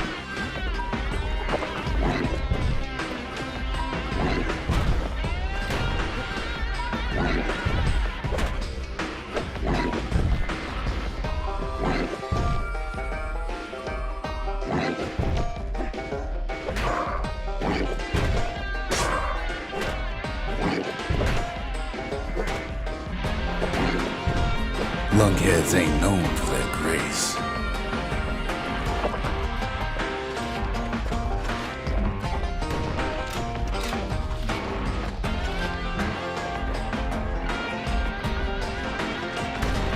Takes fancy footwork on the rail, what with wallflowers coughing fungus everywhere.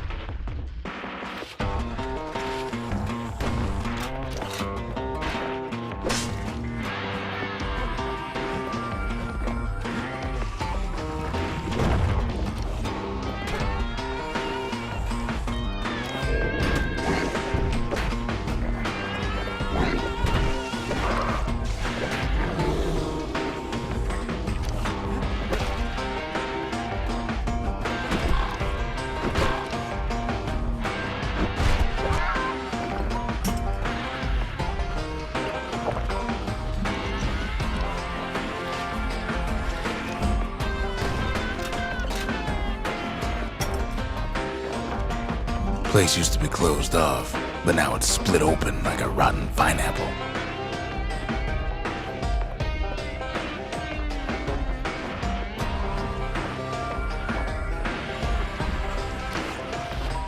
Of course, the Grand Rails seen much more fighting in bygone times. Near on 50 years ago, first shots fired in the Ura-Celandian War.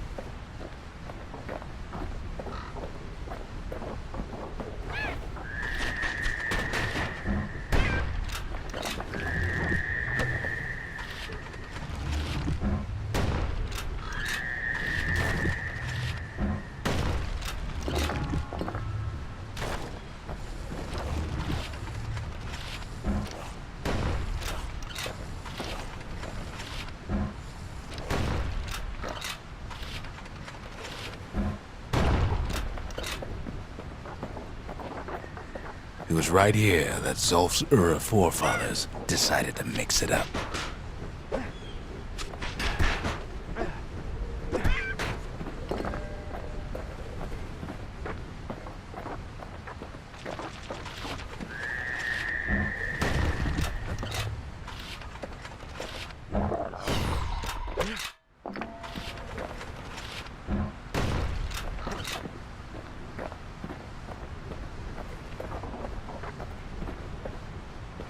Okay, so maybe we didn't get their sign-off on the whole Grand Rail thing. That was bad.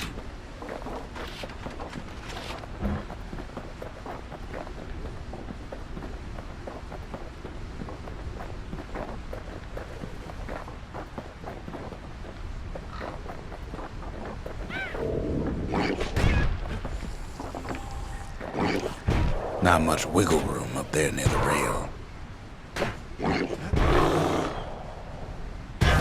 Celandia lost many good men on the rail.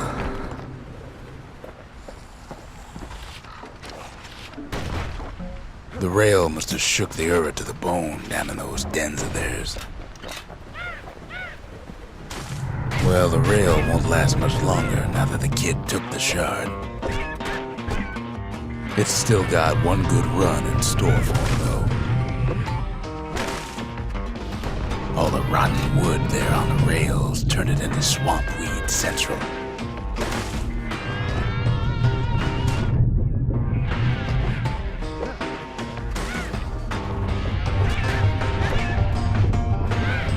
Ever tried dancing side to side while holding your breath? While shooting a genuine registered army carbine? While choking on swamp weed? While peckers trying to prick you in the eye? Well, let me tell you, it ain't fun.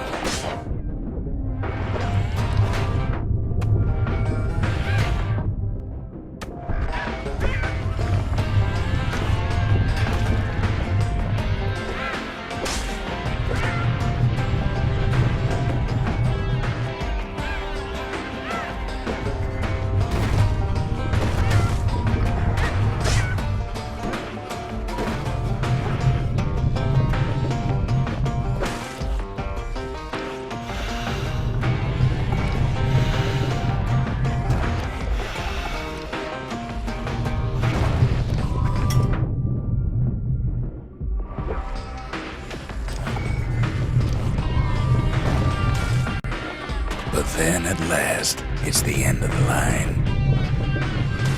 He'll be picking swamp weed out of those boots for days. Turns out he's got company up at the rail station, waiting for him.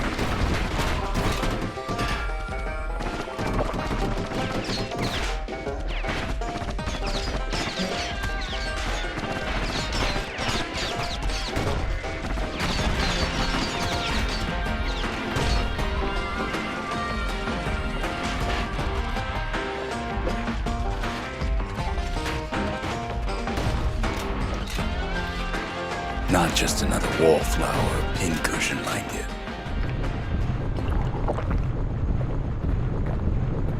At first, he thinks it's Zulf. Turns out he's wrong. This is for you, says the man. Then wham!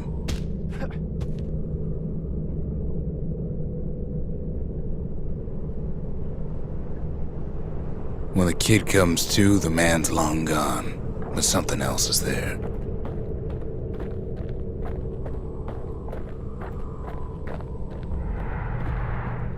The only words kid recognizes on that parchment are for Zia. Well, what's a kid to do? He took the shard, he took the hit, and he took that note.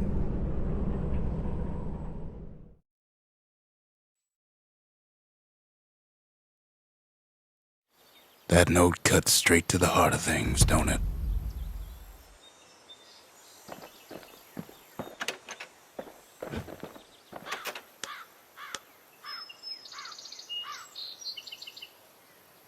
Finding gourmet ingredients ain't easy these days, but we'll take what we can get.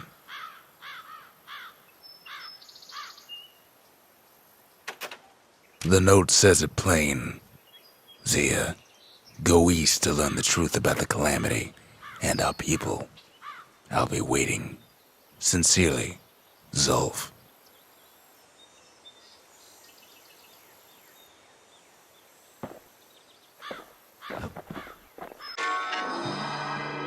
It ain't too late to unlock the potential of this place.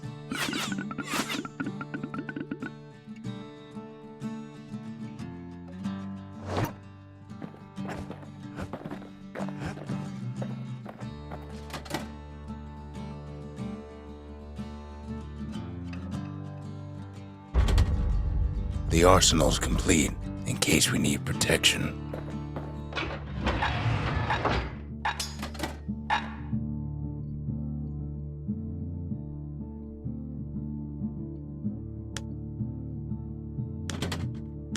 Sometimes a brusher's pike just ain't enough. That's what the carbine's for.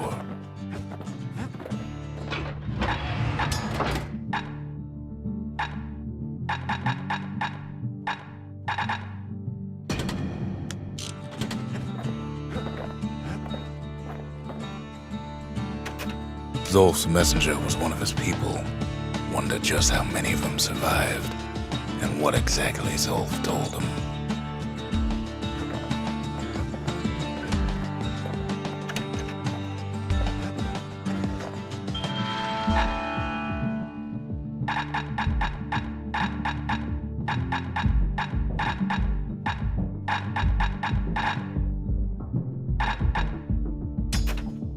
It wasn't fixed, it was unbroken.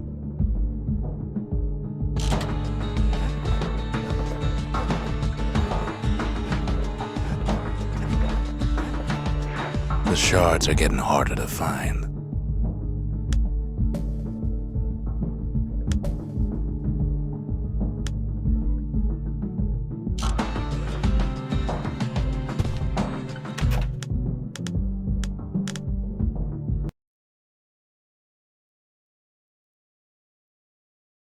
That note cuts straight to the heart of things, don't it?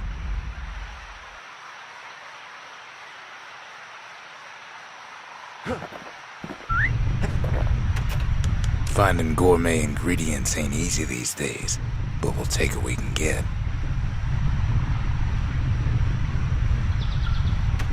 The note says it plain.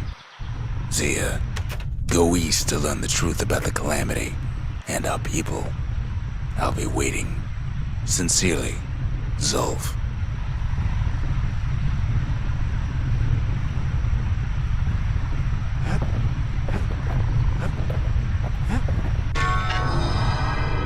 It ain't too late to unlock the potential of this place.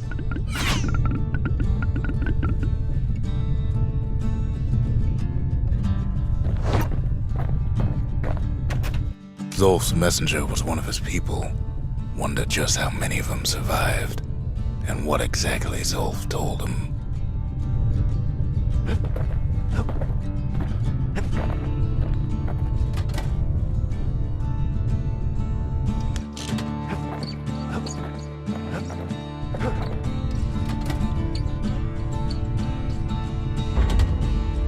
The memorial may be finished, but our part is far from over.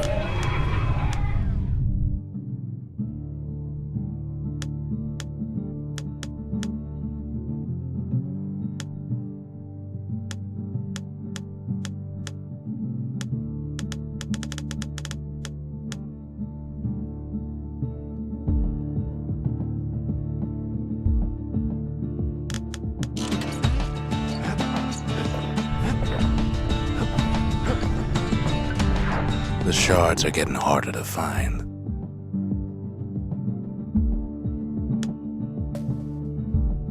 That's Trigger Hill, where the Army's elite became the finest marksmen in the land.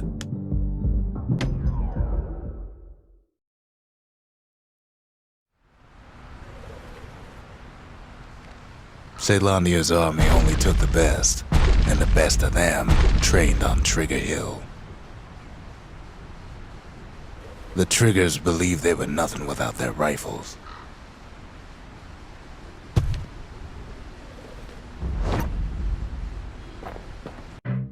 Nothing beats the feel of shooting a Caelandian army carbine.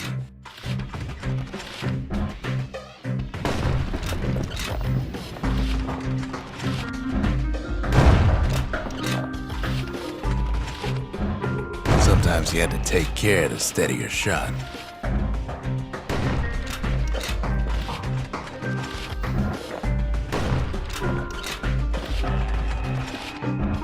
Triggers had clearance to modify their guns however they chose. Some felt the course was too easy, so the Triggers spiced things up a bit.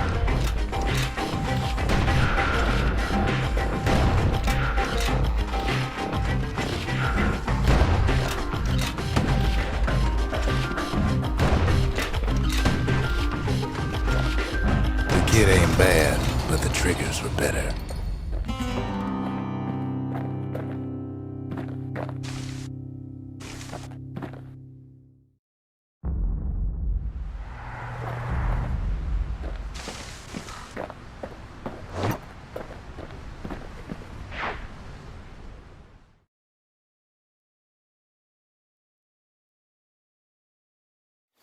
His ears must be ringing after all that shooting.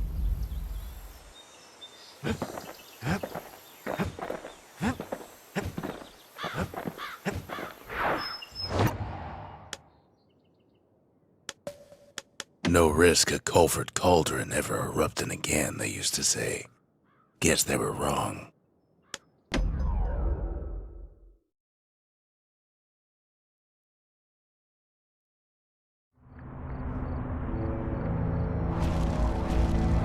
Not everything blew up in the calamity.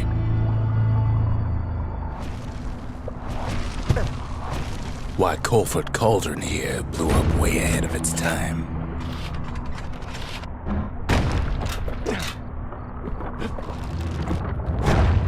The cauldron boiled over some 300 years ago. They say it filled the skies with ash and the lakes with molten rock.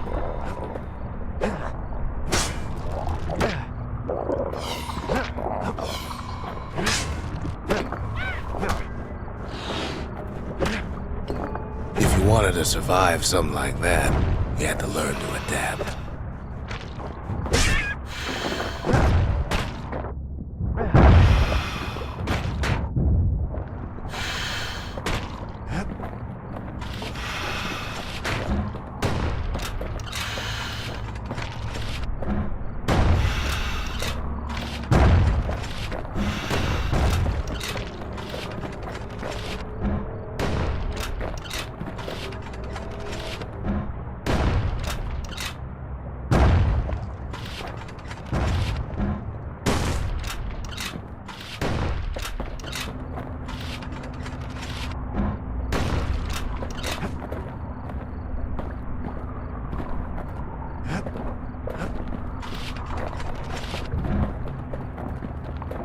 So in a way, the beasts of the wilds, they're all survivors too.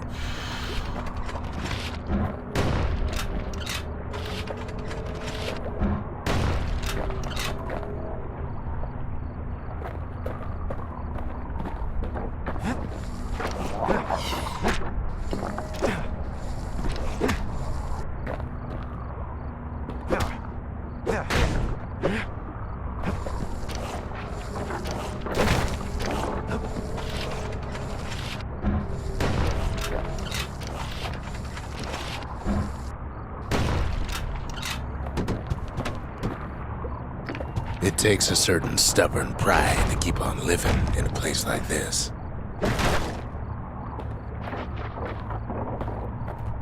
As for us, we learned an awful lot from Culford Cauldron. That learning led to some interesting inventions. The raw power of the world fell right into our hands.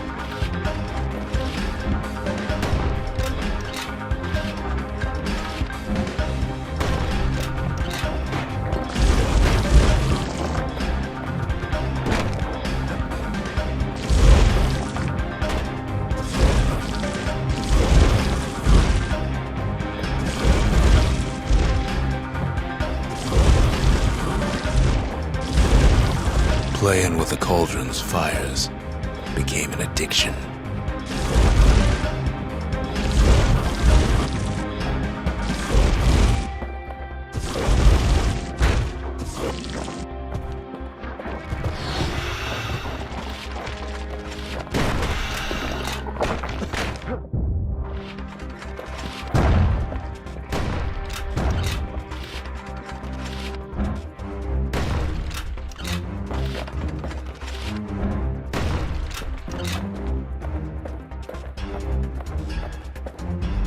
Can't fault our people for their natural curiosity now, can you?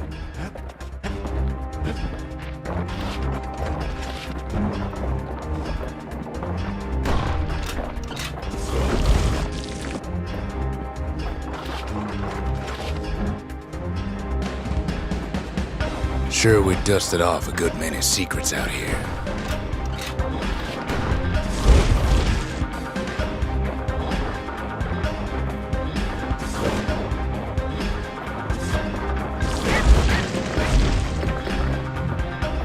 But we discovered other things we're better off not knowing.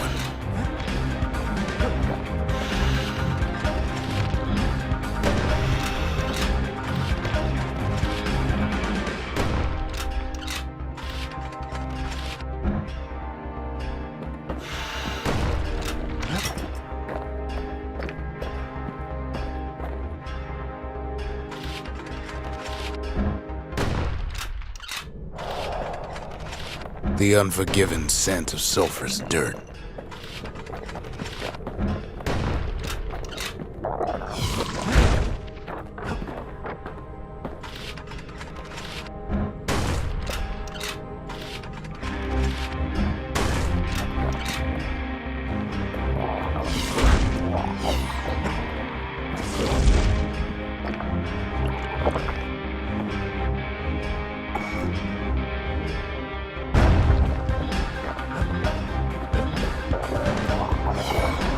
Taste of air so hot it sticks to your lungs.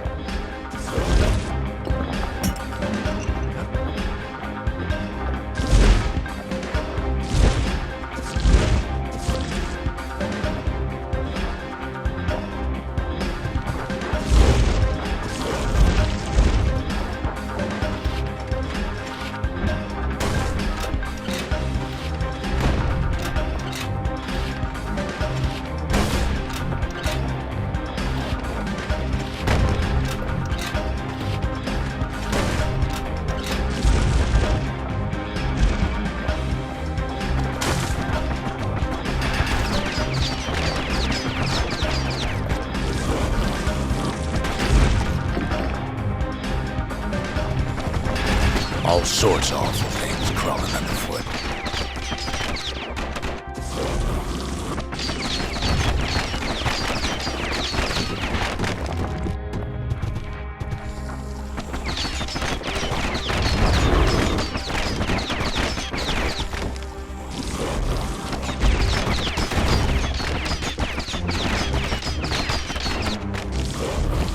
You can cook those things, but you can't eat them.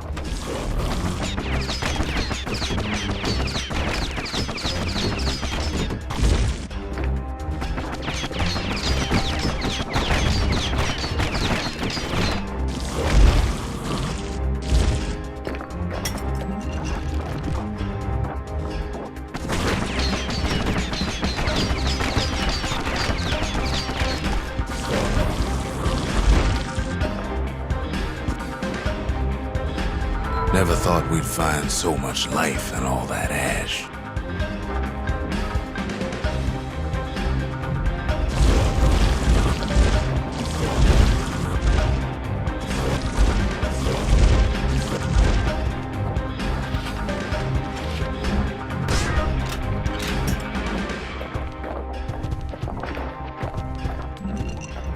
We kept on sifting through the cauldron's secrets anyway.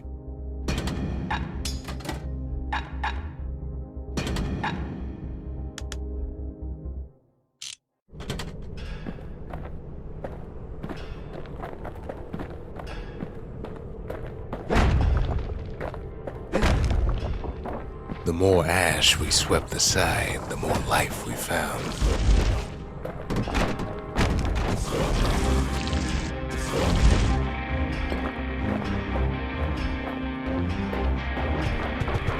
Place as inhospitable as they come.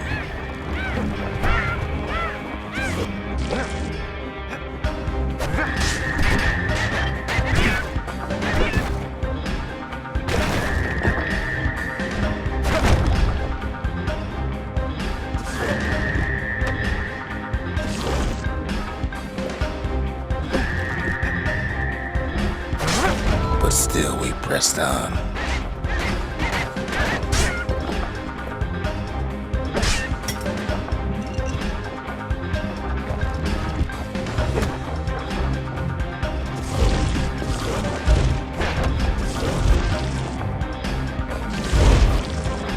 After all, when we looked down inside Colford Cauldron,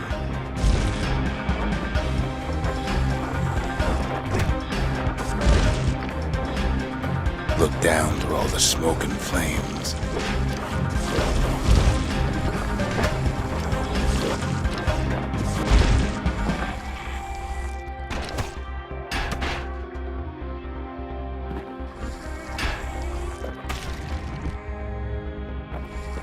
we saw in there the heart of the world, the heart now laid bare by the calamity.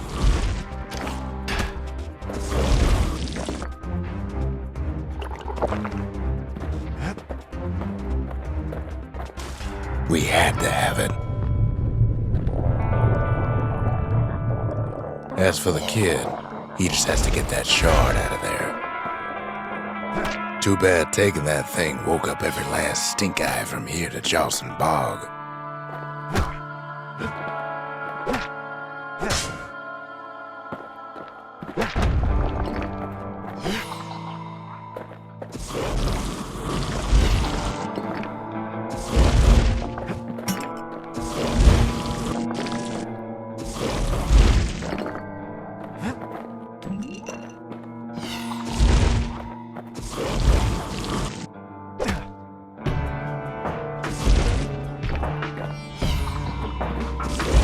Kid's thinking he's got to trek all the way back around the cauldron.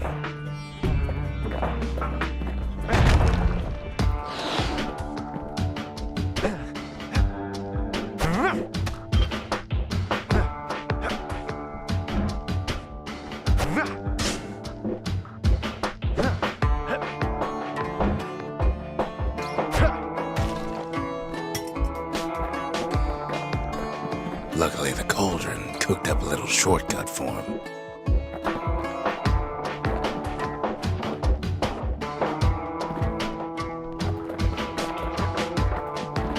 Sure, it ain't the most convenient path.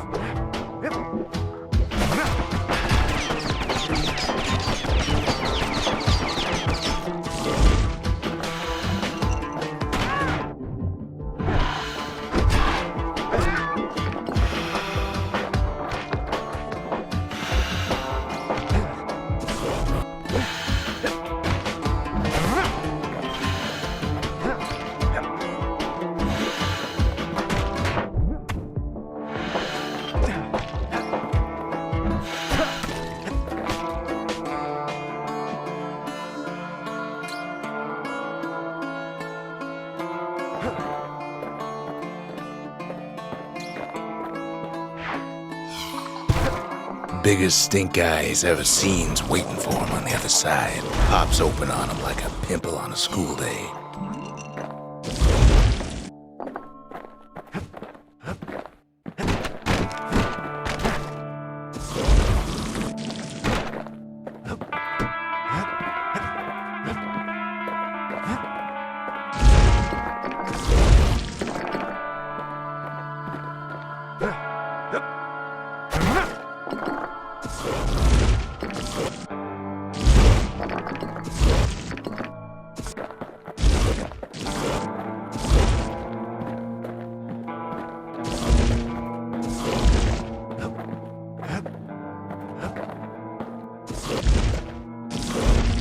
And where there's one stink eye, there's always more.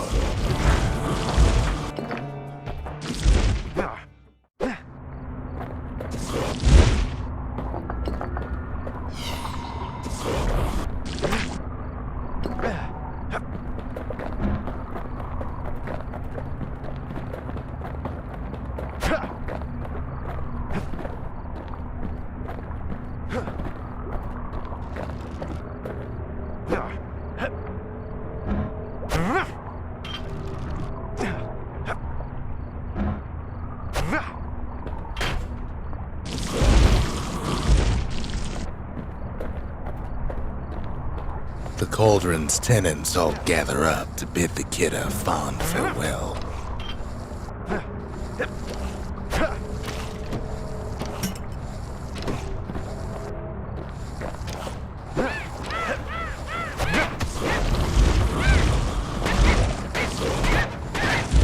Kid don't shed any tears for him though.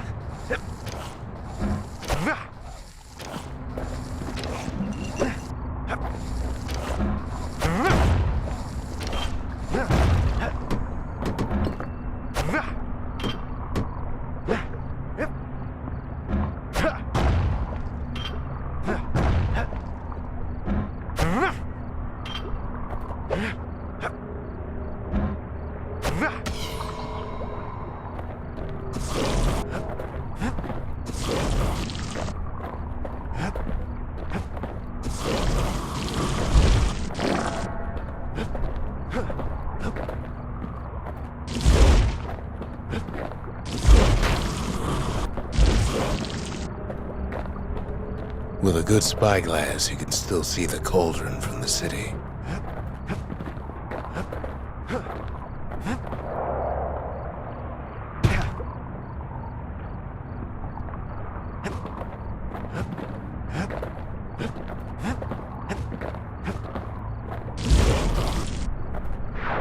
But all the fires died out.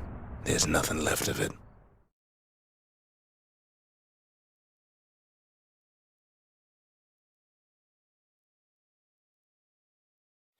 It comes back looking like the inside of a chimney.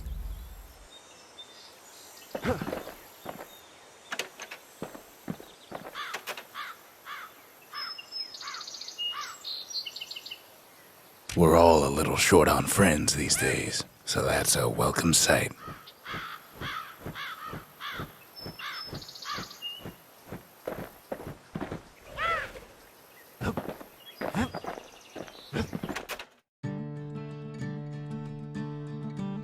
They said the wild could never be tamed.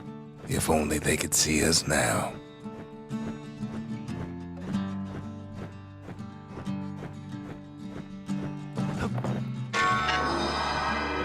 The shard works like a charm. You can hear the monument's heartbeat again.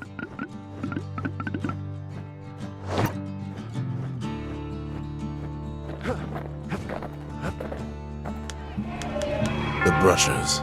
They moved in shadows, but the calamity found them. The culture, a still life of old unwanted keepsakes.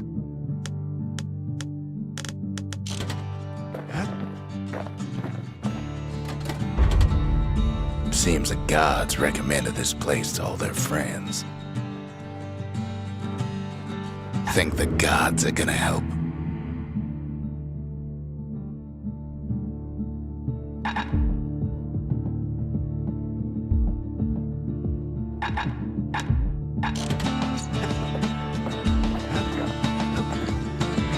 We spotted a pecker carrying a shard to Mount Zan. Grady incinerators where we sent off all our trash to be burned or be eaten by the wilds.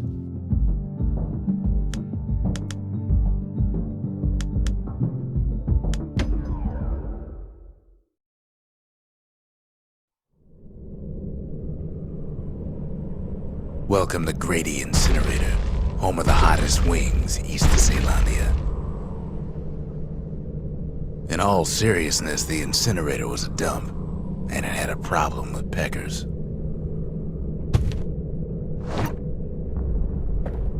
Blasted things would swoop in and spread trash all around, until we started using fire.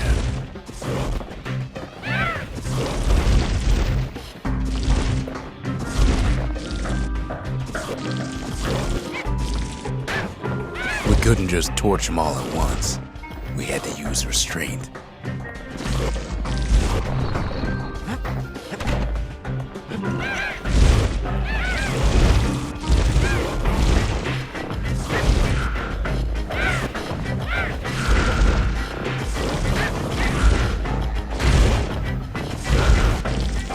The peckers were willing to fight tooth and nail for all that trash.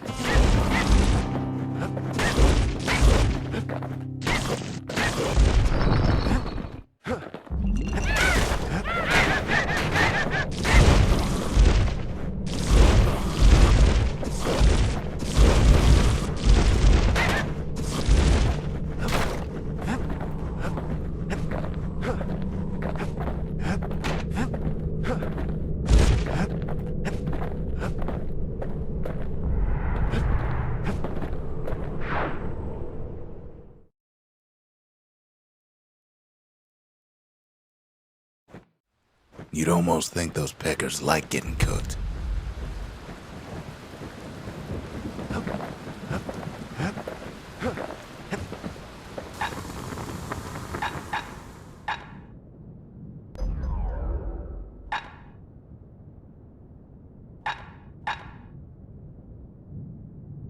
At least it won't get cold around here with that thing around.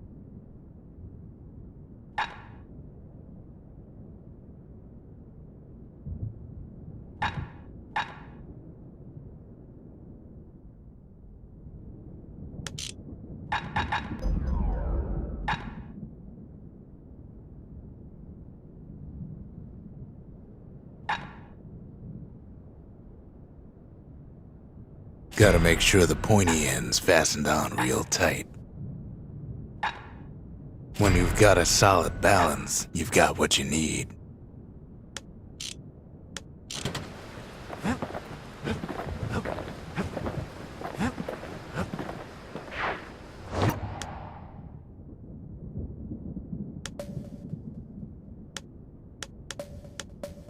Not much left of Mount Zan nowadays. It's like a cross between a zoo and a prison break.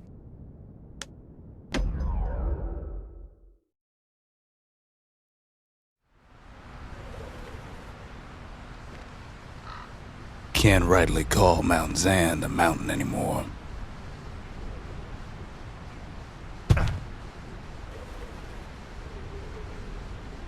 There's no more mountains now.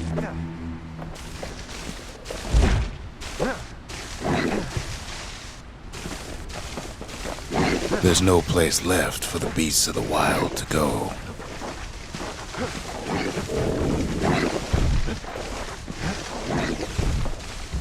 Good thing for those beasts the Calamity saved leftovers. We only found their little lair because they found themselves a little shard. The creatures of the wild, they've been building a bastion of their own.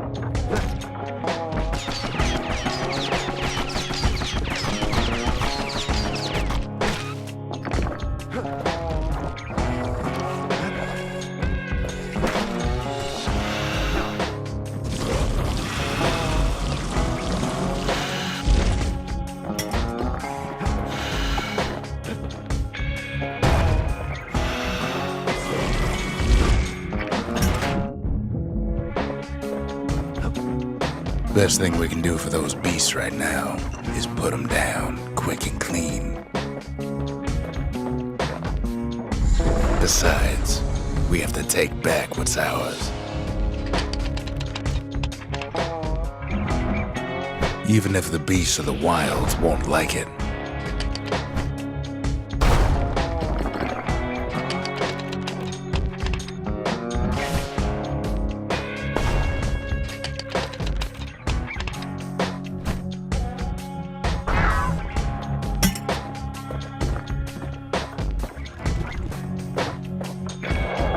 It's a delicate situation.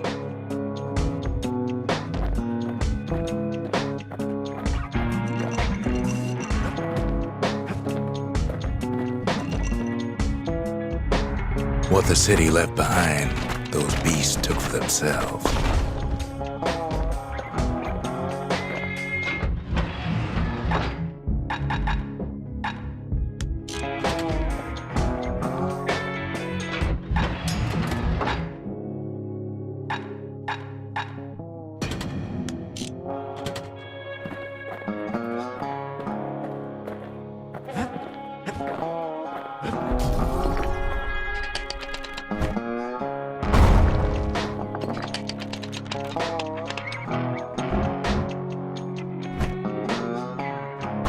Takes a lot of convincing, and our mortars have to do the talking.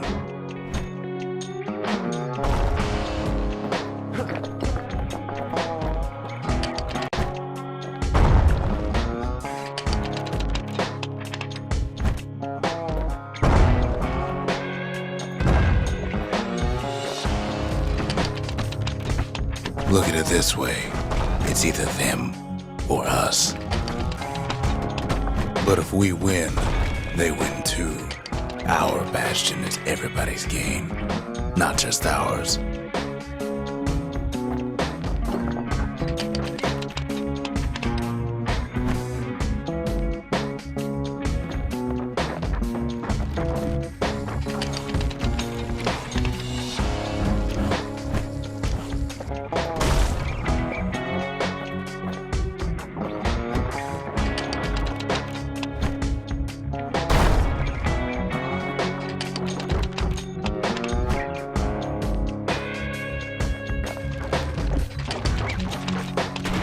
Unfortunately, there's no explaining that to a simple beast.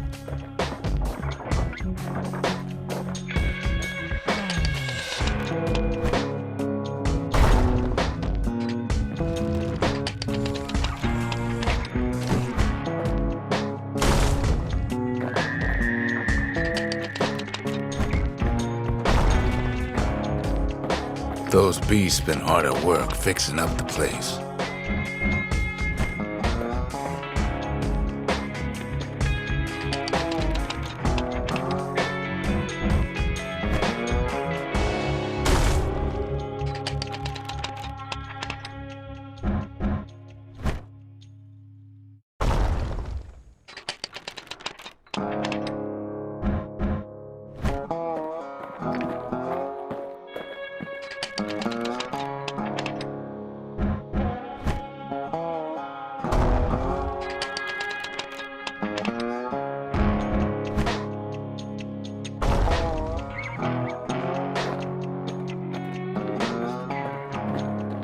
They've rounded up their survivors, just like we have.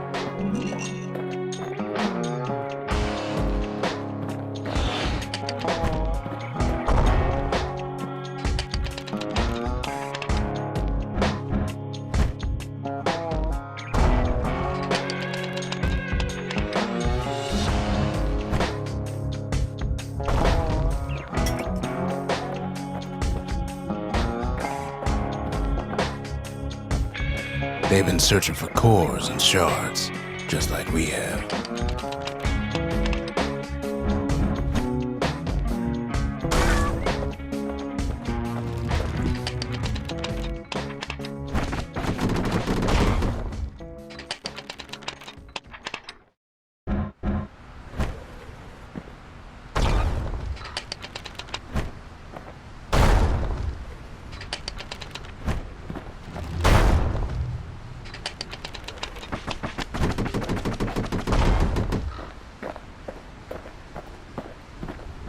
Maybe they've thought about turning back, just like we have.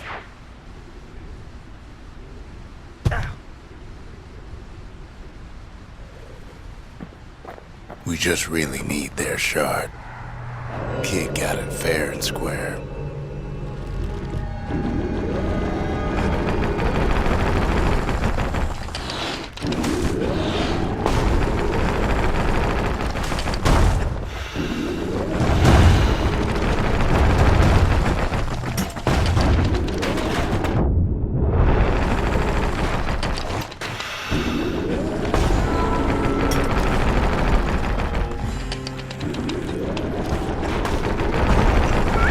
You don't need to keep tangling with all those things.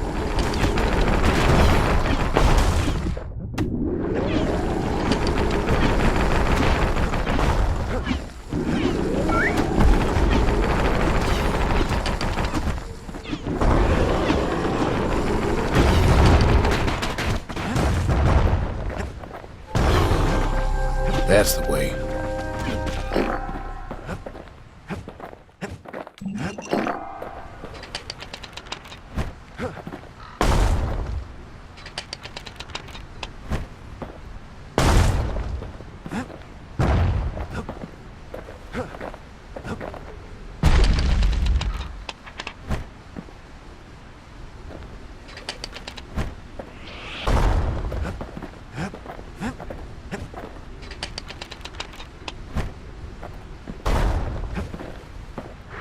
He's done what's best for him, don't you worry. Don't you worry.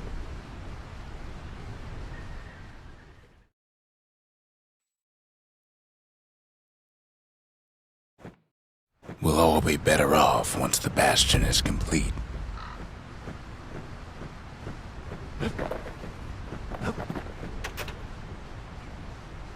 Fixed that thing right up, didn't we? Made these goings-on a little livelier.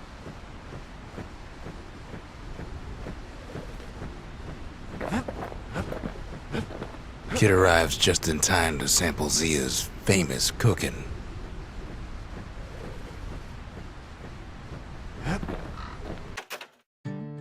Suppose it's true a little song can put things in perspective.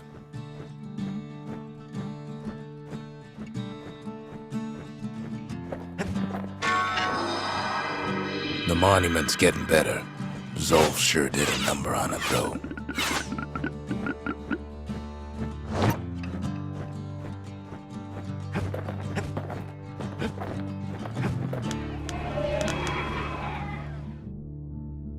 The conscience. We haven't lost everything, long as we have that. I've asked a lot of the kid, but this is something he's done on his own.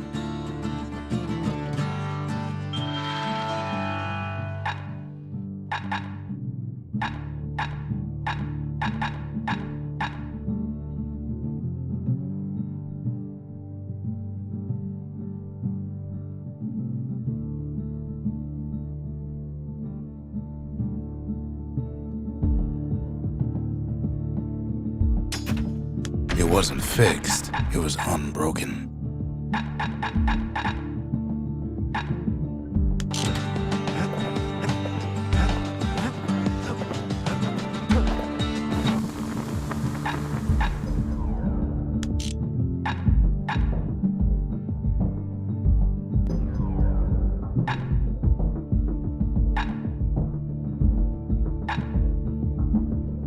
That mortar's gonna leave a lasting impression.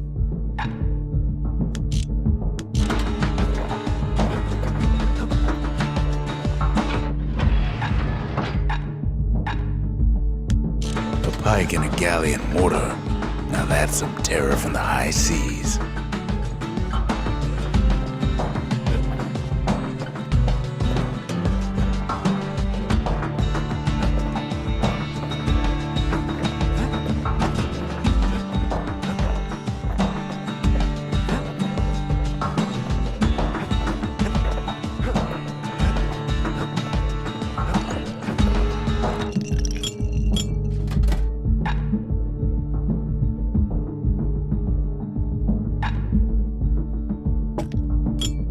Squirt cider will toughen you right up.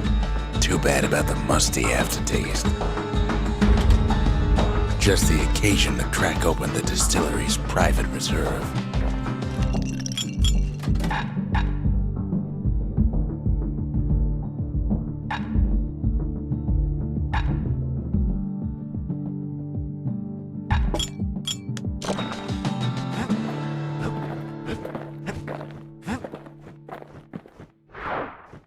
He wolfs down too much too fast, and it all goes to his head.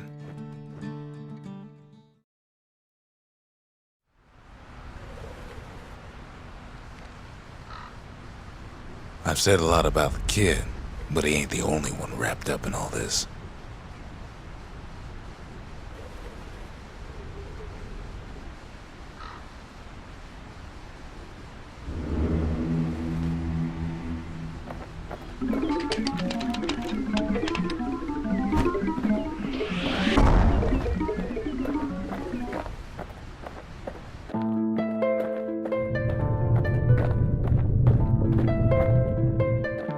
What's he thinking? Well, let me see if I got this straight. I only heard it once.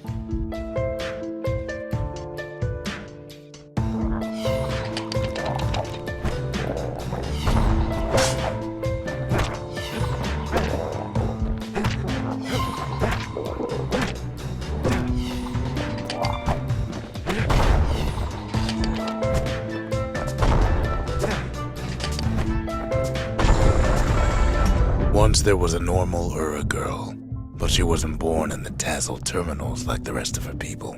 She was from Zealandia.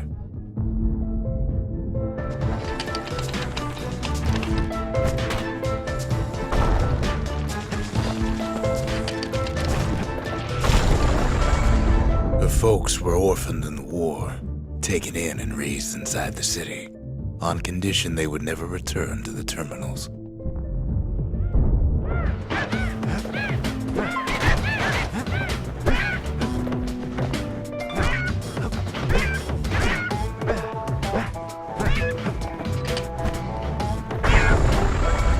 Ura refugees who came into the city had to stay for life. It was a way to reduce the risk of city secrets leaking out.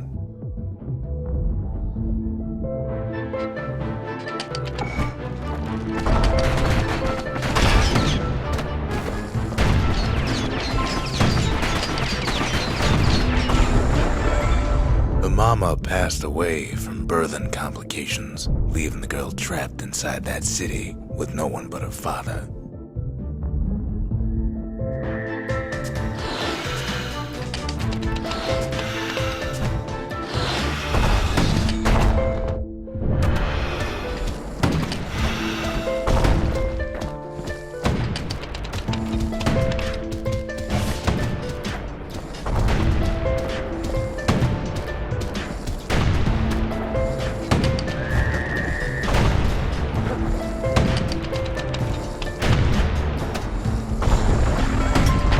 Father was sharper than a brusher's pike, so he got a job working for the city's mancers. His daughter barely saw him.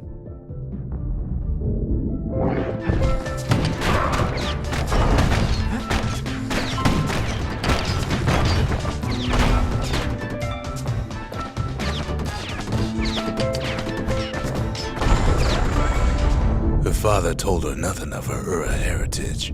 He told her nothing of the mancers. It's for your own good, he said.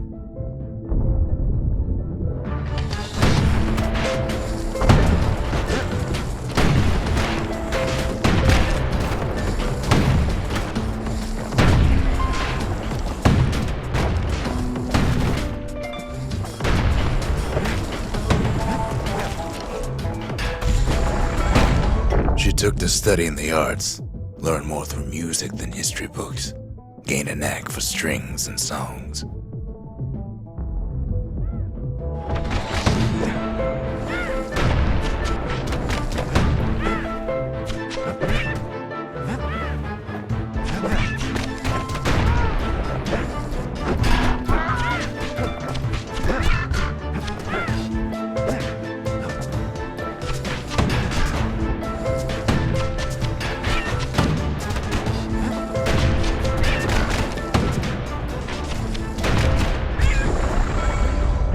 first, she tried to be like other girls, but her classmates spread word that her father was an Ur trader selling out the city.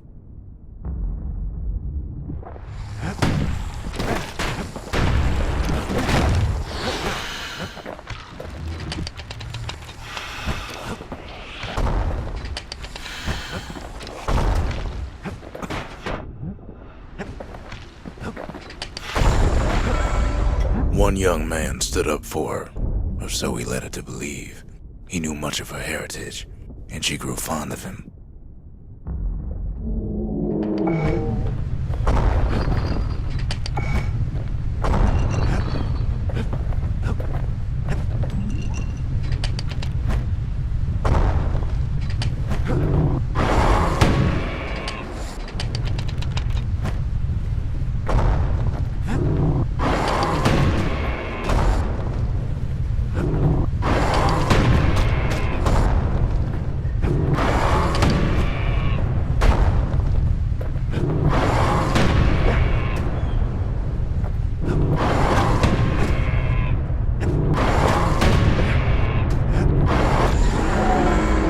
The young man convinced her to take him to her family den to meet her father. Spoke of how he wanted to meet a man from the terminals.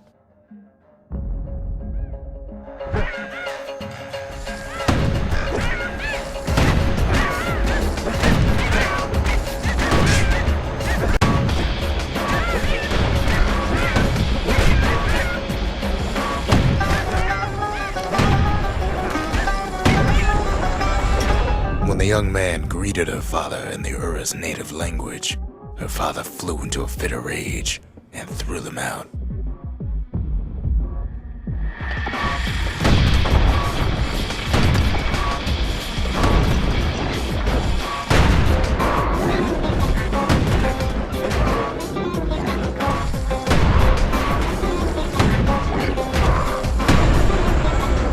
The young man never told her that the Ura's native language is not to be used by foreigners. To do so is a terrible insult.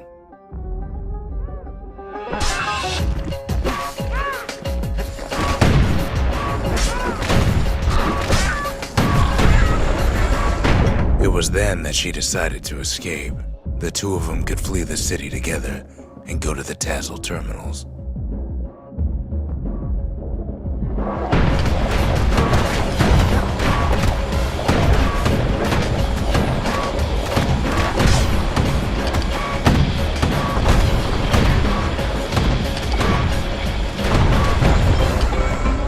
They would hide inside a garbage bin until it got ingested by a scumbag, then let him slosh on out of the city for disposal.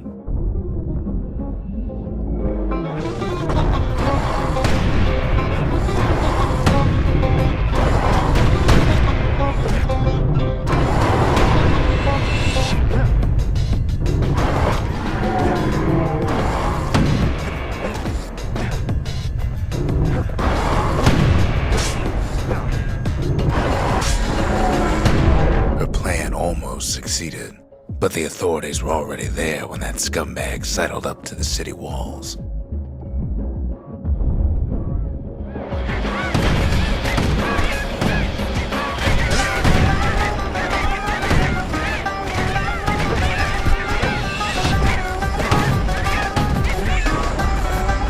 The young man had sent the authorities a tip, told him her father was using her to sell secrets to the Tassel terminals.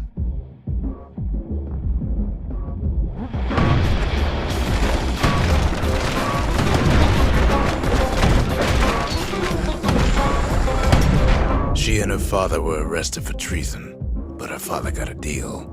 Returned to work for the Mansers, and she'd go free.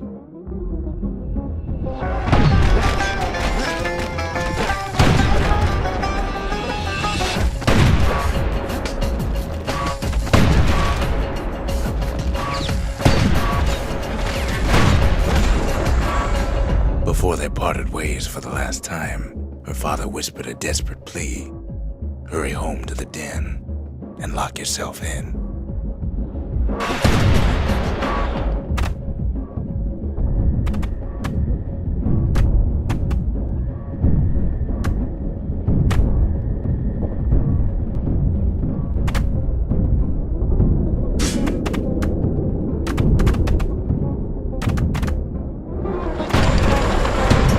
She did as she was told, and deep down underground inside that den, she found a journal written in her father's hand.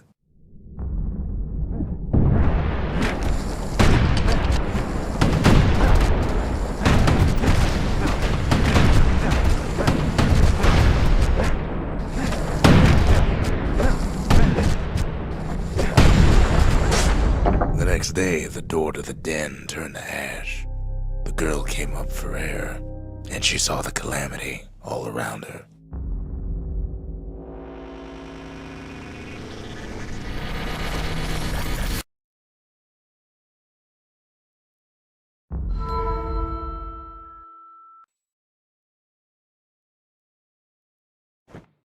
When the kid wakes up, his world's still in pieces, just the way he left it.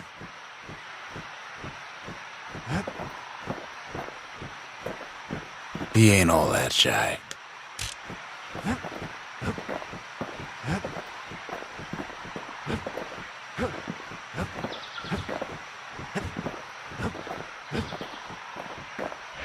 Just a couple shards left. The quarry's gotta have one, right?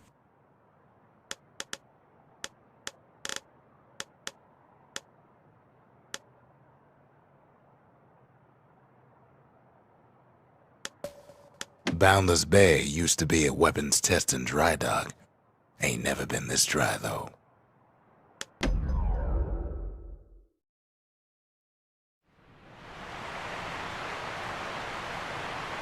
Celandia's armada was a glorious sight, and our ship's mortars were unstoppable. At Boundless Bay, our Navy put those mortars through a rigorous inspection.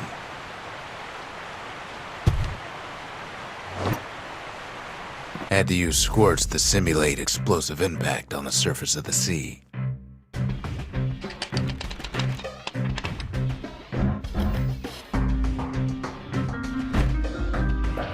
Choosing targets with those mortars was one of the trickiest parts.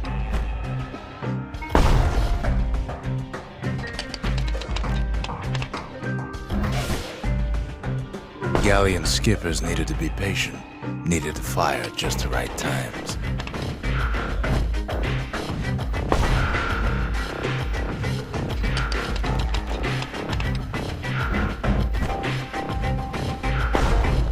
Sounds like the kid's mortar's in tip-top shape.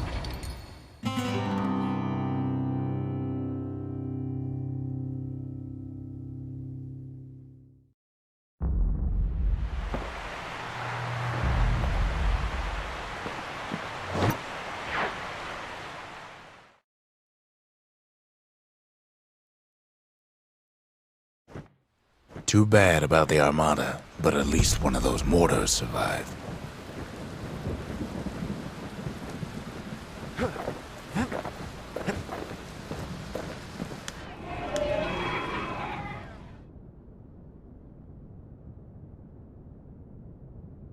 The skippers delivered us from the motherland.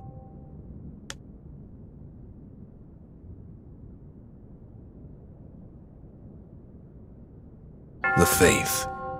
Mother, this one's for you.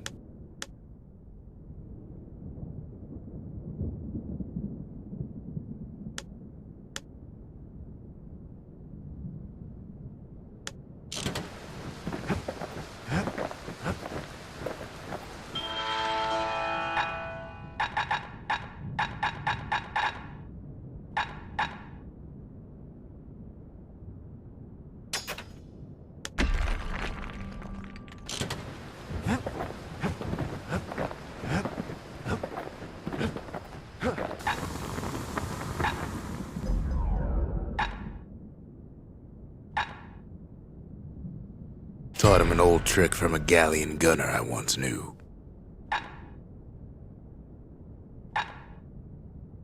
Wouldn't want to be on the receiving end of those.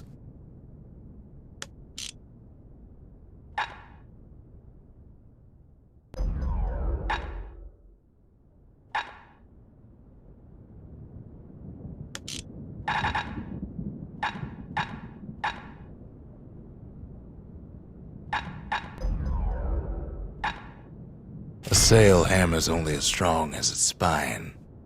That's a strong spine.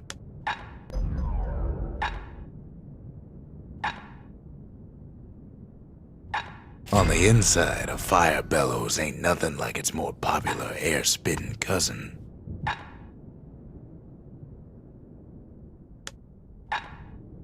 Without an insulated air intake, that thing's liable to blow up on you.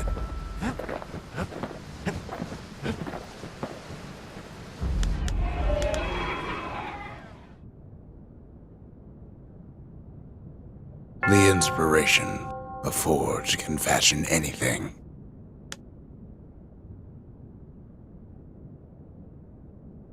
The city, its riches nothing but fragments now.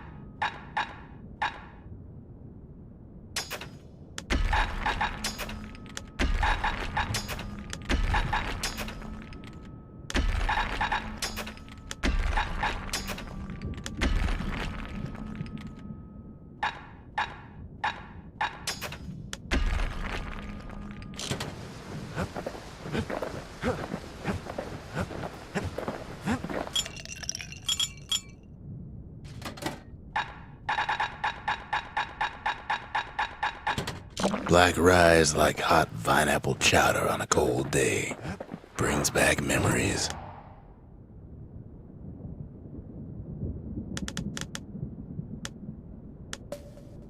The secret to how we built Caelondia so tall and proud lies in Burstone Quarry.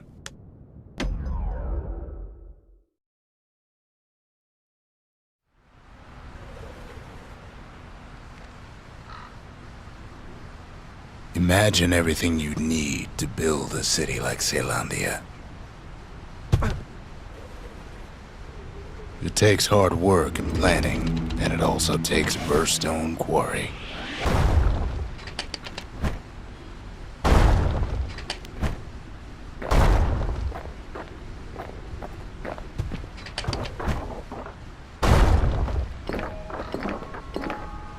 The Ura tunnels beneath the quarry must have softened the blow from the calamity. Same goes for its natives, rattletails.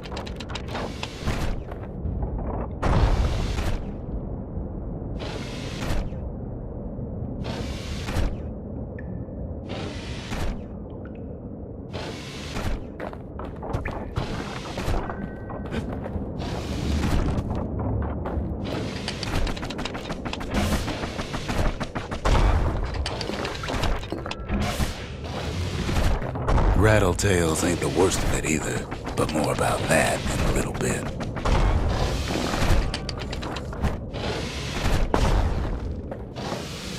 The quarry came with a lifetime supply of windbags. Windbags smaller than the naked eye can see are nesting in those rocks.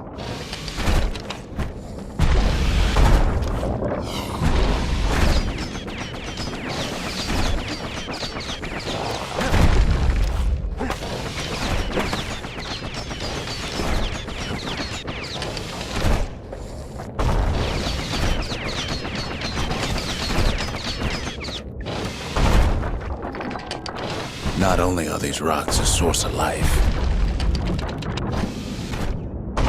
We found that the oldest ones remember things.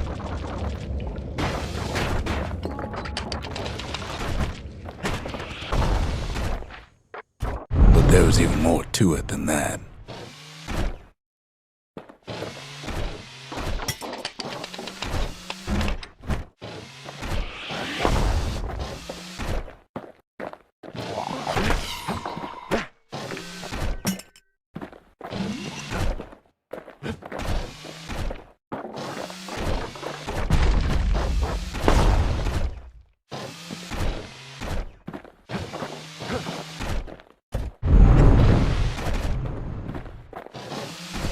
They're recording everything, all the time, taking it all in.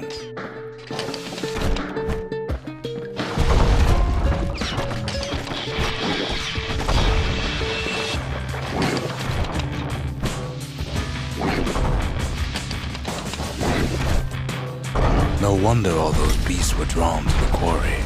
The rocks were calling them.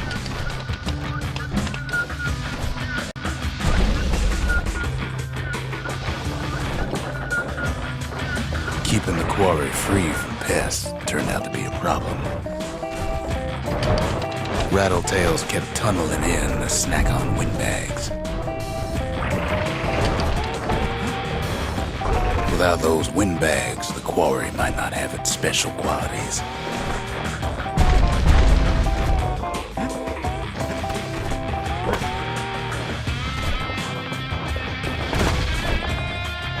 Even stink eyes started taking root in here.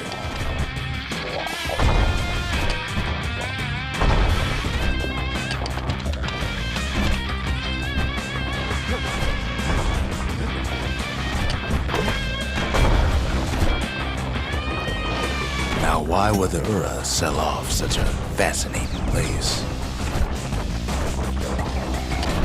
Might be the gods told him the quarry's bad news.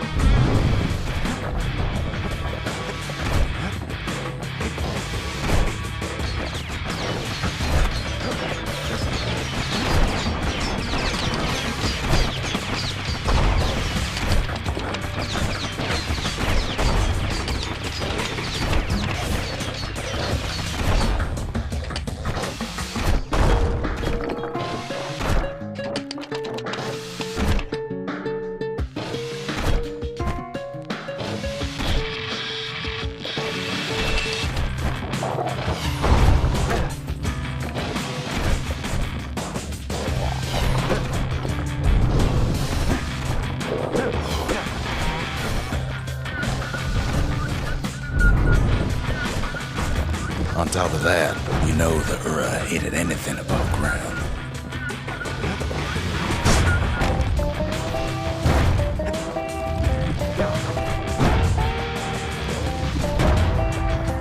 Might be the quarry just got too much sunshine for their liking.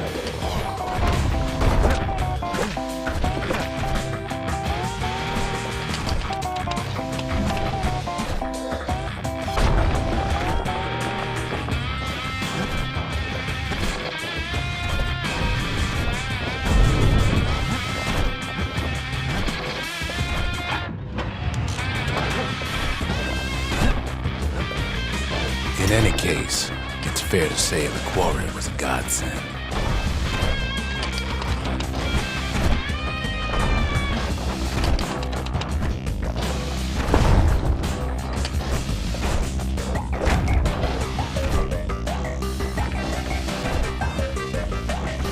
Those rocks, all polished to a mirror sheen.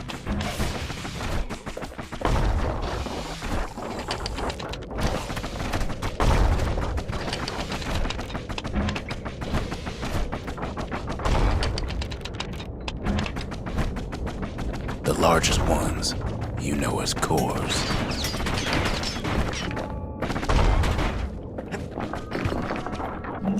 Single core could keep the lights on in an entire city district.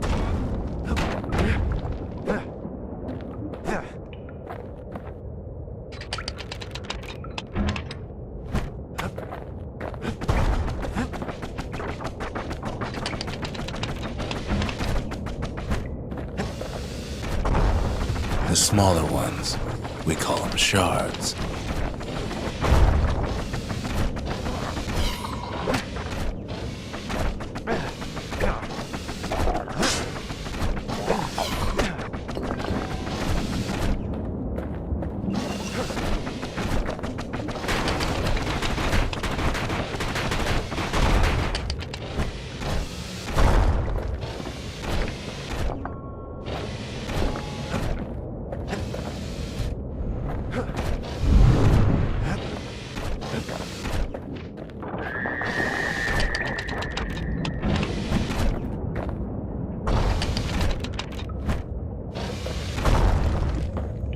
The shard's got a fraction of a core's power, enough to fuel a voyage to the motherland.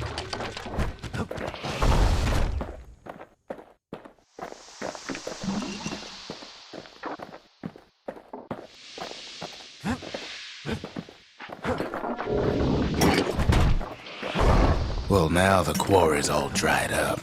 These rocks are much too young to be of use.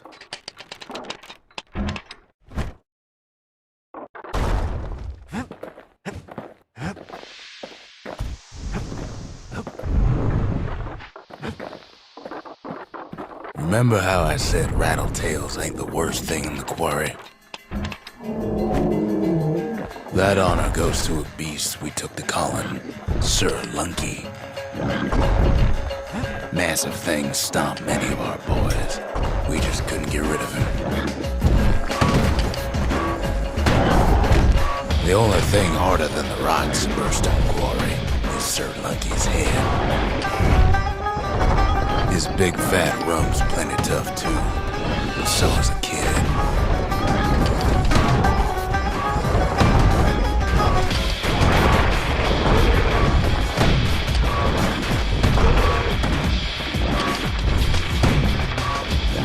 We never could get stubborn old Lunky to leave the quarry alone.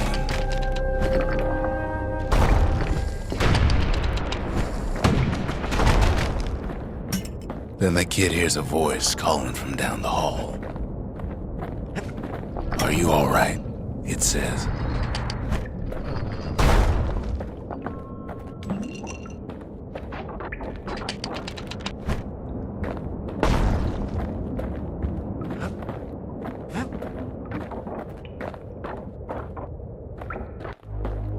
It's him.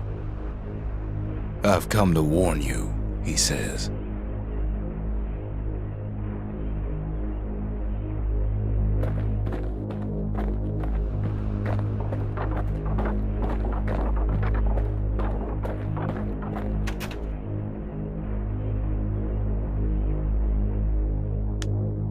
The Bastion is under siege.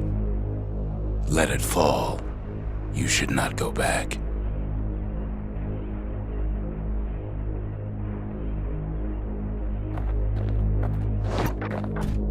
Kid hears him, but he ain't about to be deterred.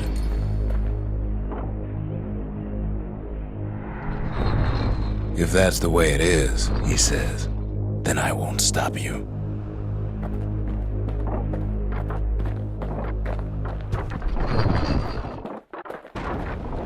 Because my countrymen will.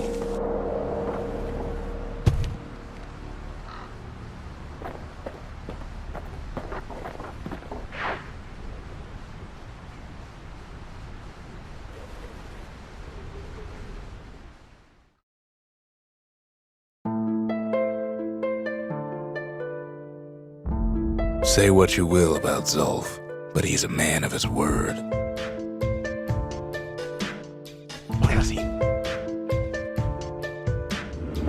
His countrymen don't much care for pleasantries, though. Too bad for that.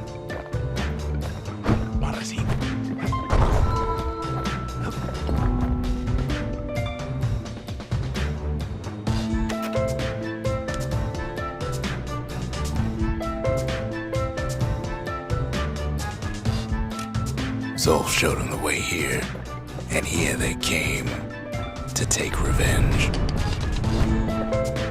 They got inside the Bastion and shut the door. Kids gotta go in through the back.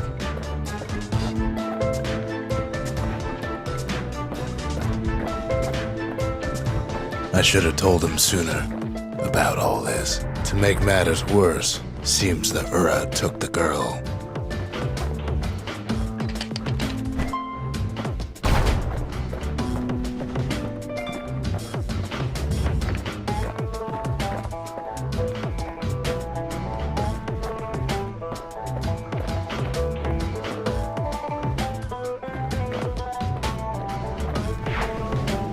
Unfortunately, they broke in, and they started digging their holes.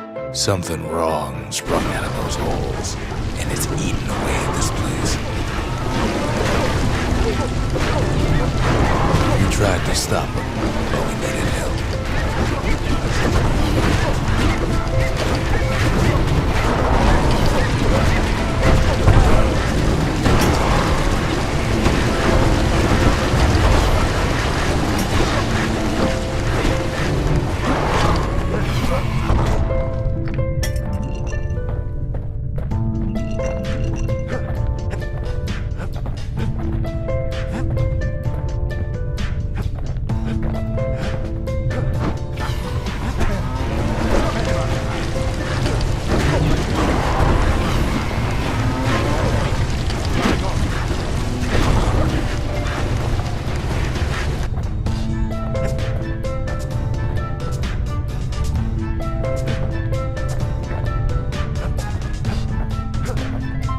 Somehow, some way, he sends those Ura packing.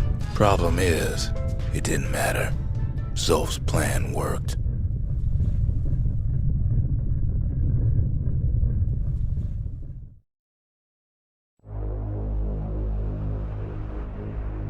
We find each other as the dust settles. Then I tell him why the Ura came. To get us back for the calamity. It was Caelondia's master plan to wipe the Ura out. But part of that plan backfired, didn't it? If only Zolf knew the whole story.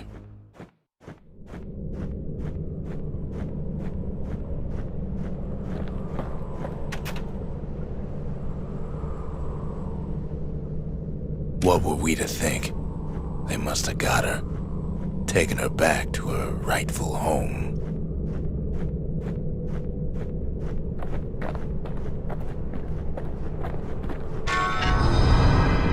The shards can put this disease in remission, but there's only one cure. We need to finish what we started.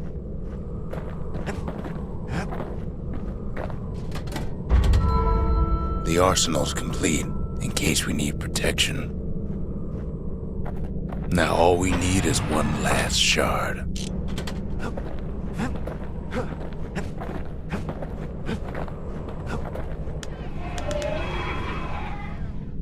The sanctuary. If we can build, we can rebuild.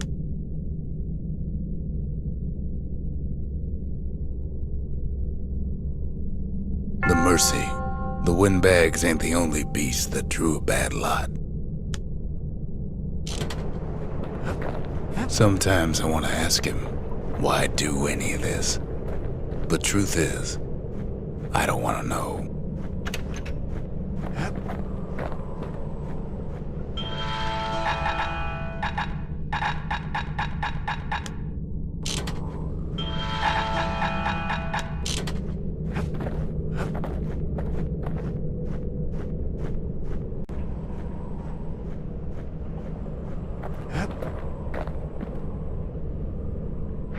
The Ura swooped down from the east.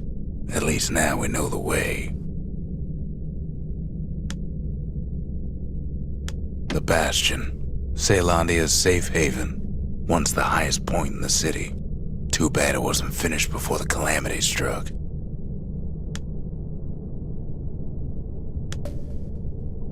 Urzendra Gate used to lead down to the terminals.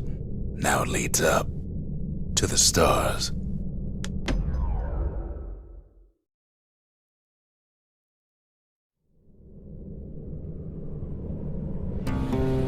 One last shard. It's all we need to put this mess behind us.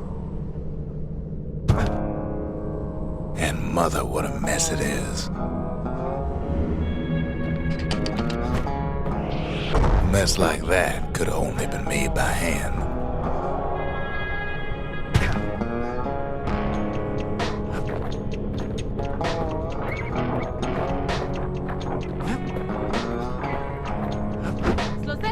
Zolf said the calamity failed, and he's right. The Uras stand as living proof of that.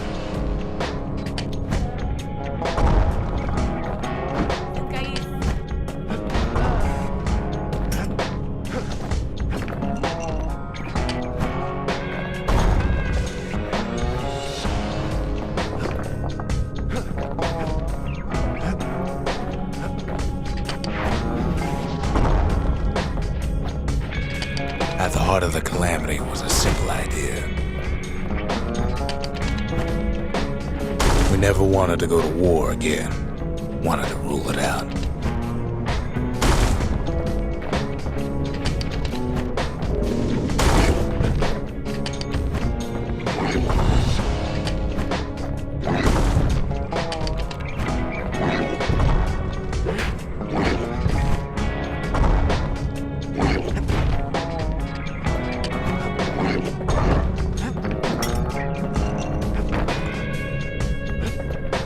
We put a lot of folks against that problem. Scientists, soldiers, spies, even me.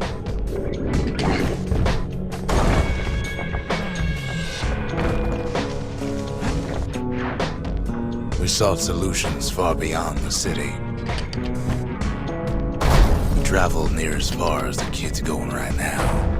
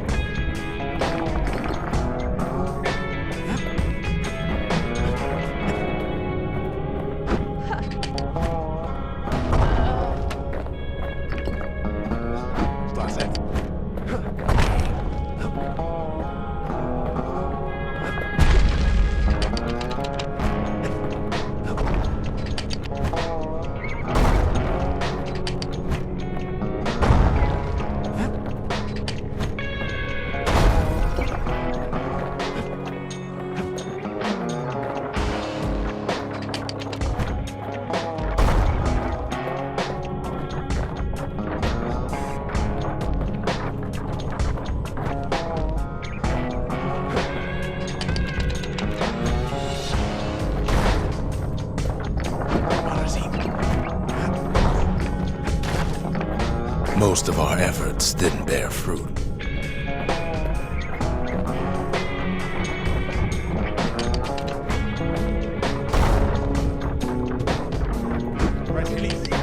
Then there was a breakthrough, but it didn't come from one of our people.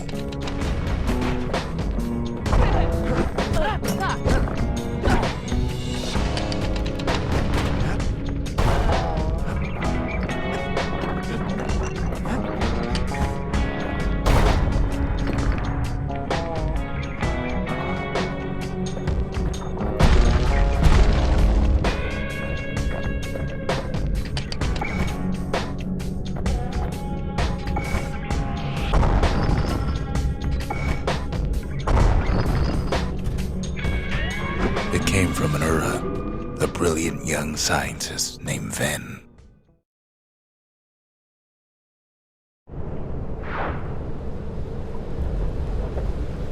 Ven worked for the Mancers, the sharpest knives in the city's drawer.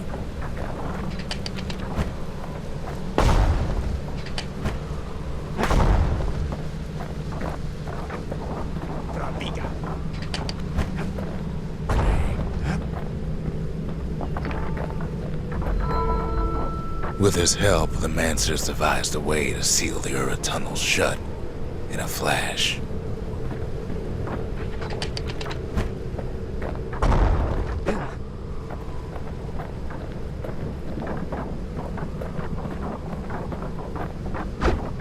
Just like that, every last Ura living in the Tassel terminals will be gone.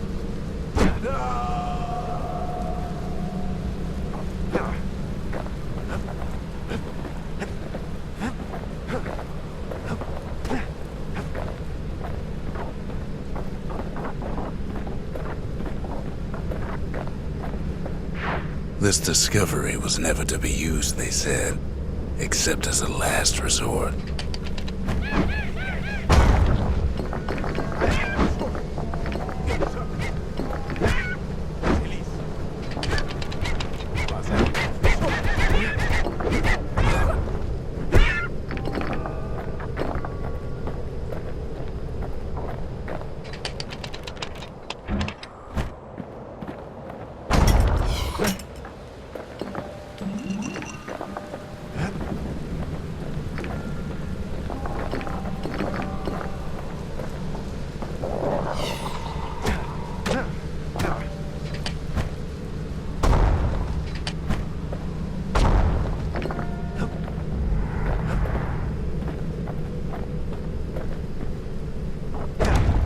But Ven didn't like being manipulated.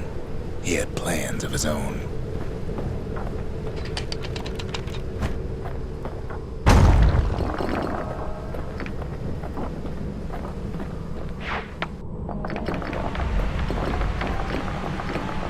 He sabotaged the Mancer's little science project, set it to blow up in their faces.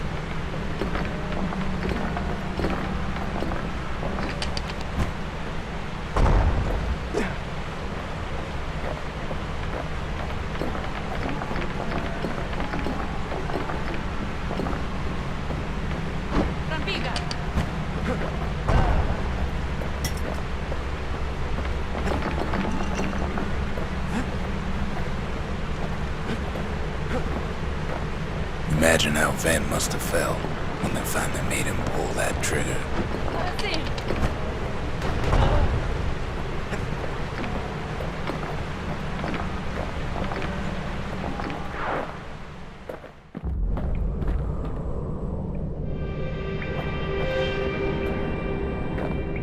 But remember, the Bastion can fix everything. We just need that shard.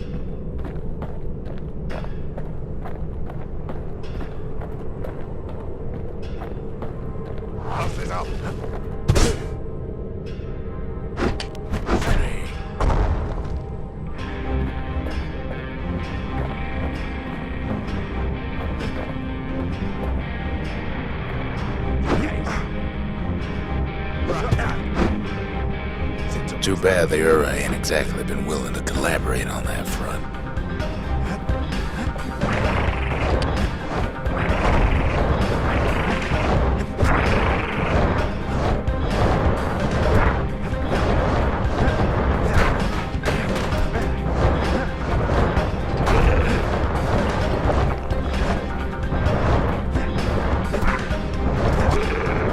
For now, Kid had little choice but to pick up where the Calamity left off.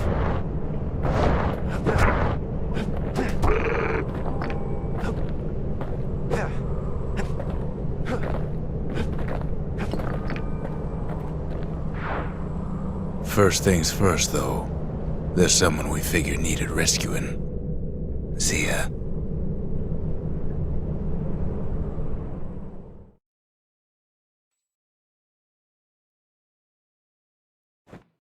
The Ura fell back, no doubt planning the next move, but we knew ours already.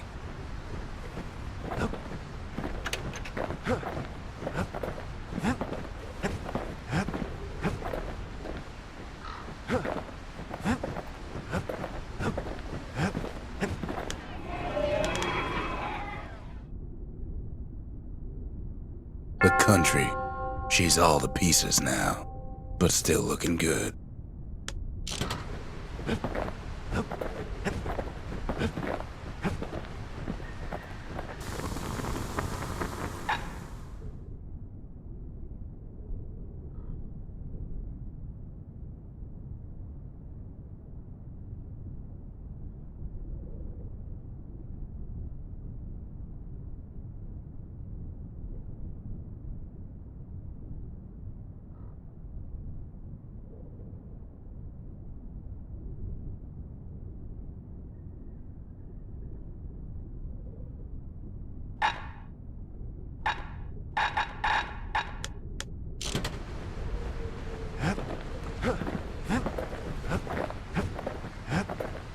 There's something we had to do before going after that last shard.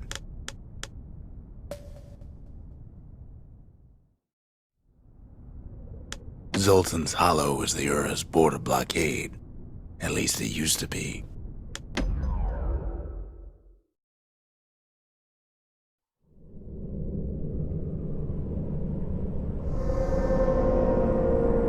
Well, now it's personal, ain't it?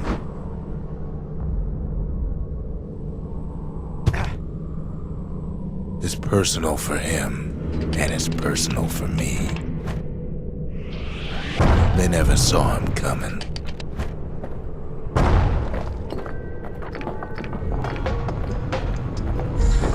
He gets his hands on the care package I sent him.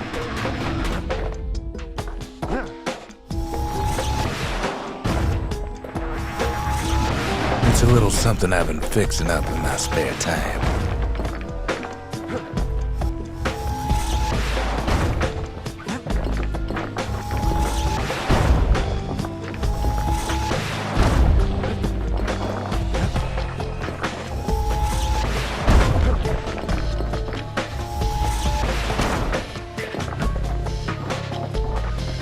They got their own security and everything.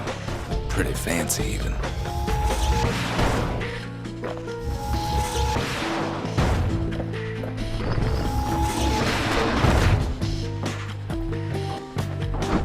Still, they ain't used to having visitors around.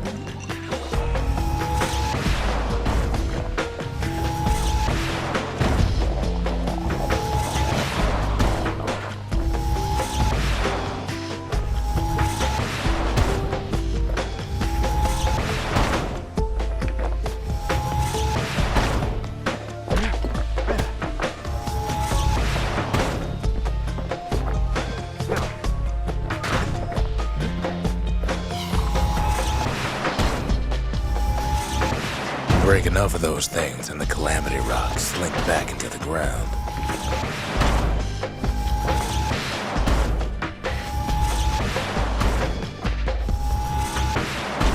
They've got these conductors that are all what's keeping the place together.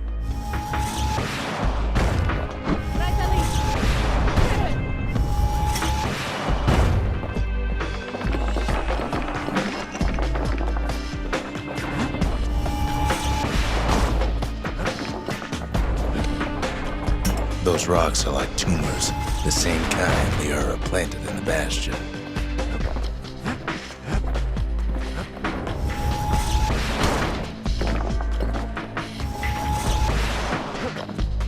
Well, the Ura must be in a panic right about now.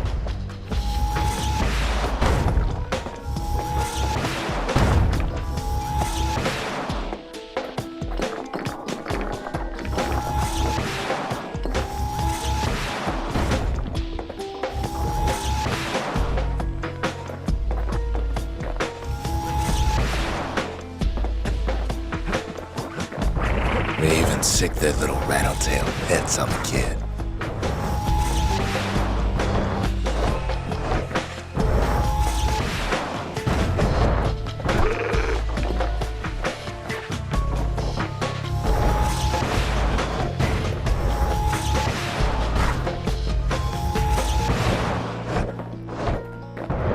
Those rodents are just a bump in the road.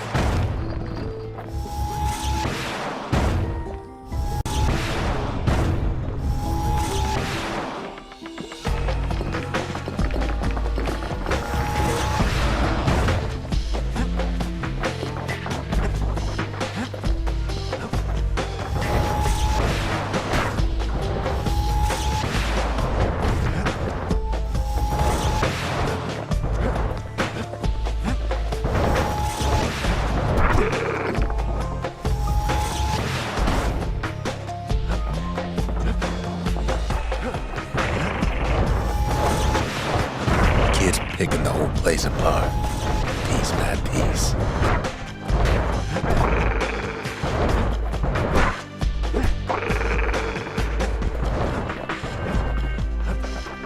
By now, every Ura from here to the terminals must know he's in town. Kid returns their greeting tenfold.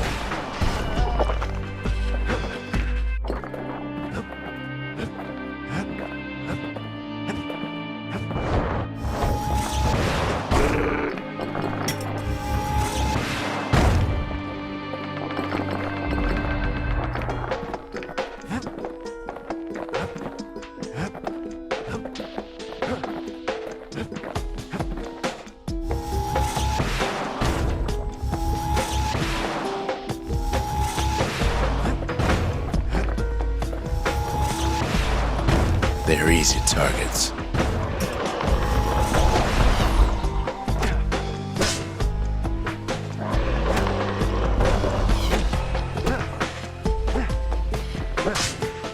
Most of the Ura's conductors are squared away in the middle of the hollow.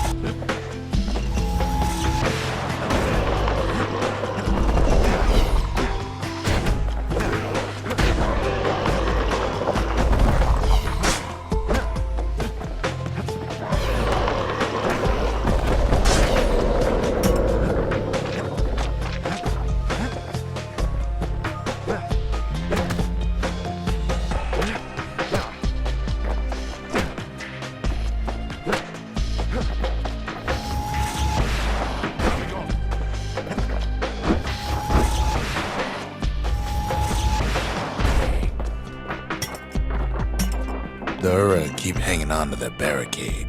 After all, their homeland's not much farther.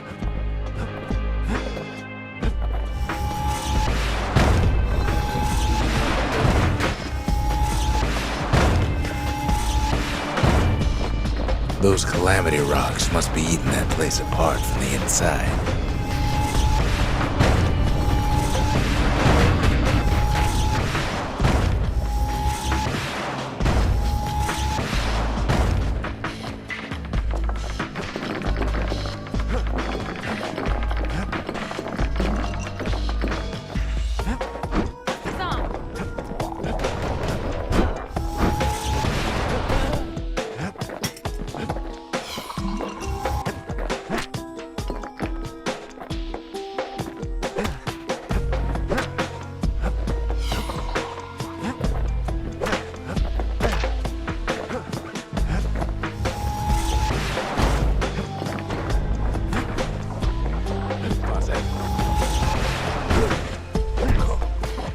Some of them are downright bewildered by what's happening.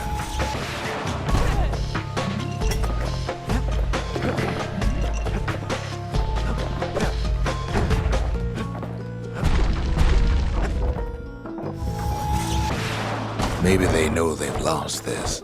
Lost to a kid.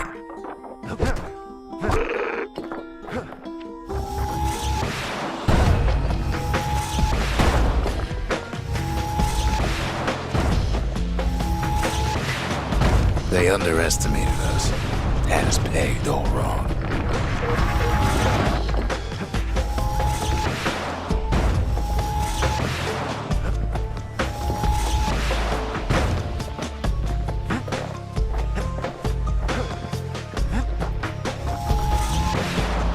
Yes, our people caused the calamity, but here we are trying to fix it.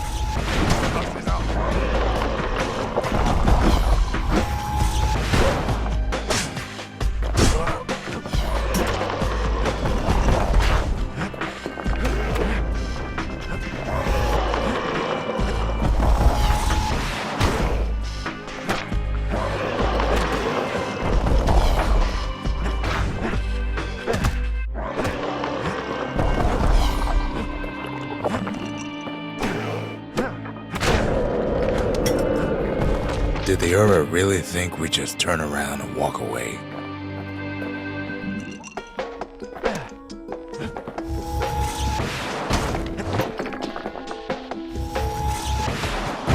Suppose old Zolf should have got to know us better.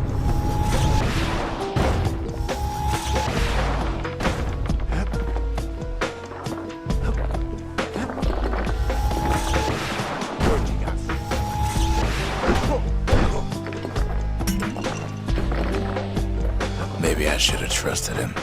Told him everything I knew.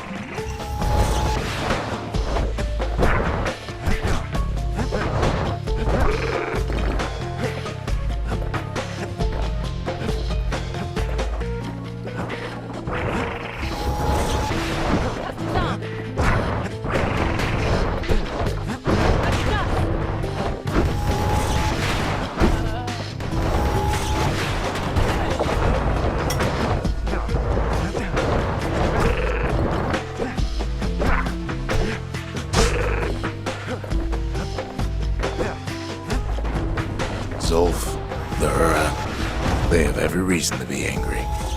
Beyond angry.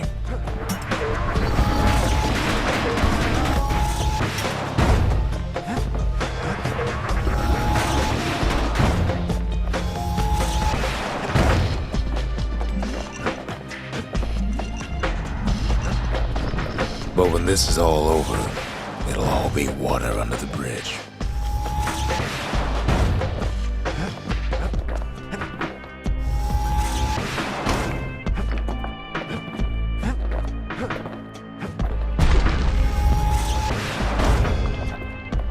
As the hour grows desperate, the Ura bring out their big guns.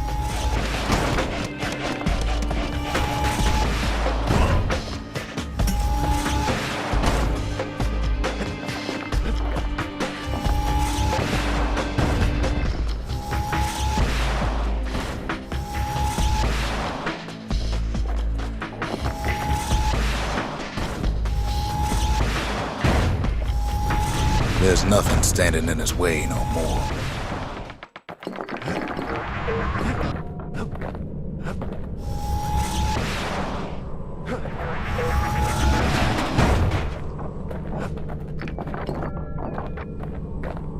He sees the Tassel terminals loom large on the horizon.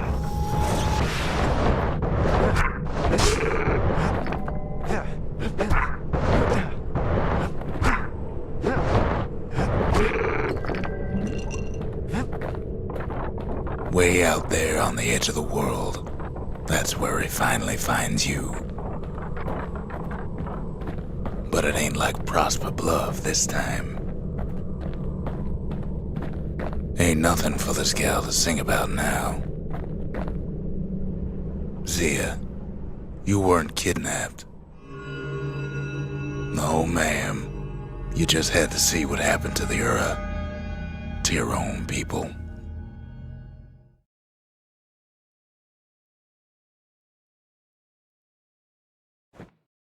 You had to see if everything Zulf wrote to you was true.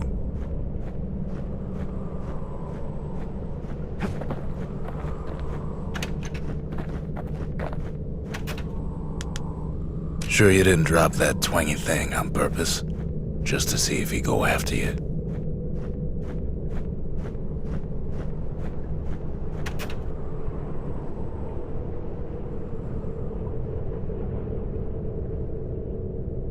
They lost everything, didn't they? But they just keep on fighting like that's gonna bring it all back.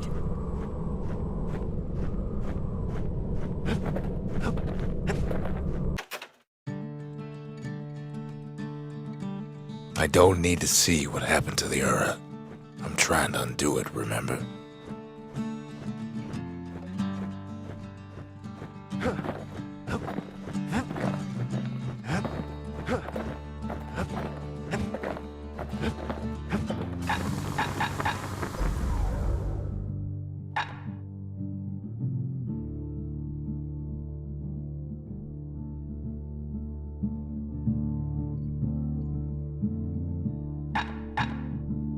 First step to learning the Calamity Cannon is knowing about the machinery overrides.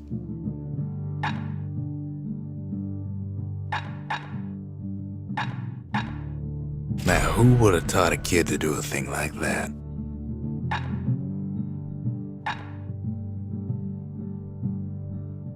Good thing I didn't throw away the manual.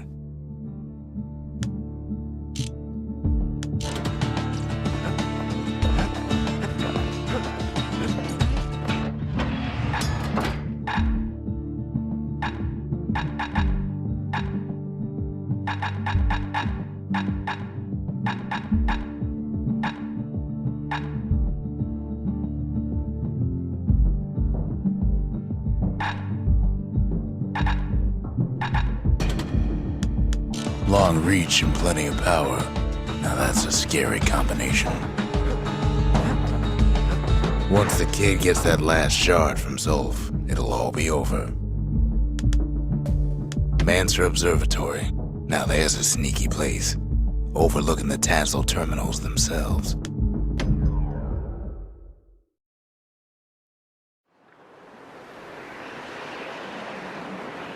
The Ura probably didn't know they were being watched from Manser Observatory.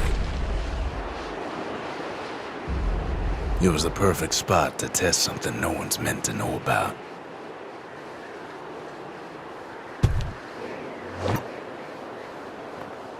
Only trouble was, something about the place drove the windbags crazy.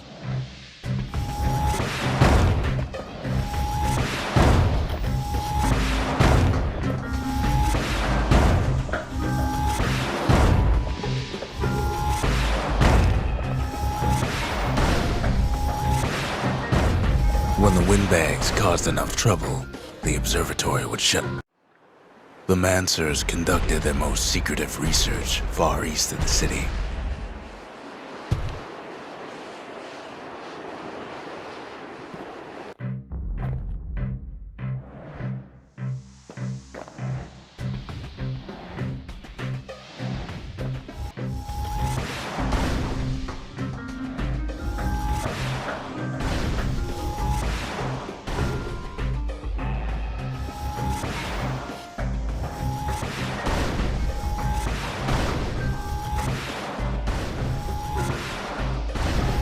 You could cause a lot of collateral damage with it if you ain't careful.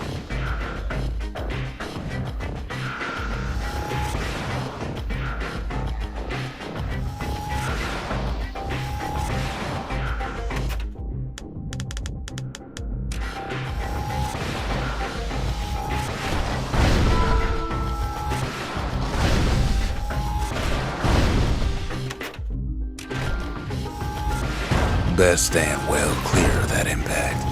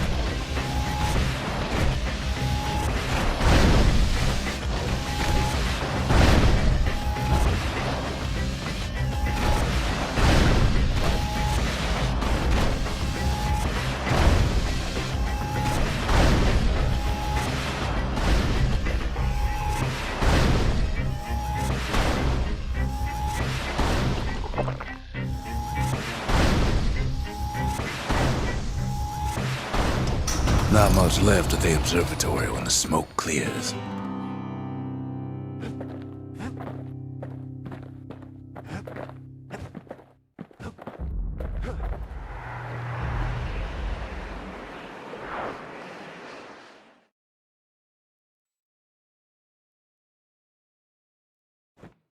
If the power of the calamity is safe in anybody's hands, it's safe in his. Part of the rippling walls floated by, so I caught the kid's old knapsack.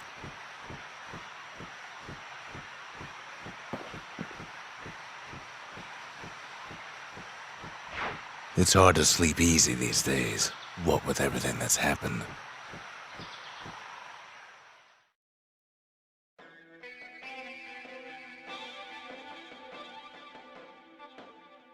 Zolf, very soon the kid's gonna have to face that man again, for the last time.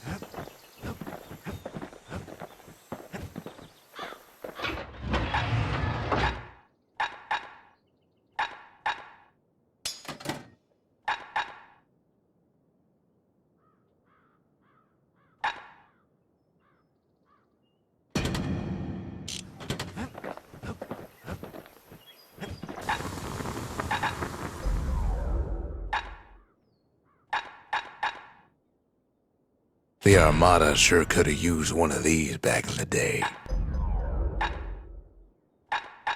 Take my word for it, don't ever drop one of those.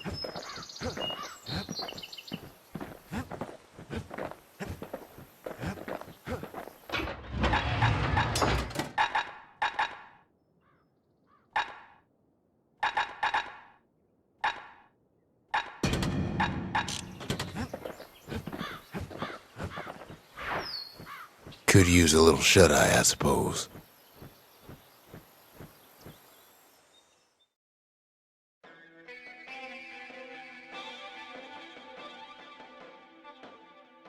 The Calamity took everything from us.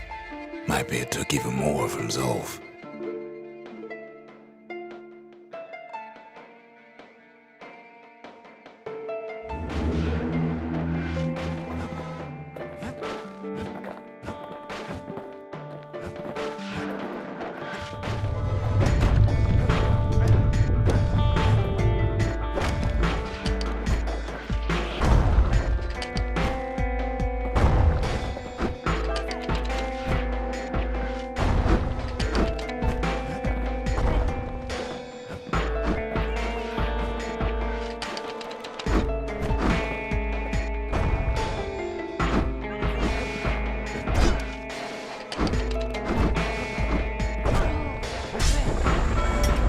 They met on the worst day of Zolf's life. There in the Hanging Gardens, he aimed to throw it all away.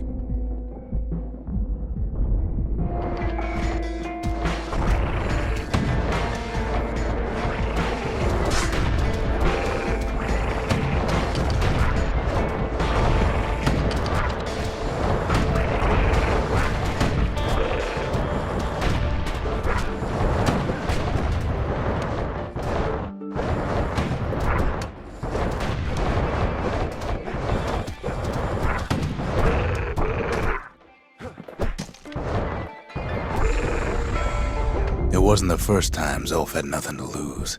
He was born to a simple Ura couple who didn't last long before plague took him.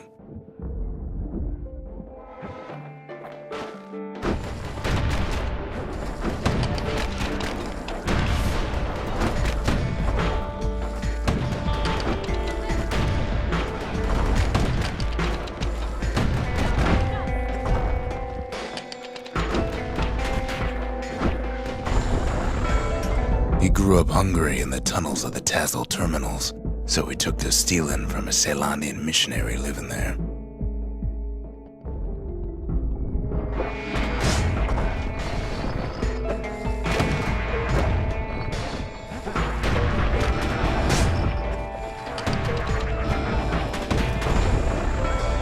He once got sloppy with his thieving hands. The missionary caught him, but didn't rat him out.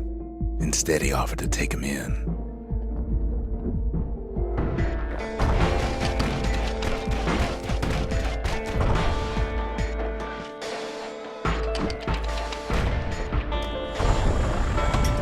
That missionary raised Zolf like a gentleman, like he was his own son, taught him theology, history, and mercy.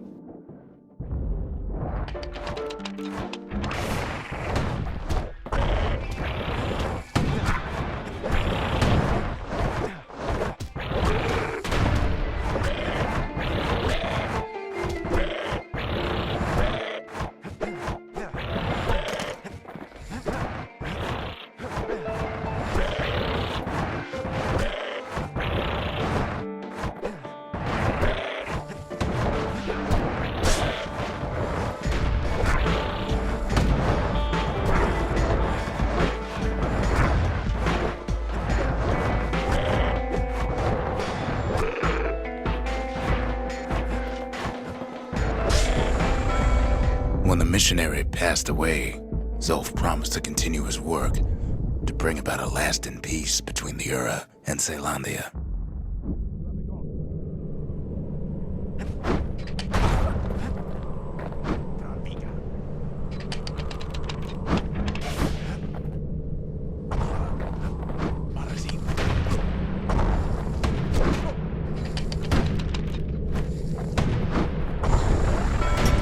Zolf started teaching the missionaries wisdom to any Ura who would listen, and listen they did.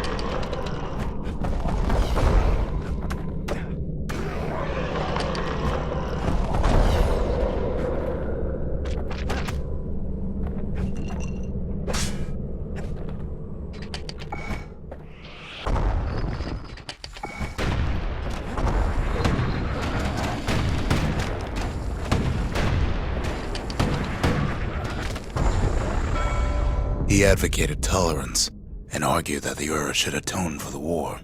He believed the city had much to teach his people.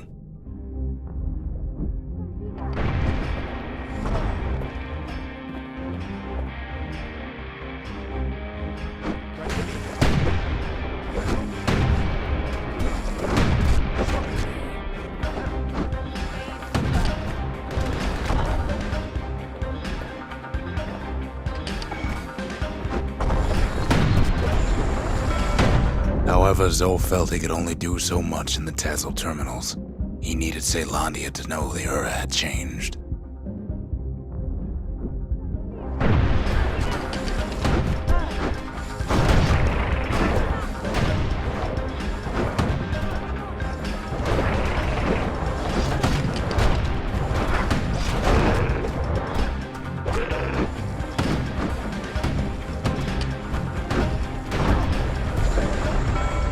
He decided to do what the missionary did many years before.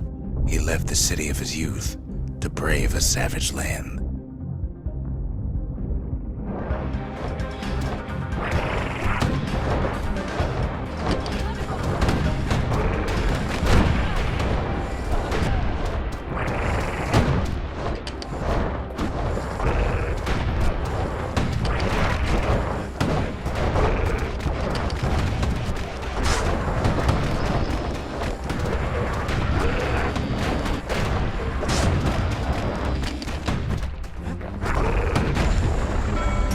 The journey was hard, but he knew how to fend for himself. And then at last, Zolf saw the rippling walls on the horizon.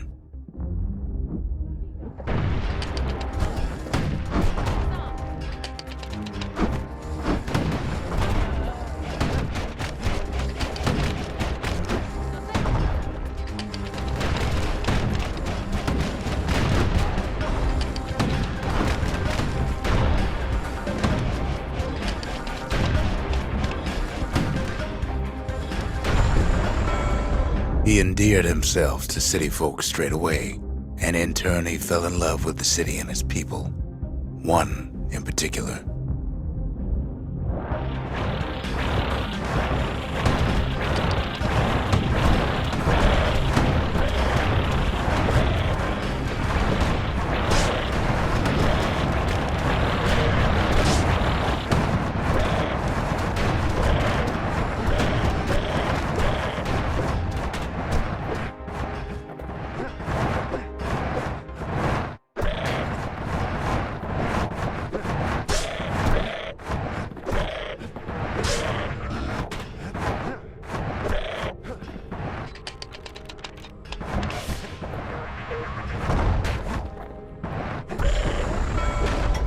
young lady was fascinated by the Ura, but she never met anyone like Zolf.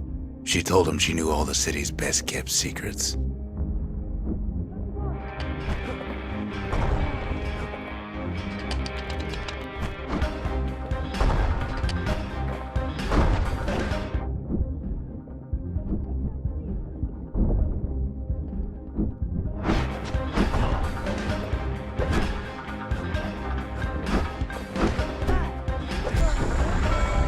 The Hanging Gardens was their favorite spot. It was there that Zolf clasped her hands and proposed in proper Ceylondian style.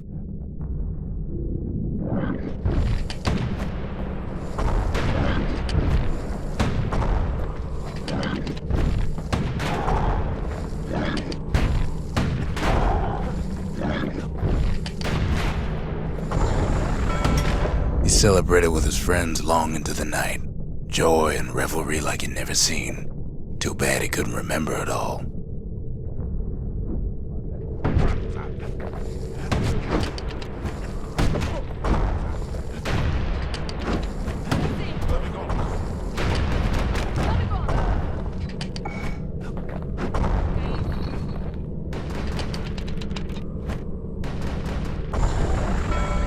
He woke up alone underground inside the Ceylondian War Memorial, built like an Uraden. But something was wrong.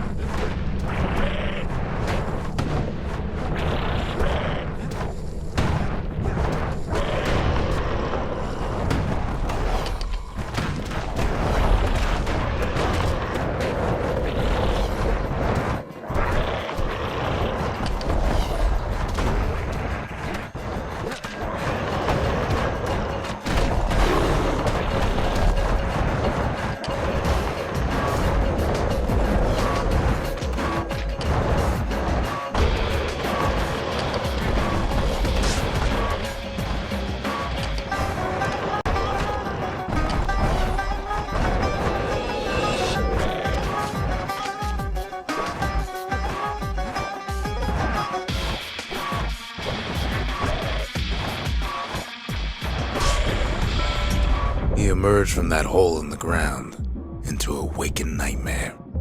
Everything that wasn't gone was twisted upside down.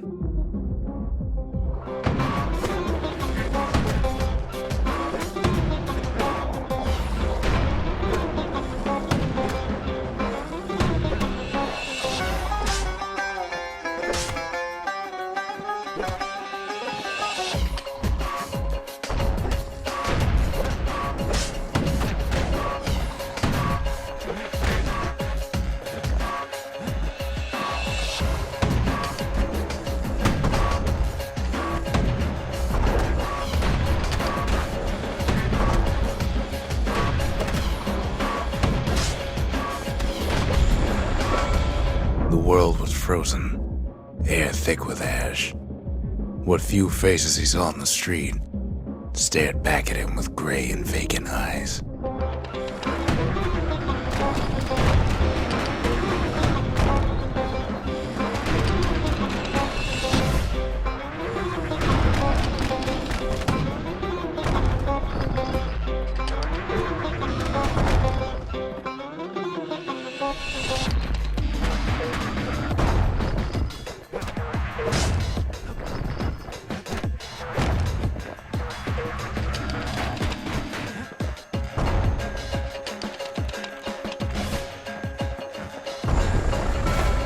He found his wife-to-be asleep inside her home, but when he reached out to her, she joined with all the ashes in the sky.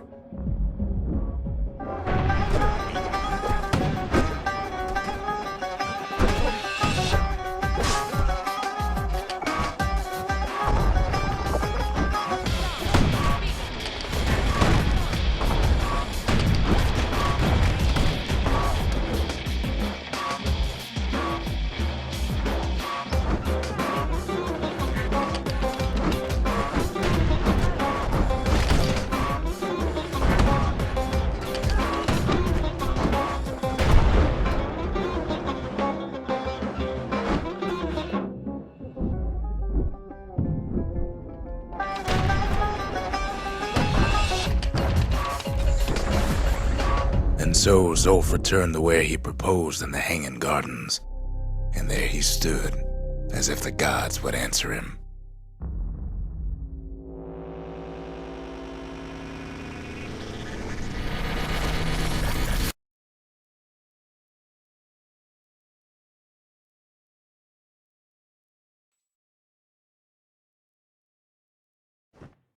The kid's gonna be okay. As for that man, who knows?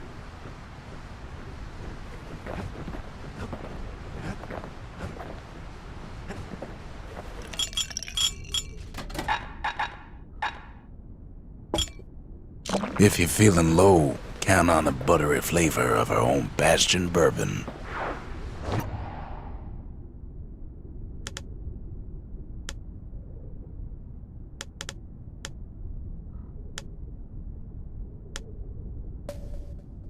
The Tazzle Terminals, all that's left of the Ura civilization, and the last stop on his little journey.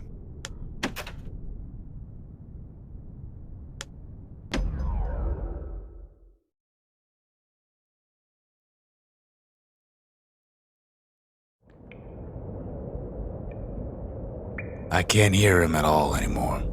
He's too far away.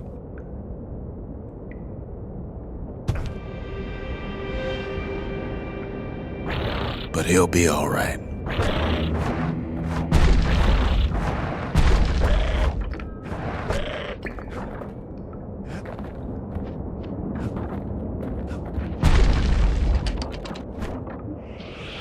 The calamity hit the Tazzle Terminals hardest of all.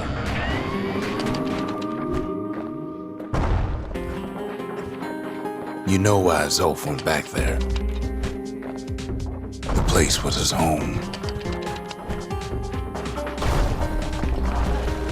All his old friends and family were there.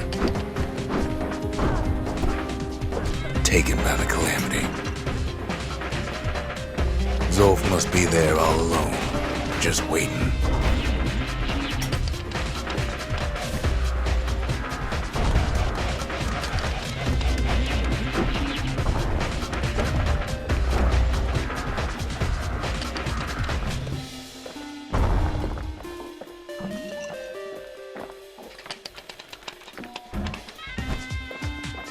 You know what's funny?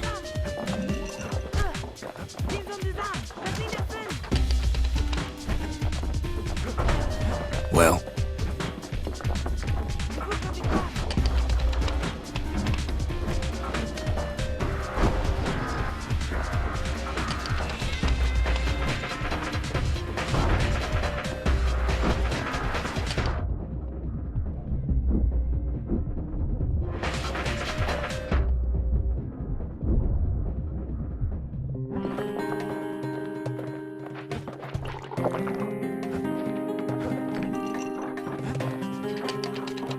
look around.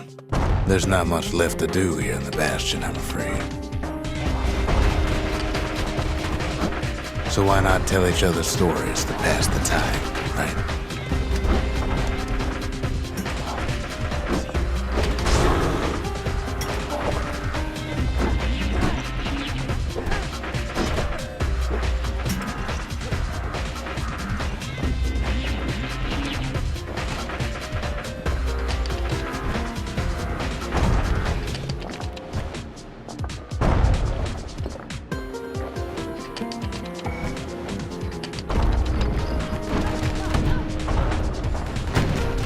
But Zia, there's another reason I've been telling you all this.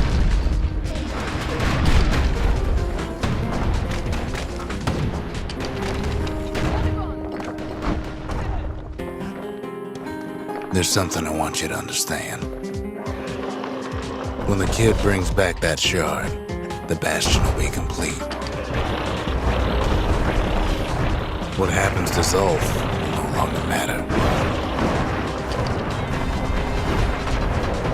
This disease the Earth planted here will go away.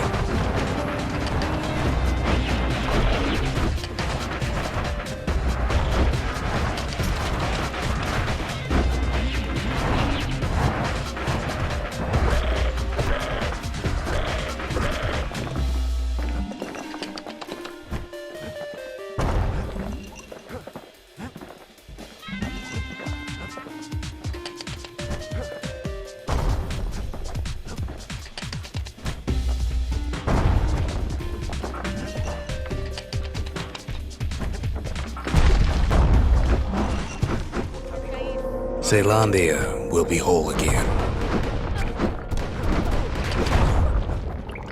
Everyone will be alright. Everything will be back to normal.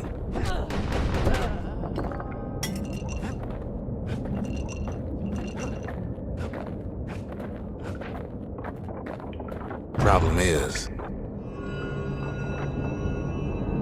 we'll all be gone.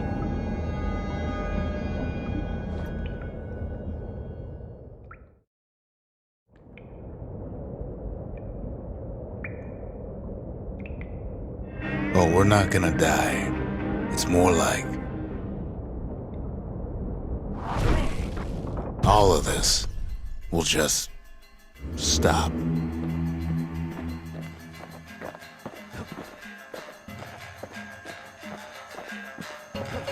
Things will go back to the way they used to be.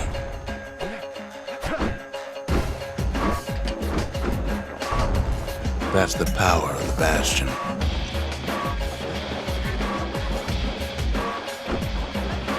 This whole place is a living record of the times before the calamity. The way things were before this story.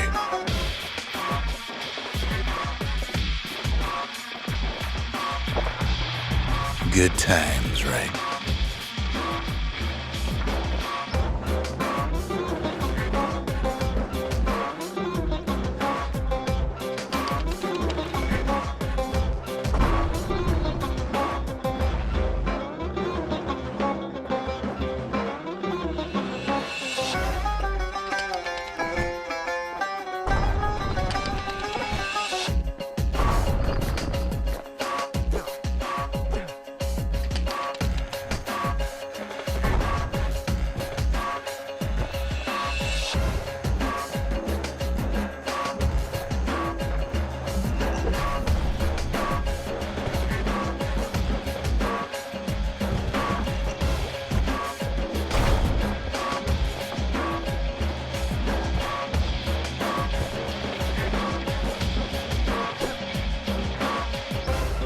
You be your old self again.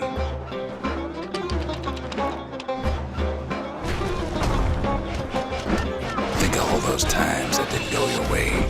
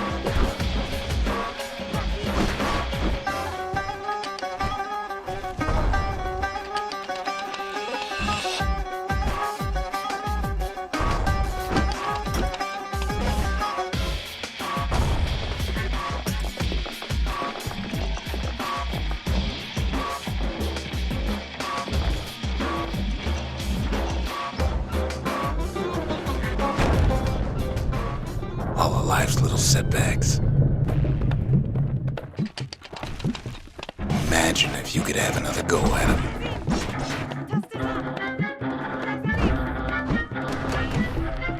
No mistakes.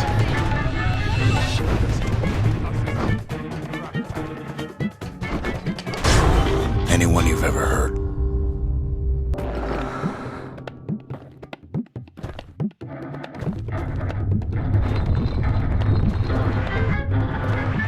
Everything you've ever done, you could do it over. And wouldn't that be grand? Wouldn't you agree? Well,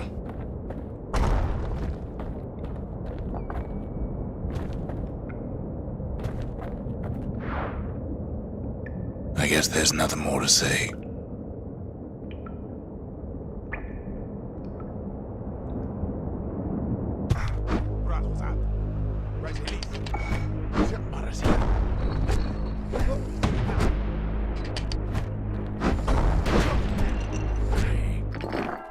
Who am I kidding?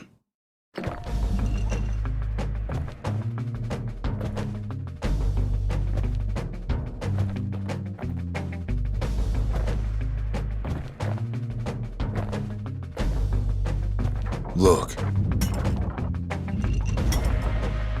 There's something else. A confession.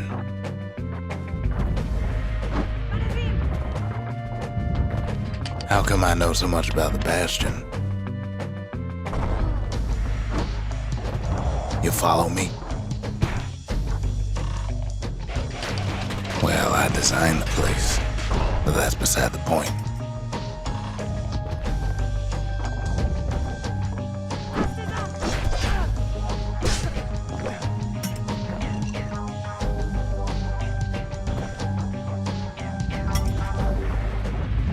There's one problem with a place that sets things back to a bygone time. You can't test it.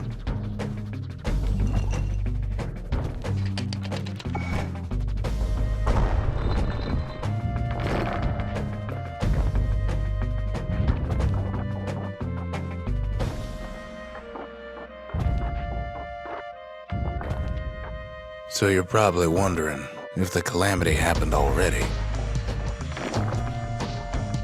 What's to stop it from happening again after the Bastion does its thing?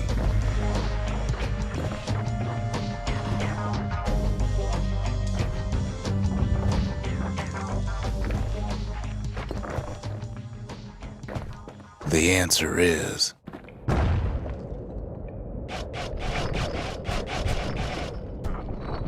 I don't know.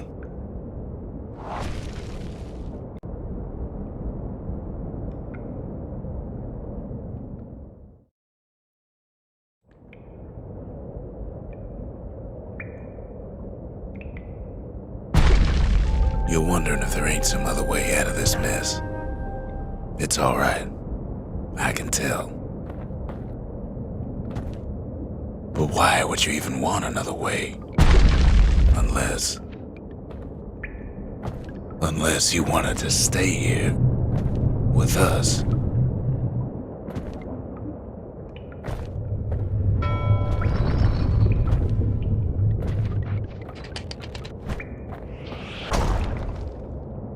Well, that's sweet and all, but I don't know if I can stick around.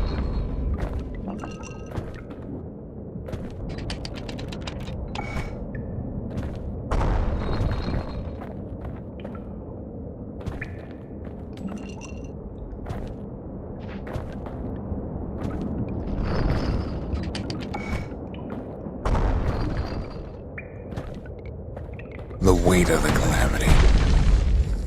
It's on our shoulders. We can't just let it go.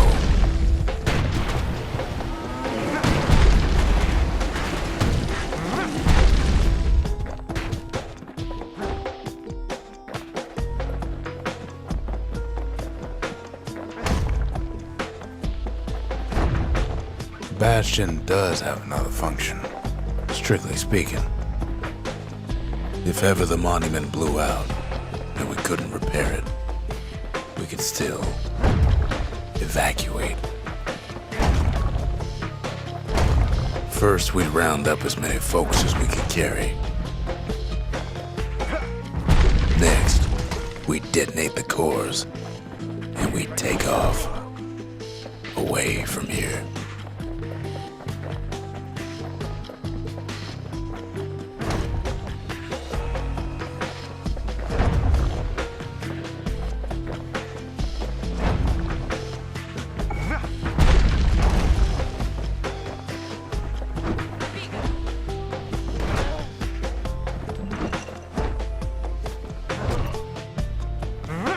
Heavy, ain't it?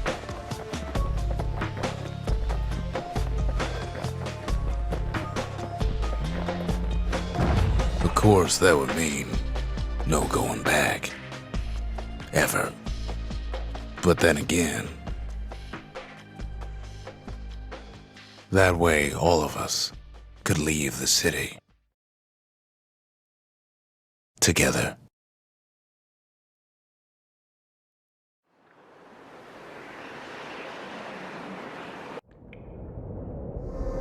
You know Zolf and his countrymen won't be giving up that shard without a fight, don't you?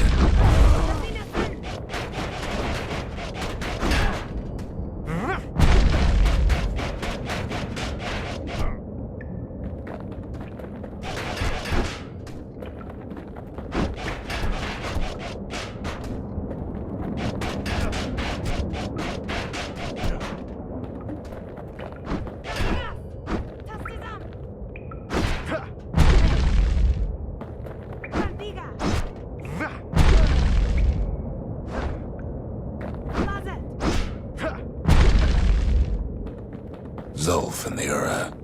All they want now is to see the Bastion fall.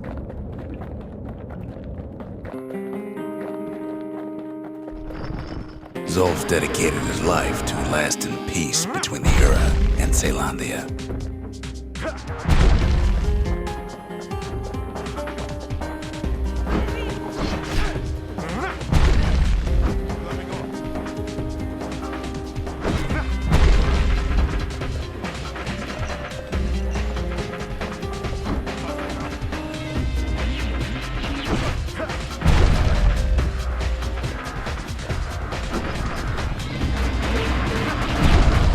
Can't have imagined the city would try to wipe the Ura out.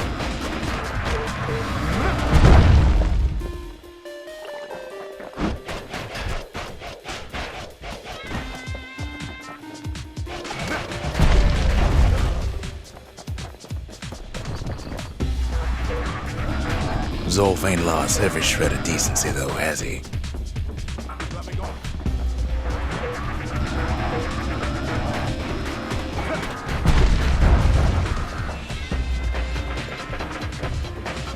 He tried to warn you about his plans. He tried to warn the kid.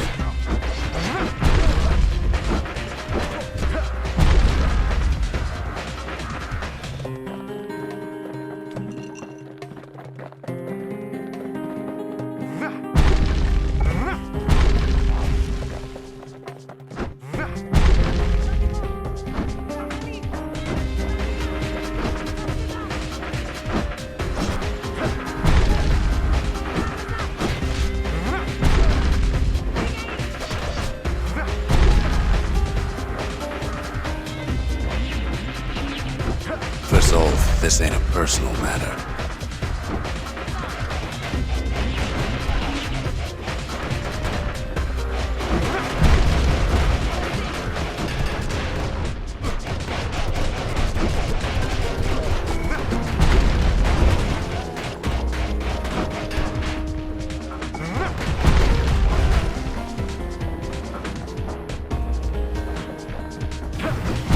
It ain't a simple matter of pride either.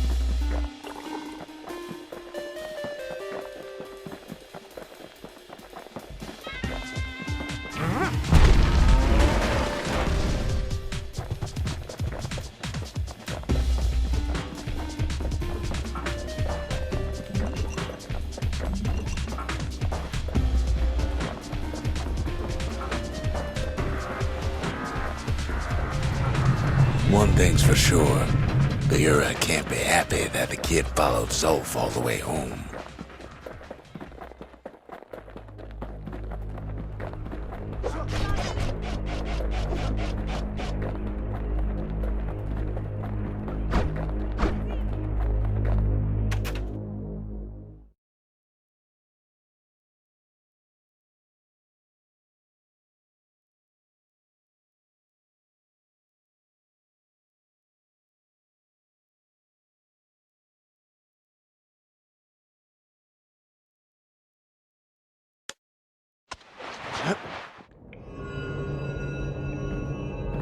I can see it now. The kid in one corner, and Zolf in the other. Ain't much of a fight.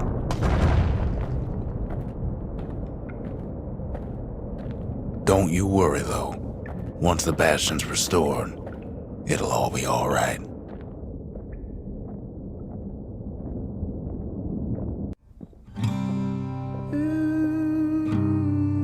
You ain't still thinking about that whole leaving the city thing, are you?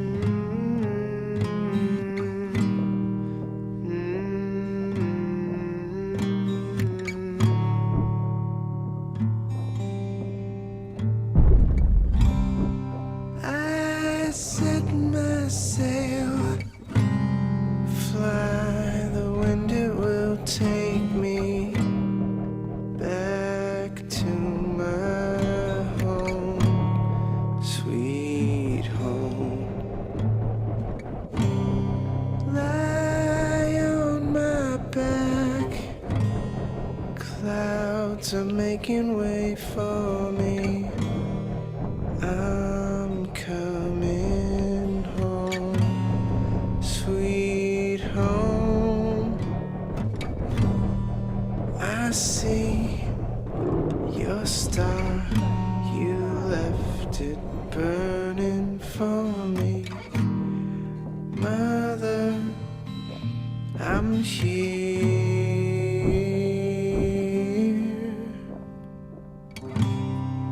Eyes open wide, feel your heart and it's glowing. I'm welcome home, sweet home. I take your hand, now you'll never be lonely. Not when I'm home. Kid's probably dealt with Zolf by now. I see. It reminds me of myself when I was his age. I ever tell you about those days?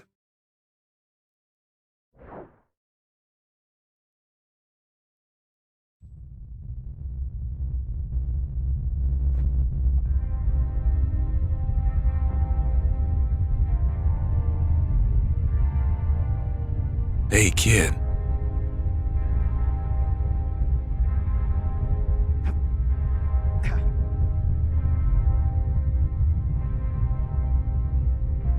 Get up, kid.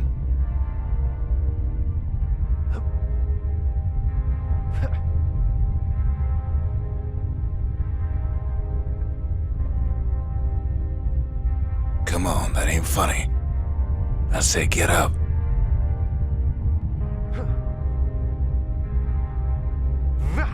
That's more like it. Now, set that shard into the monument there. Then we'll talk. Can't believe you brought him back again. Bet you had to do more than say please this time.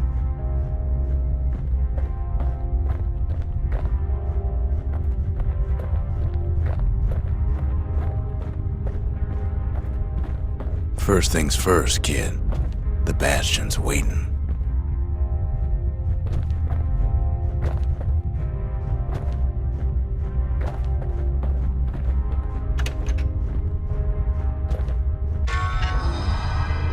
The Bastion. It's finally finished.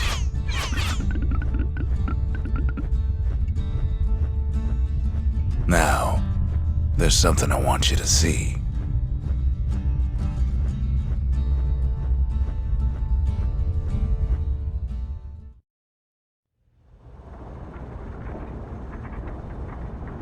Welcome to the heart of the Bastion. I ain't one for long goodbyes, so here's the deal. Zia and I figure you done the heavy lifting, so you get to do the honors. We can tell you how to work this thing if you got any questions. Hey, kid. You can undo the calamity here and now. Go on, kid. And before I forget, thank you.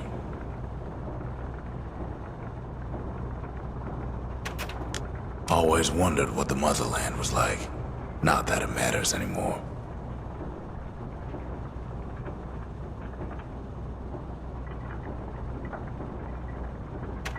Zolf only brought more ruin to the Ura. No wonder they didn't take kindly to him.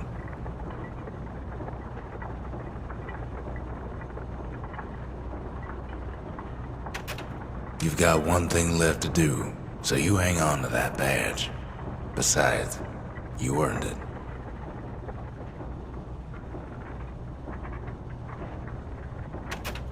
Don't let anything you've done get to you. You can save all those creatures here and now.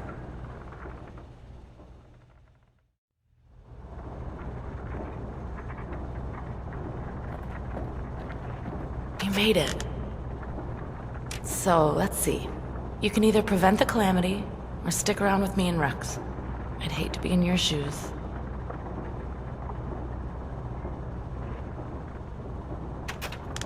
If I could be any place I wanted, I'd stay right here. We could go anywhere in the world.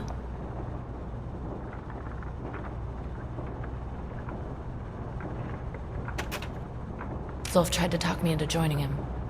I tried to talk him out of it. I guess we both failed.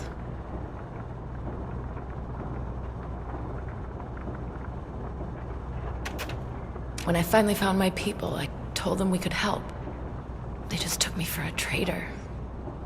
Glad you showed up.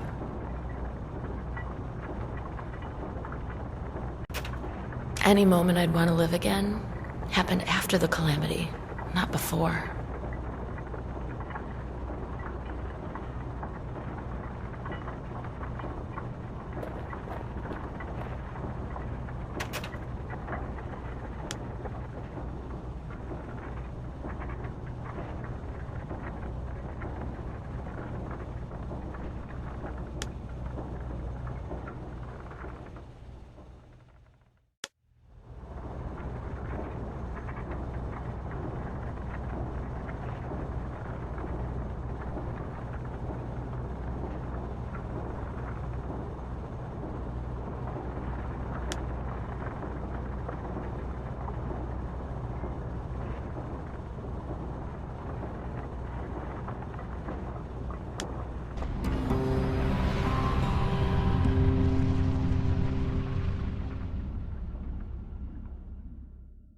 It's finished. Now, sit tight. It'll be over soon.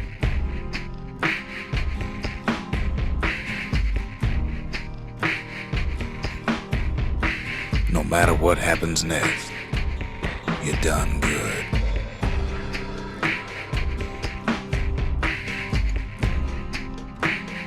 I suppose all that's left is to try and remember this moment.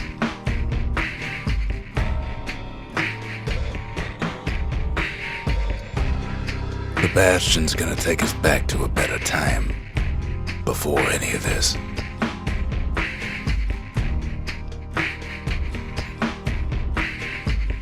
Might be we'll forget everything you've done and each other.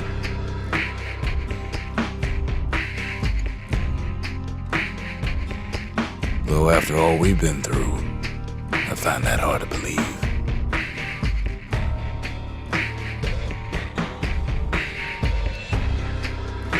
So long, kid. Maybe I'll see you in the next one.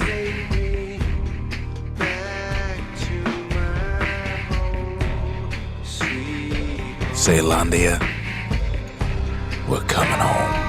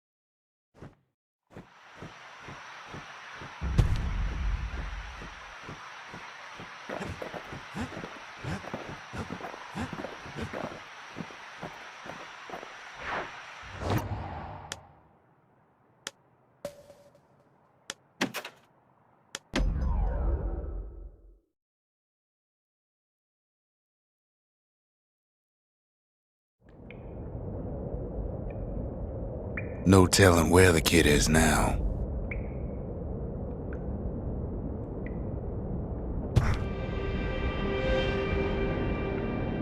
But he'll be all right.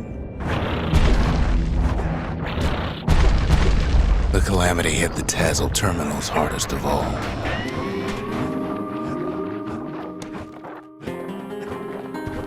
You know why Zolf went back there.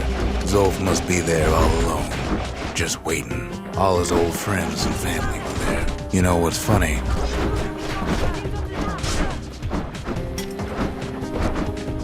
Well, look around. There's not much left to do here in the Bastion, I'm afraid.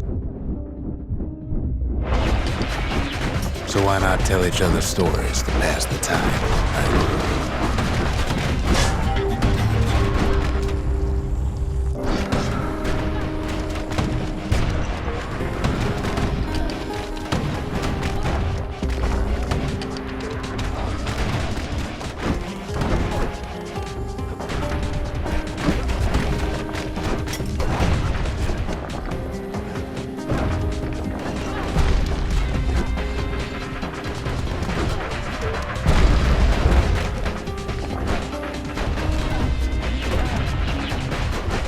But Zia, there's another reason I've been telling you all this.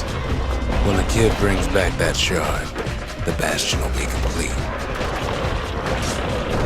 This disease the Arab planet here will go away. What happens to Zolf will no longer matter.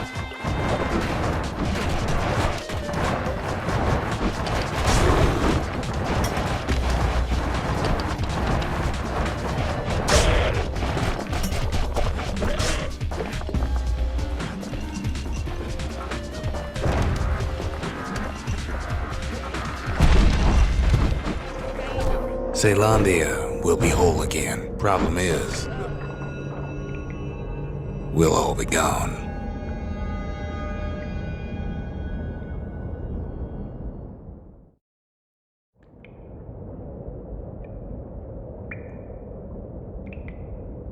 Oh, we're not gonna die. It's more like all of this will just stop. Things will go back to the way they used to be. That's the power of the Bastion. This whole place is a living record of the times before the calamity. The way things were before this story. Good times, right? You'd be your old self again. Think of all those times that didn't go your way.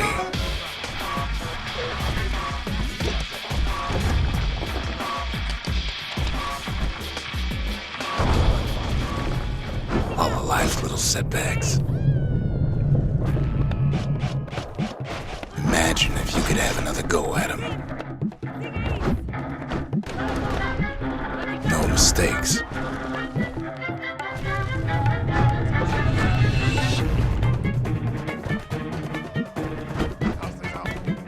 Anyone you've ever hurt.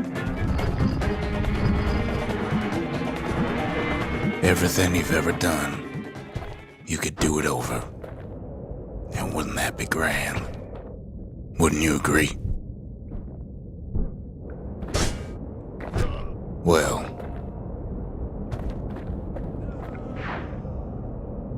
I guess there's nothing more to say.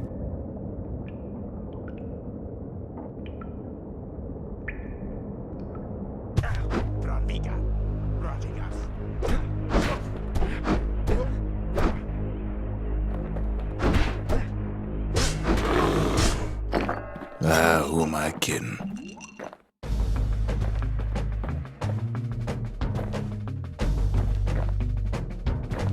Look. There's something else. A confession.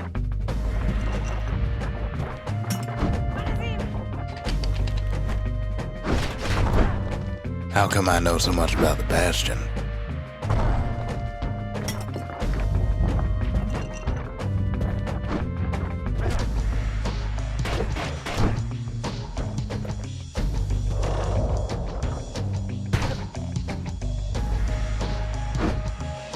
that designed the place, but that's beside the point.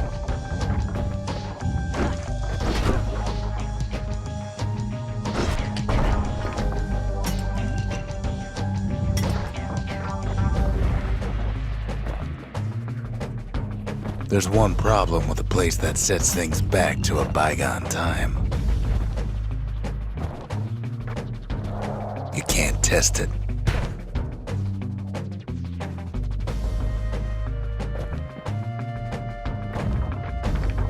So you're probably wondering if the calamity happened already.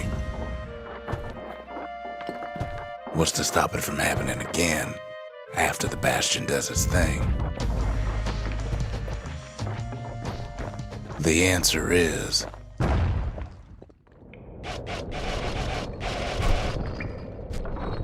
I don't know.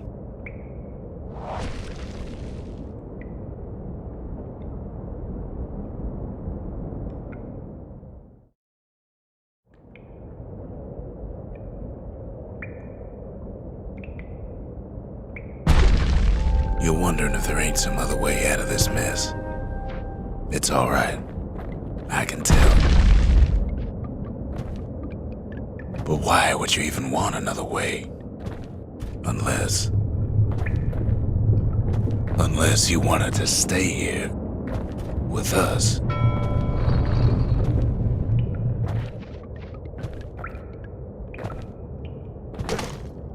Well, that's sweet and all, but I don't know if I can stick around.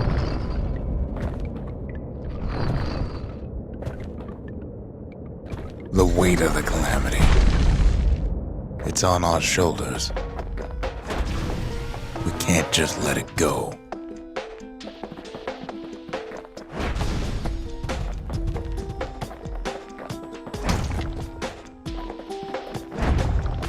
Bastion does have another function, strictly speaking. If ever the monument blew out and we couldn't repair it, we could still evacuate. First, we'd round up as many folks as we could carry. Next, we'd detonate the cores, and we'd take off away from here.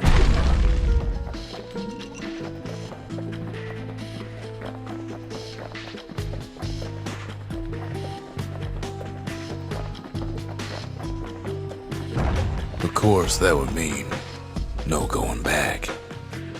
Ever. But then again, that way of us could leave the city together.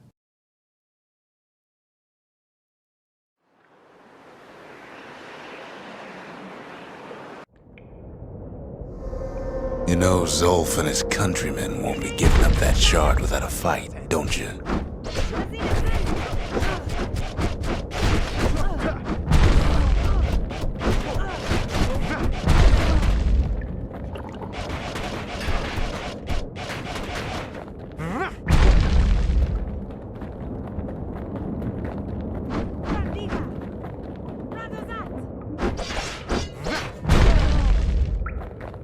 Zolf and the Ura, all they want now is to see the Bastion fall.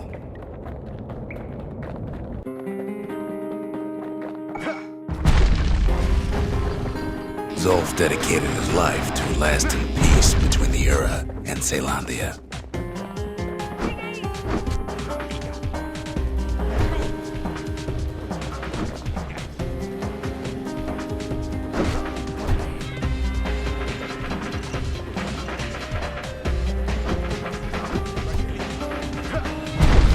He can't have imagined the city would try to wipe the Ura out.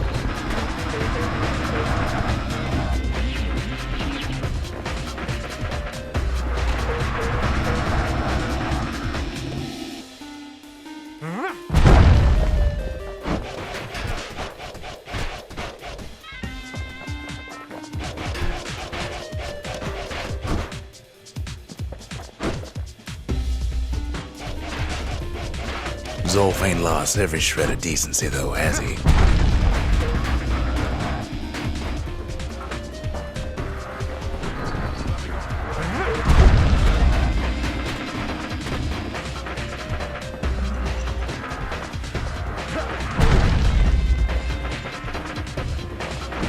tried to warn you about his plans. He tried to warn the kid.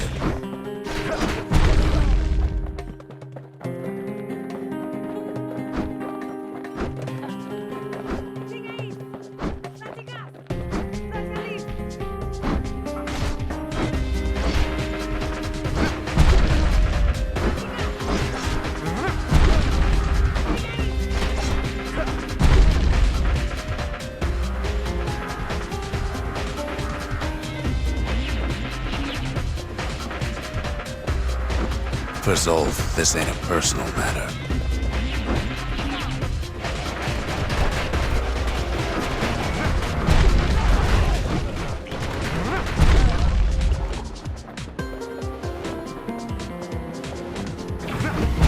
It ain't a simple matter of pride either.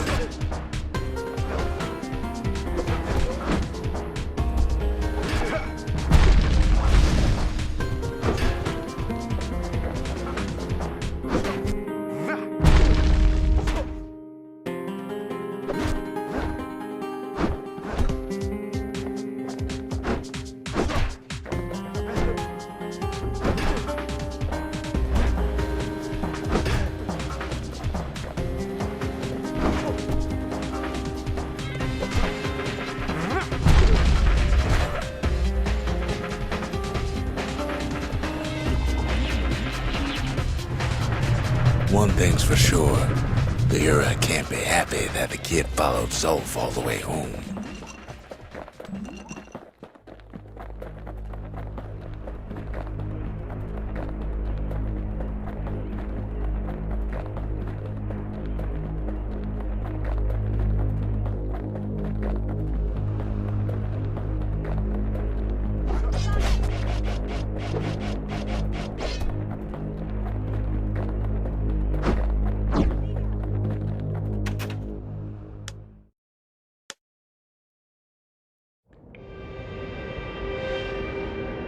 Kid saves Zolf once, but I don't think he'd make the same mistake.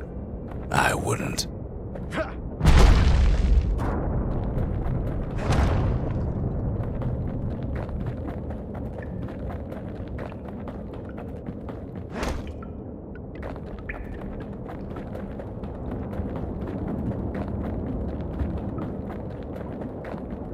Don't you worry though.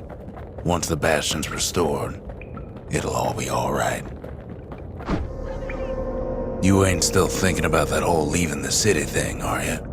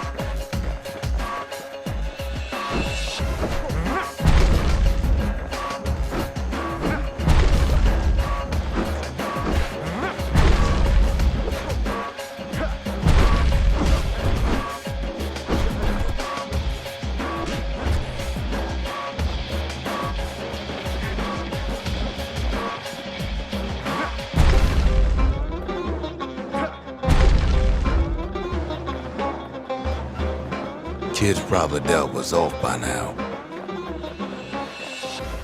It reminds me of myself when I was his age. I ever tell you about those days?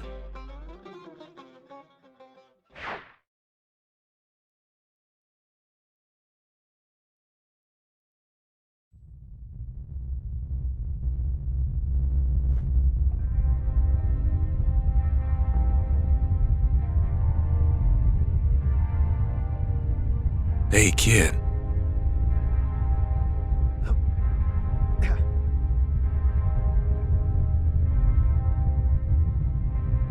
Get up, kid.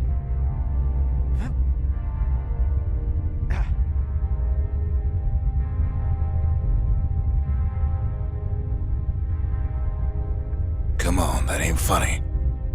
I said get up.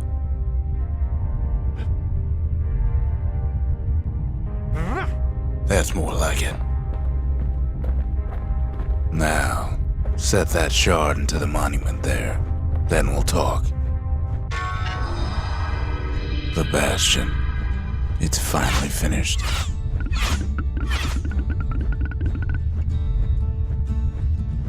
Now, there's something I want you to see.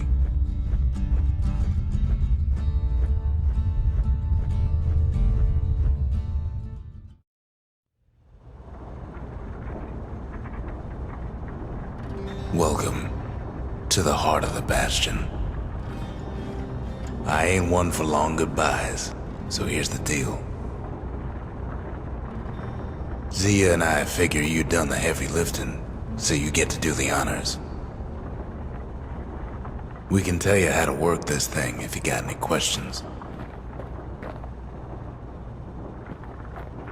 Hey, kid. You can undo the calamity here and now. Go on, kid. And before I forget, thank you.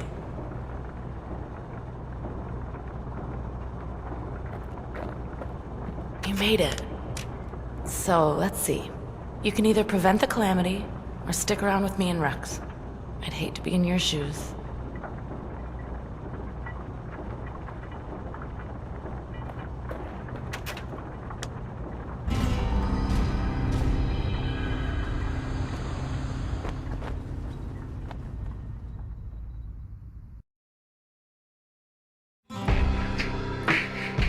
Oh, mother. And here I figured you'd had enough of me by now.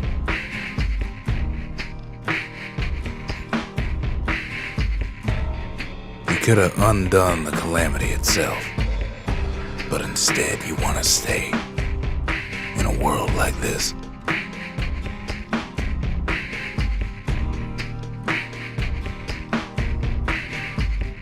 I gotta admit, kid, I ain't yet put much thought in that idea of carrying on with you here.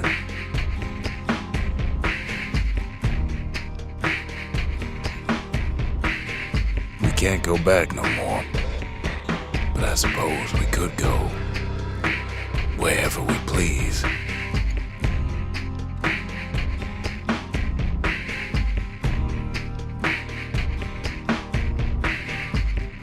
And if anyone's left out there, I sure would like to see the look on their faces when we dock this thing right on their doorstep. Getting ahead of myself, though. I'm gonna need a first mate. What do you say?